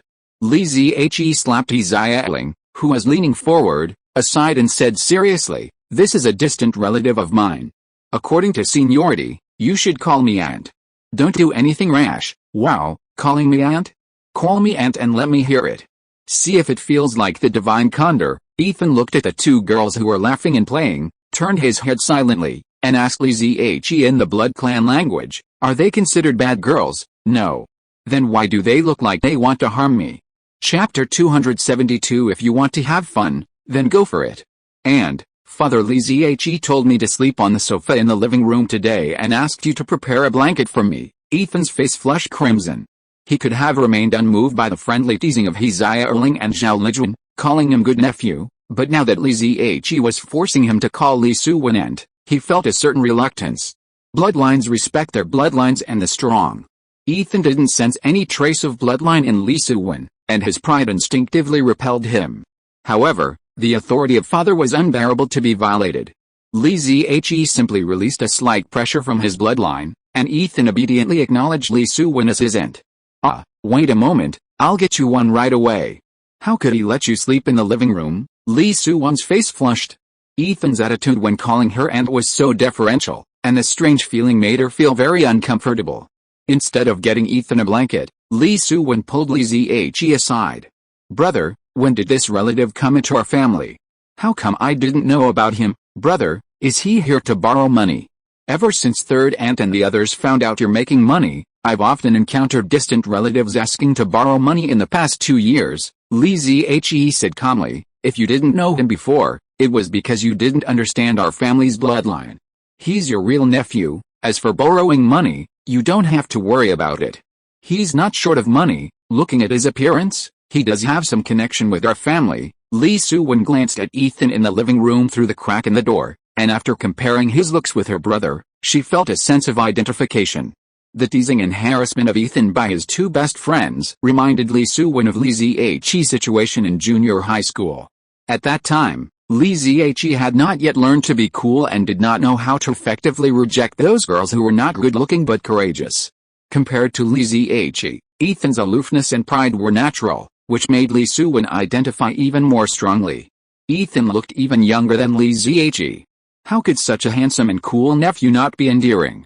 But the next moment, Xiaowan saw the aloof young man pull out 2 jewelry boxes and hand them to his 2 best friends, who were like female hooligans. The 2 girls had been giggling and playing around Ethan, constantly saying things like "My dear nephew, be my boyfriend," but when they opened the jewelry boxes and saw the exquisite jewelry, their faces turned strange. "What are you doing, nephew?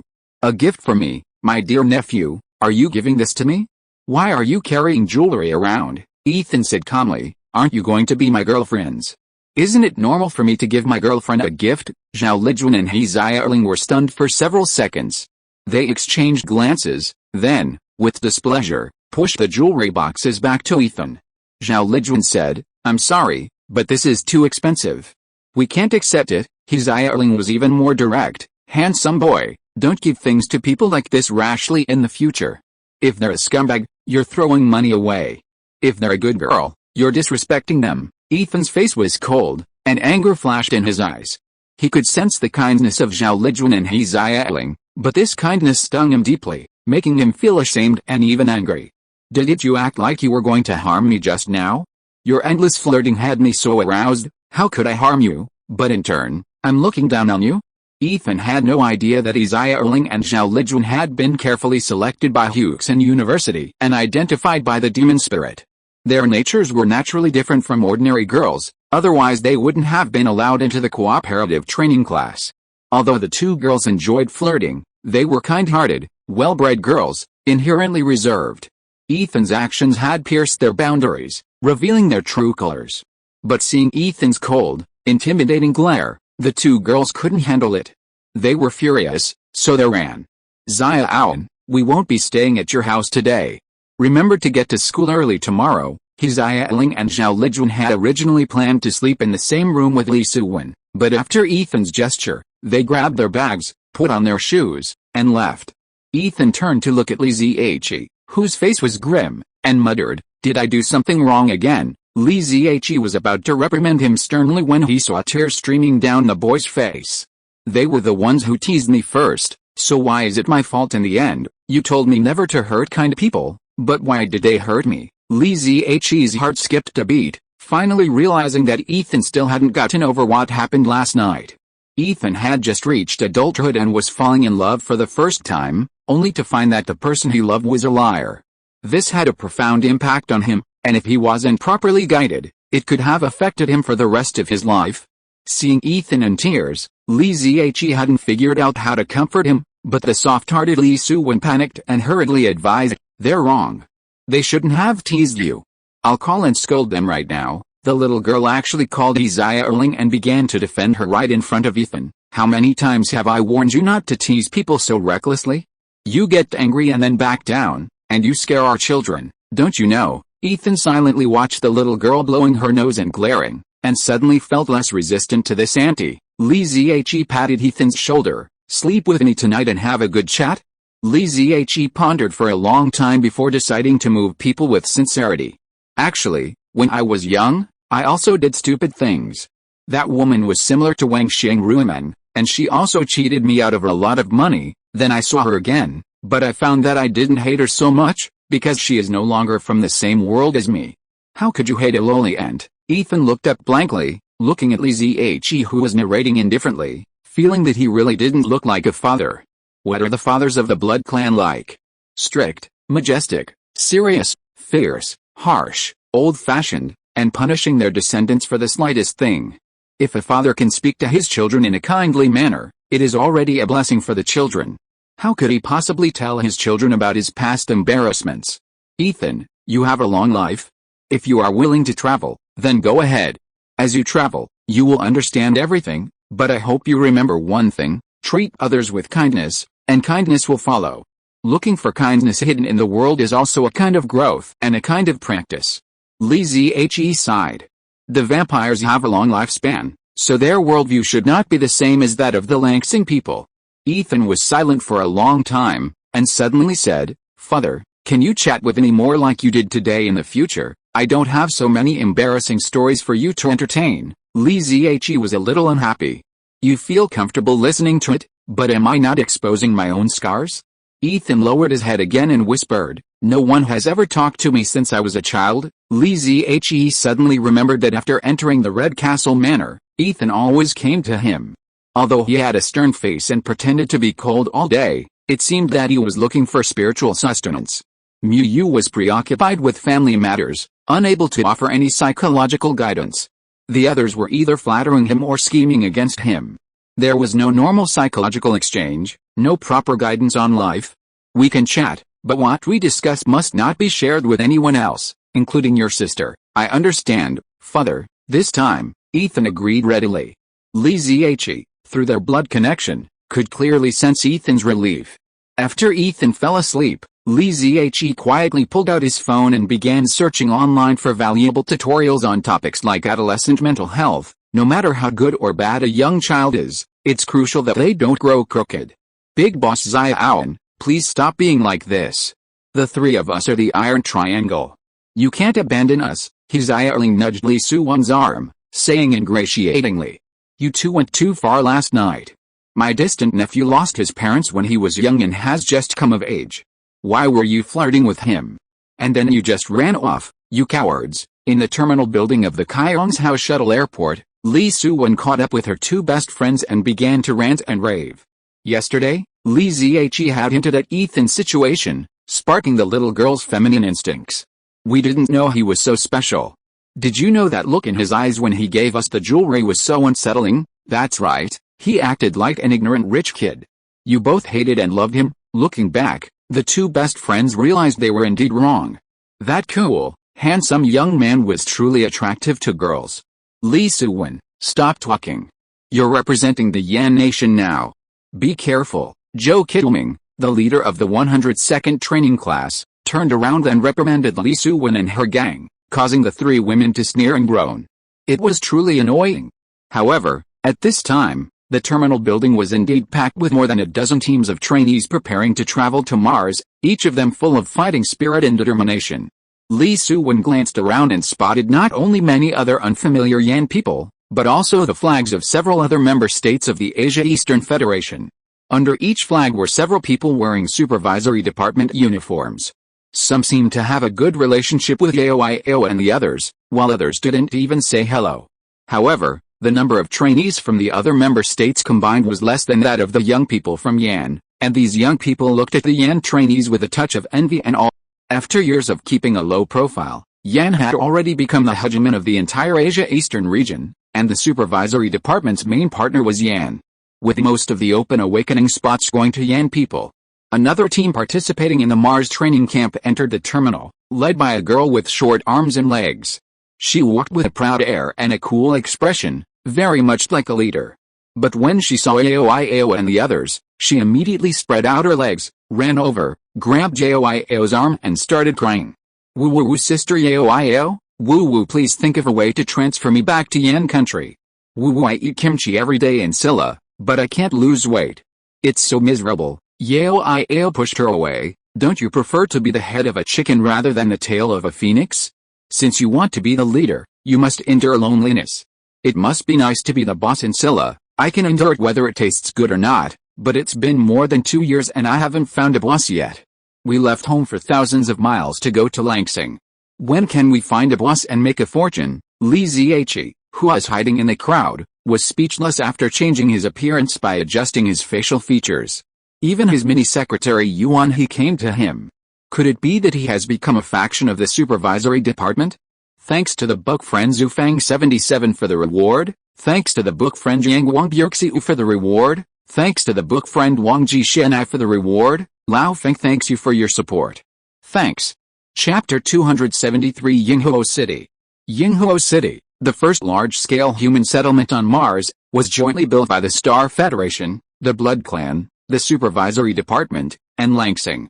Because Yinghuo's infrastructure company undertook a significant portion of the construction, it was granted the naming rights for the city, taking the name Yinghuo. A transparent protective dome, hundreds of meters high, encompasses hundreds of square kilometers, allowing weak sunlight to penetrate while blocking the natural escape of artificial oxygen. Yinghuo City is divided into two major urban areas, east and west, with a bustling commercial and communication district nestled between them. Long streets, rows of buildings, storefronts, neon lights lit before dark, and a bustling flow of people, neither too crowded nor too sparse, give the commercial district a more vibrant atmosphere than the DC district occupied by Langsing. If it weren't for the blue hue of the evening sun and the hundreds of meters high transparent dome that encloses the communication district, it would have resembled a small 4th or 5th tier city on Langsing. Many of the storefronts and showrooms along the commercial streets belonged to Langsing, displaying a dazzling array of clothing, daily necessities, music, movies, books, and more, striving to showcase Langsing's unique products and culture. Others belonged to the Star Federation, the Blood Clan, and other factions, as well as numerous interstellar merchants seeking fortune through various channels. The diverse array of goods and merchandise also attracted a diverse group of Langsing merchants.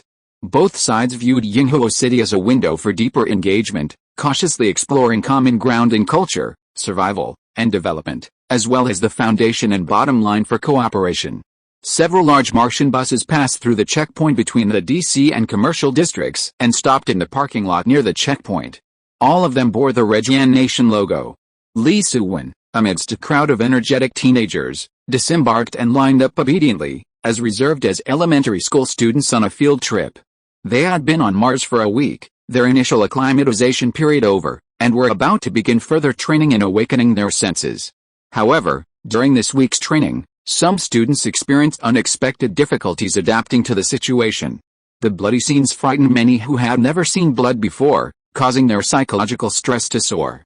With a student's mental state unstable, the effectiveness of the acclimatization training was greatly reduced, and many even began to fear psychics. Research data shows that the younger the age, the higher the chance of awakening psychics, but the mortality rate is also staggering. Attempting psychic awakening under these circumstances would increase the risk several times over. The Yan Nation instructors, in consultation with management, decided to organize a tour of the commercial district to ease the students' psychological stress. If anyone still couldn't withstand the tour, they would be forced to return to Langsing, forever losing their chance at becoming an official psychic. After getting off the bus, everyone must move in a group. Keep your translation bracelets and wireless headsets powered on. Do not stray from the group. Follow all instructions, the portly Yan Nation leader shouted with considerable force, repeatedly emphasizing foreign affairs discipline.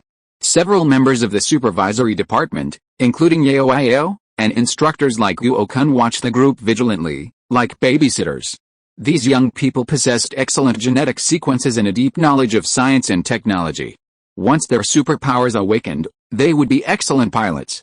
According to the secret cooperation agreement between the supervisory department and Yan Nation, the supervisory department could select a select group from the joint training class to officially join the federal supervisory department. Therefore, Li Suwan and the others were considered precious treasures by both the Yan Nation military and the supervisory department. Everyone, follow us forward. Do not interact with strangers. Do not discuss anything related to our Yan Nation. Listen carefully to the instructor's explanations. The chubby leader walked at the front of the group, leading the excited group of Yan Nation youths forward. Several experienced instructors began explaining to everyone what they could touch and what they should stay away from in the commercial area, as well as who is dangerous and who they could approach. This knowledge would be essential for Li Suwan and the others' future journeys into the starry sky. However, Li Suwan and the others weren't particularly interested in the unknown rock specimens, cultural texts, or even weaponry. It was the strangely dressed interstellar friends and the ferocious yet cute exotic animals that elicited the young people's exclamations and cheers. Before entering the commercial area, Li Suwan and the others were each given 10,000 star coins and pocket money, allowing them to purchase some Star Alliance souvenirs. After all, shopping is one of the best ways to relieve tension, and it was beneficial for the trainees at this time. Wow, look! Isn't that Baby Yoda? Yeah. I've seen him in Star Wars. He's incredibly smart and even has the superpower of telekinesis. In the window of a street-side shop, a few adorable green pets caught the attention of the teenagers. Their adorable big ears and goofy black eyes unleashed a powerful, devastating effect on the group of young men and women. Wow! If I had a pet like that, and showed it off to those wealthy Middle Easterners who keep lions and tigers, their turbans would fly off their headscarves. I like these pets, too, but I wonder if they were privately owned. The shop owner, a simple-looking man, saw so many starry-eyed young men and women and immediately switched on his language translator and got down to business. This is a high-level pet from Butama. Its intelligence is a whopping 130. It's definitely adapted to the land star environment. And after spending time with it, it can even help with laundry and cooking. Wow! The shopkeeper's introduction captivated the Yan Nation youngsters, even Li Suwan, who crowded to the front to greet Baby Yoda. Seeing that the Yan Nation leader didn't stop them, a beautiful girl finally asked, "How much is one?" The shopkeeper held up 2 fingers. "Only 2,000 milliliters of blood. 2,000 milliliters of blood for one. You want our blood?" Li Suwan and the others were surprised. Hearing the translation voice coming from their headphones, the portly team leader and instructor approached cautiously, sternly gazing at the honest shopkeeper. The training camp had strict rules for leaving Landstar.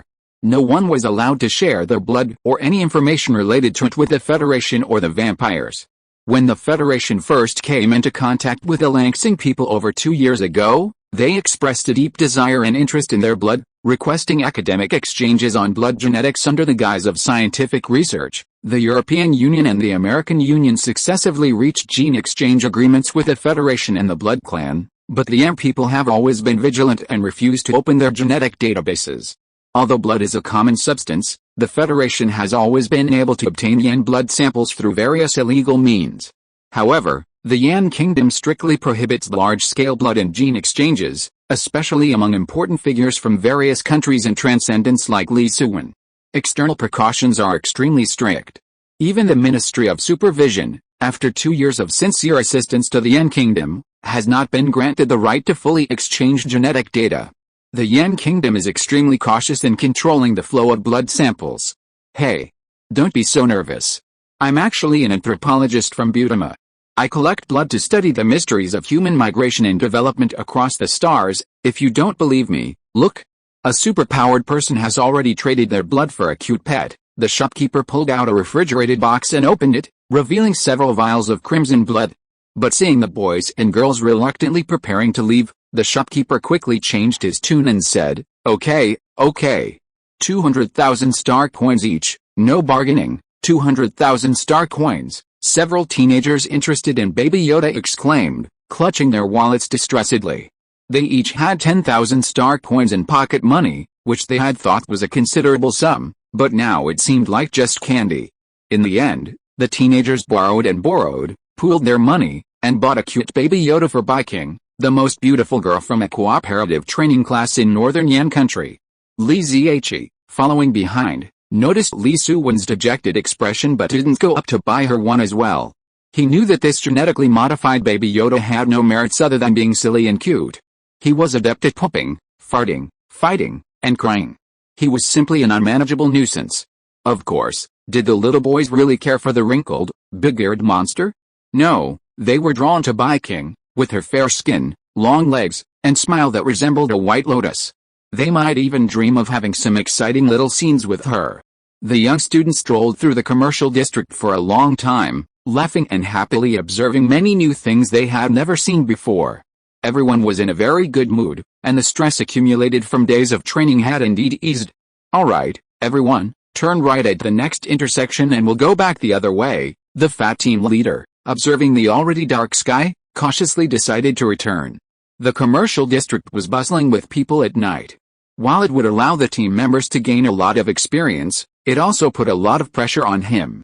Having spent 2 years on Mars, the portly leader understood the preciousness of Yan Nation's stable society. Even Langsing's most unsafe city was far more peaceful than Yinghuo City's commercial district. The teenagers, in their teens and 20s, were highly disciplined and obediently followed their leader's instructions. But as they turned the corner, something unexpected happened. A group of American soldiers approached, a dark-skinned man clutching a Baby Yoda. Upon seeing each other, the two babies' large, black eyes suddenly turned red. Yo-woo, the Baby Yoda in Bai King's arms suddenly let out a sharp cry, breaking free from its tender white arms and waving its tiny claws as it charged at the black man.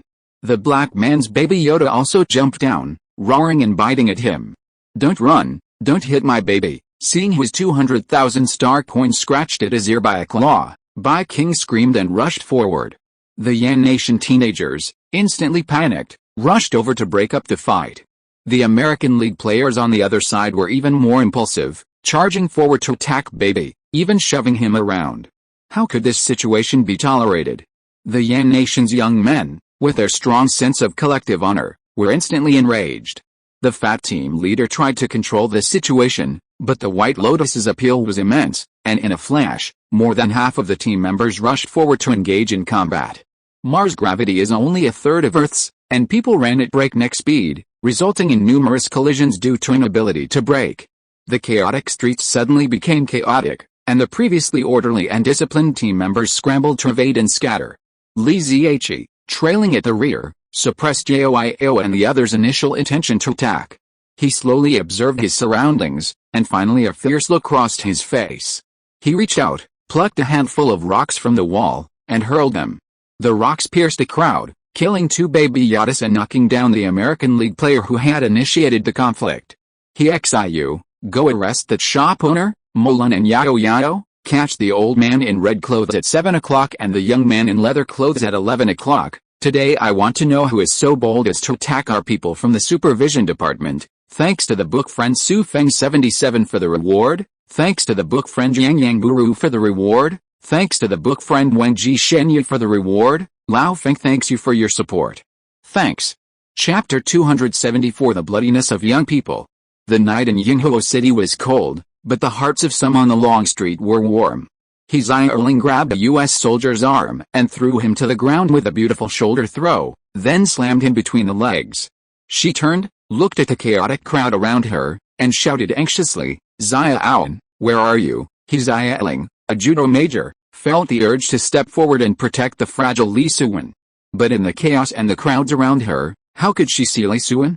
Xiaowan's training uniform was torn, revealing her entire right arm.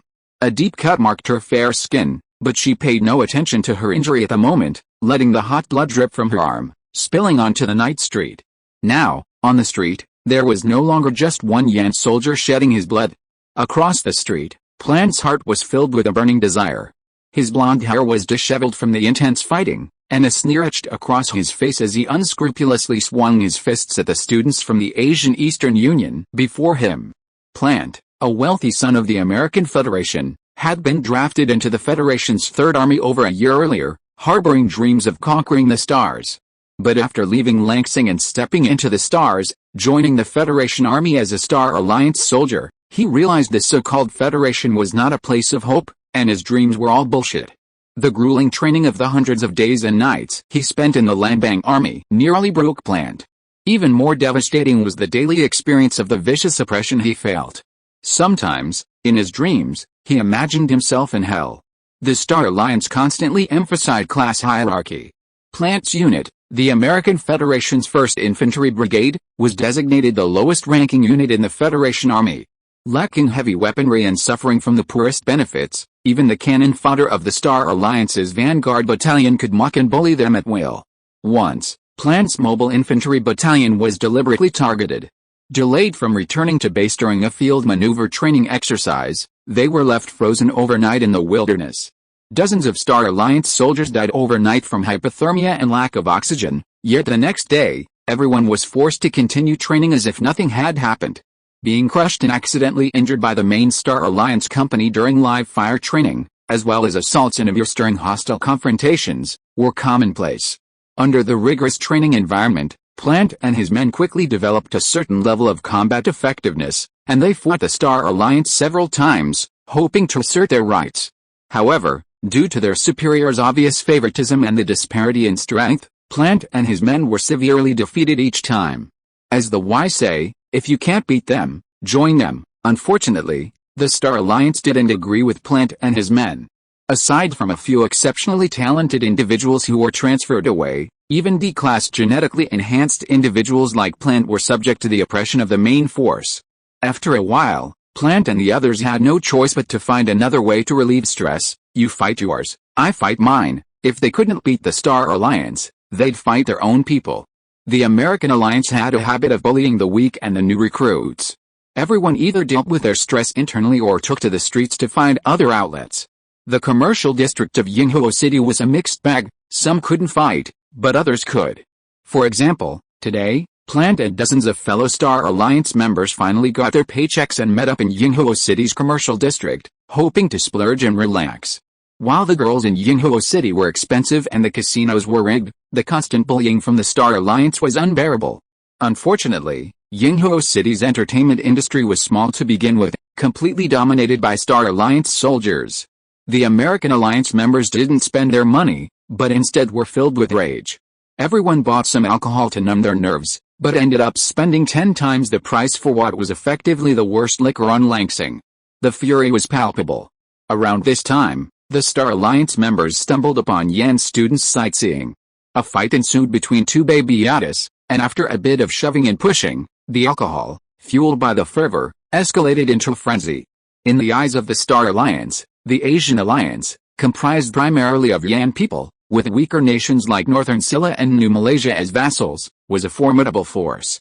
These Yan people are truly foolish. A bunch of new recruits who've never fought before dare to pick a fight with our elite troops. What a thrill. Planned, an F-class genetic superpower and company commander in a mobile infantry battalion, possessed impressive combat skills, and felt a surge of invincibility in his street fights with the Yan students. These Yan students, especially the Yan students, were full of hot-blooded fighting fervor, and when one was bullied, the others would rush forward. But students are students, either displaying flashy tactics or employing rudimentary techniques, lacking any combat experience. Compared to soldiers like Plant, who had endured rigorous training with the possibility of death at any moment, they were far from ruthless and decisive.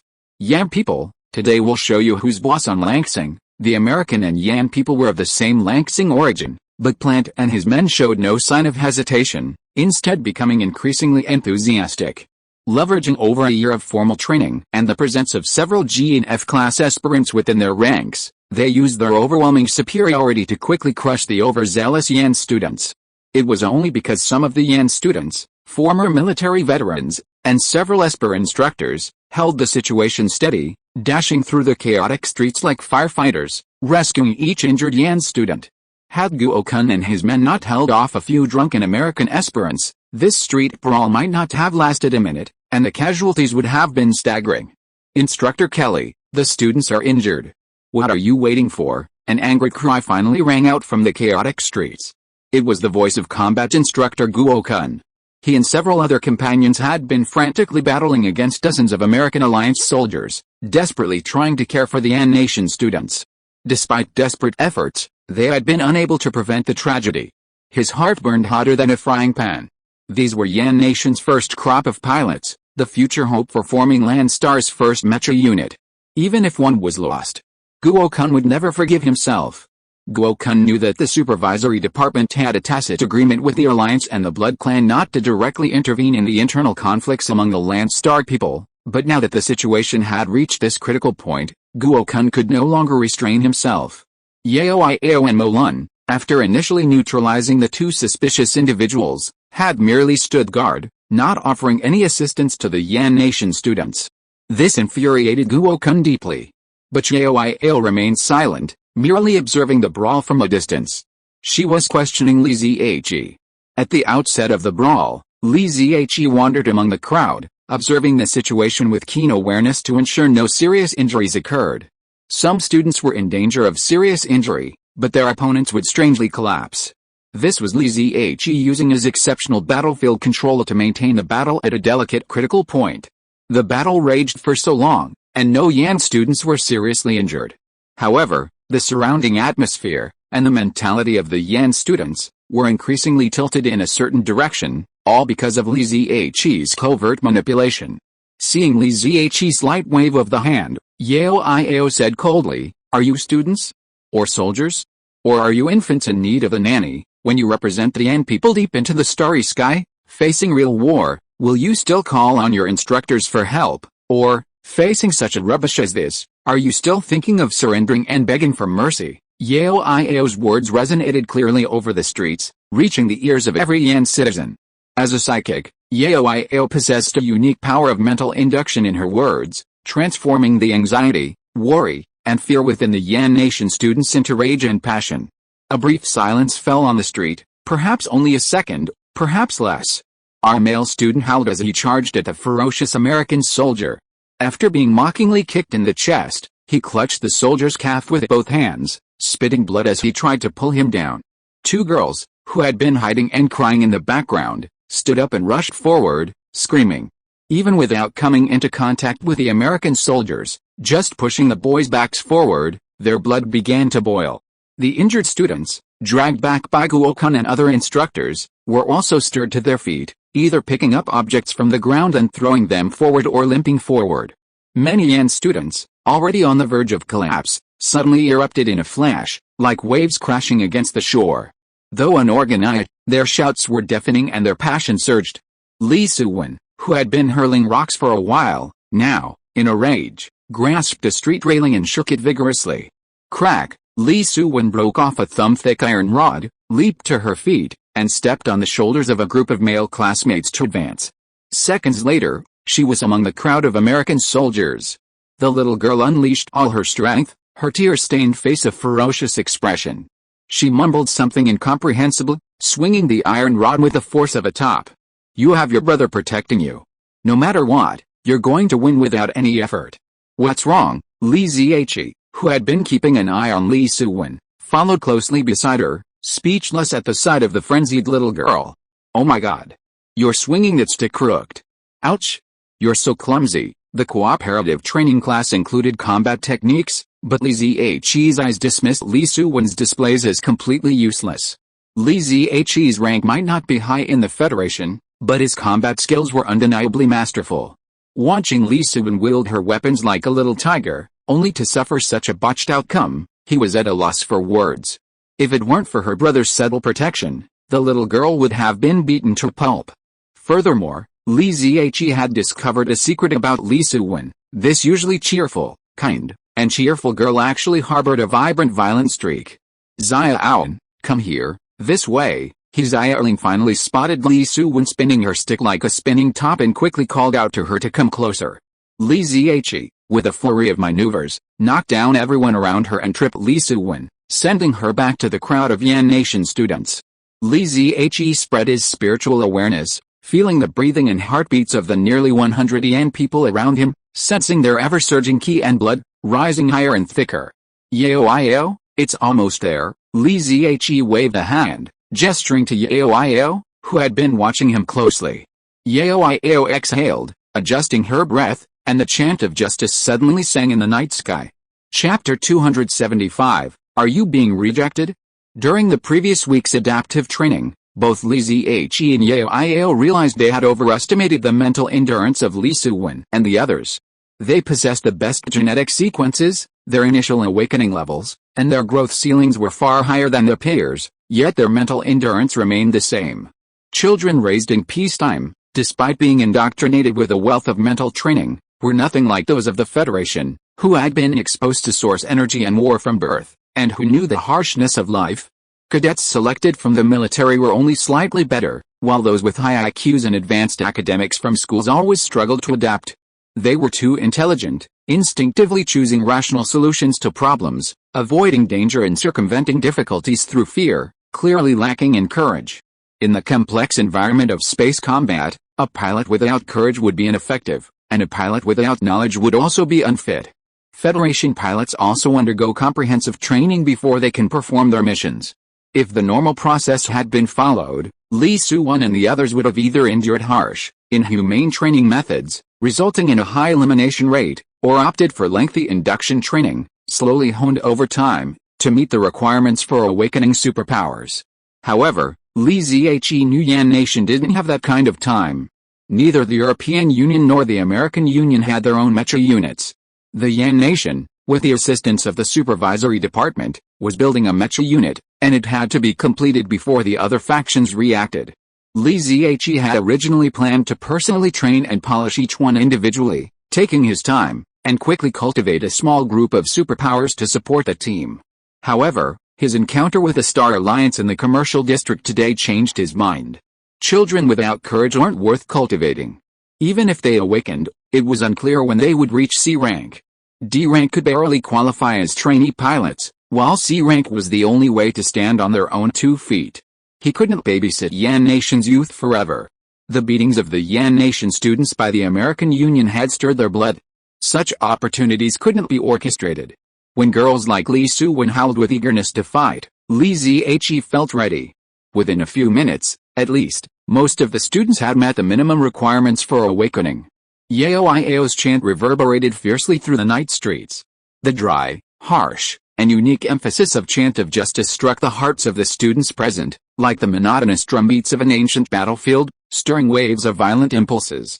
The source energy molecules scattered across the surface of Mars began to be guided by the song, slowly surging around the students, resonating with the fervent blood in their bodies, and then slowly seeping into their bodies, flowing in a violent yet orderly torrent along with the song. It hurts, some students felt unwell, while others began to convulse and vomit. Yao cast a questioning look at Li Ziyi halfway through her song. The source energy concentration on Mars was far lower than that in the Federation, making awakening less dangerous. However, with Yao's strength, helping so many people awaken simultaneously was beyond her ability to achieve perfection. Li Ziyi joined Yao in singing. His voice was desolate, high-pitched, and resounding, a near-hysterical cry, forcibly capturing and gathering the raging forces, taming them as docilely as possible. Furthermore, Li Ziyi's chant shifted seamlessly, channeling not only the fluctuations of source energy but also the surge in blood and passion of the surrounding students. The brawl on the long street had begun to subside, but under the deliberate guidance of Li Ziyi and Yao, the students charged even more fiercely towards the American forces. Many students were overcome with excitement, like warriors braving a bloody battle, shoulder to shoulder with their comrades, charging towards the enemy lines. Some even possessed scattered auras. The onlookers were stunned. They had never expected to hear the chant of justice from the supervisory department in such an open space. At the end of the previous era of civilization, the temple gathered most of its spiritual preachers into fixed sanctuaries. By the beginning of the second era, it essentially controlled the Federation's superpower awakening and cultivation system. Aside from the Federation's established families, who had made preparations at the end of the previous era, the rest of the common people were either exceptionally gifted, naturally awakening their ancestral memories and acquiring the skills to harness source energy, or they could only seek refuge with aristocratic families, the temple, or the supervisory department in hopes of a passive awakening. Aside from genetic enhancements, which offered low ceilings and difficult advancement, the chant of justice offered the most accessible path to superpowers for commoners. However, this most likely opportunity was one that most people would never encounter. Li Suwen felt the blood in her chest surge like a giant wave, rising higher and stronger with the beat of the drums. Following the song and her companions, she continued forward, feeling the roar in her mind. It was as if she could see the desolate land in the distance, the dark mass of enemies on the horizon, and her comrades around her, clad in tattered armor but brimming with passion and fighting spirit. Boom! A chaotic stream of memories surged through Li Suwen's mind. A power hidden within her, ages hidden, erupted like a dragon summoned, its fangs bared and claws bared. Faint starlight flickered around Li Suwen, dancing like beautiful fireflies before slowly forming a starry ring, affecting Xia Erling and Zhao Lijuan beside them. The instructor, who had just been punching and kicking students, was stunned. He felt a call of the desolate song, a miraculous surge of power within him. After receiving a genetic enhancement, he had become an F-class super soldier. Given the Americans' position within the Federal Army, obtaining higher-level genetic enhancements was already difficult. But now, he seemed to see an opportunity for advancement, and this opportunity came from his own enemies. Foolish Yan people, you gave me a chance.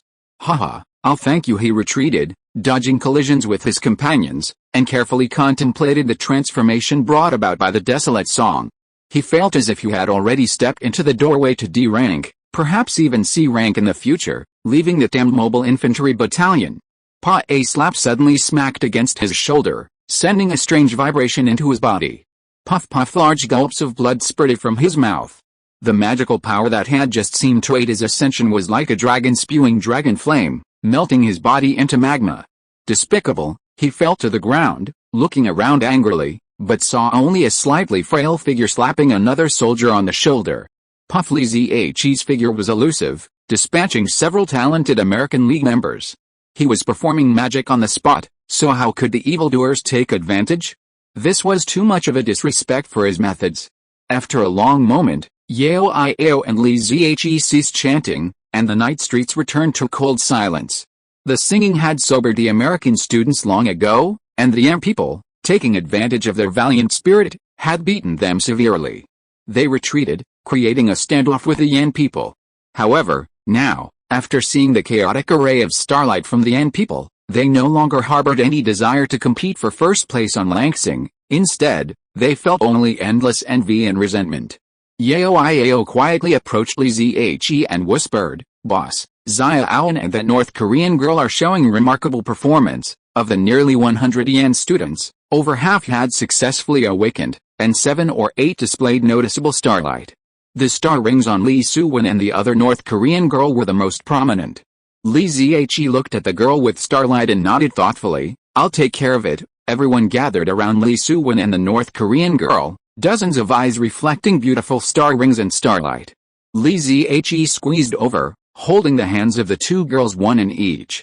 The star swirl in his body spun rapidly, and soon he guided the two girls to resonate, absorbing his star rings and starlight into his body.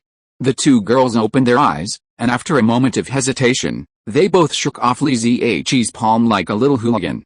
Li Zhe was a little embarrassed. He had come to Mars this time to adjust his facial features to the maximum angle. His appearance was only 30% similar to his original appearance, and his appearance was only 70%. "I'm just a little ugly, so I'm disliked?" End of this chapter. Thank you very much for reaching the end. Don't forget to like. Looking for more exclusive content and immediate access? Subscribe to our Patreon. Remember, every like, subscription, or donation encourages us to continue. Thanks to everyone. See you in the next video.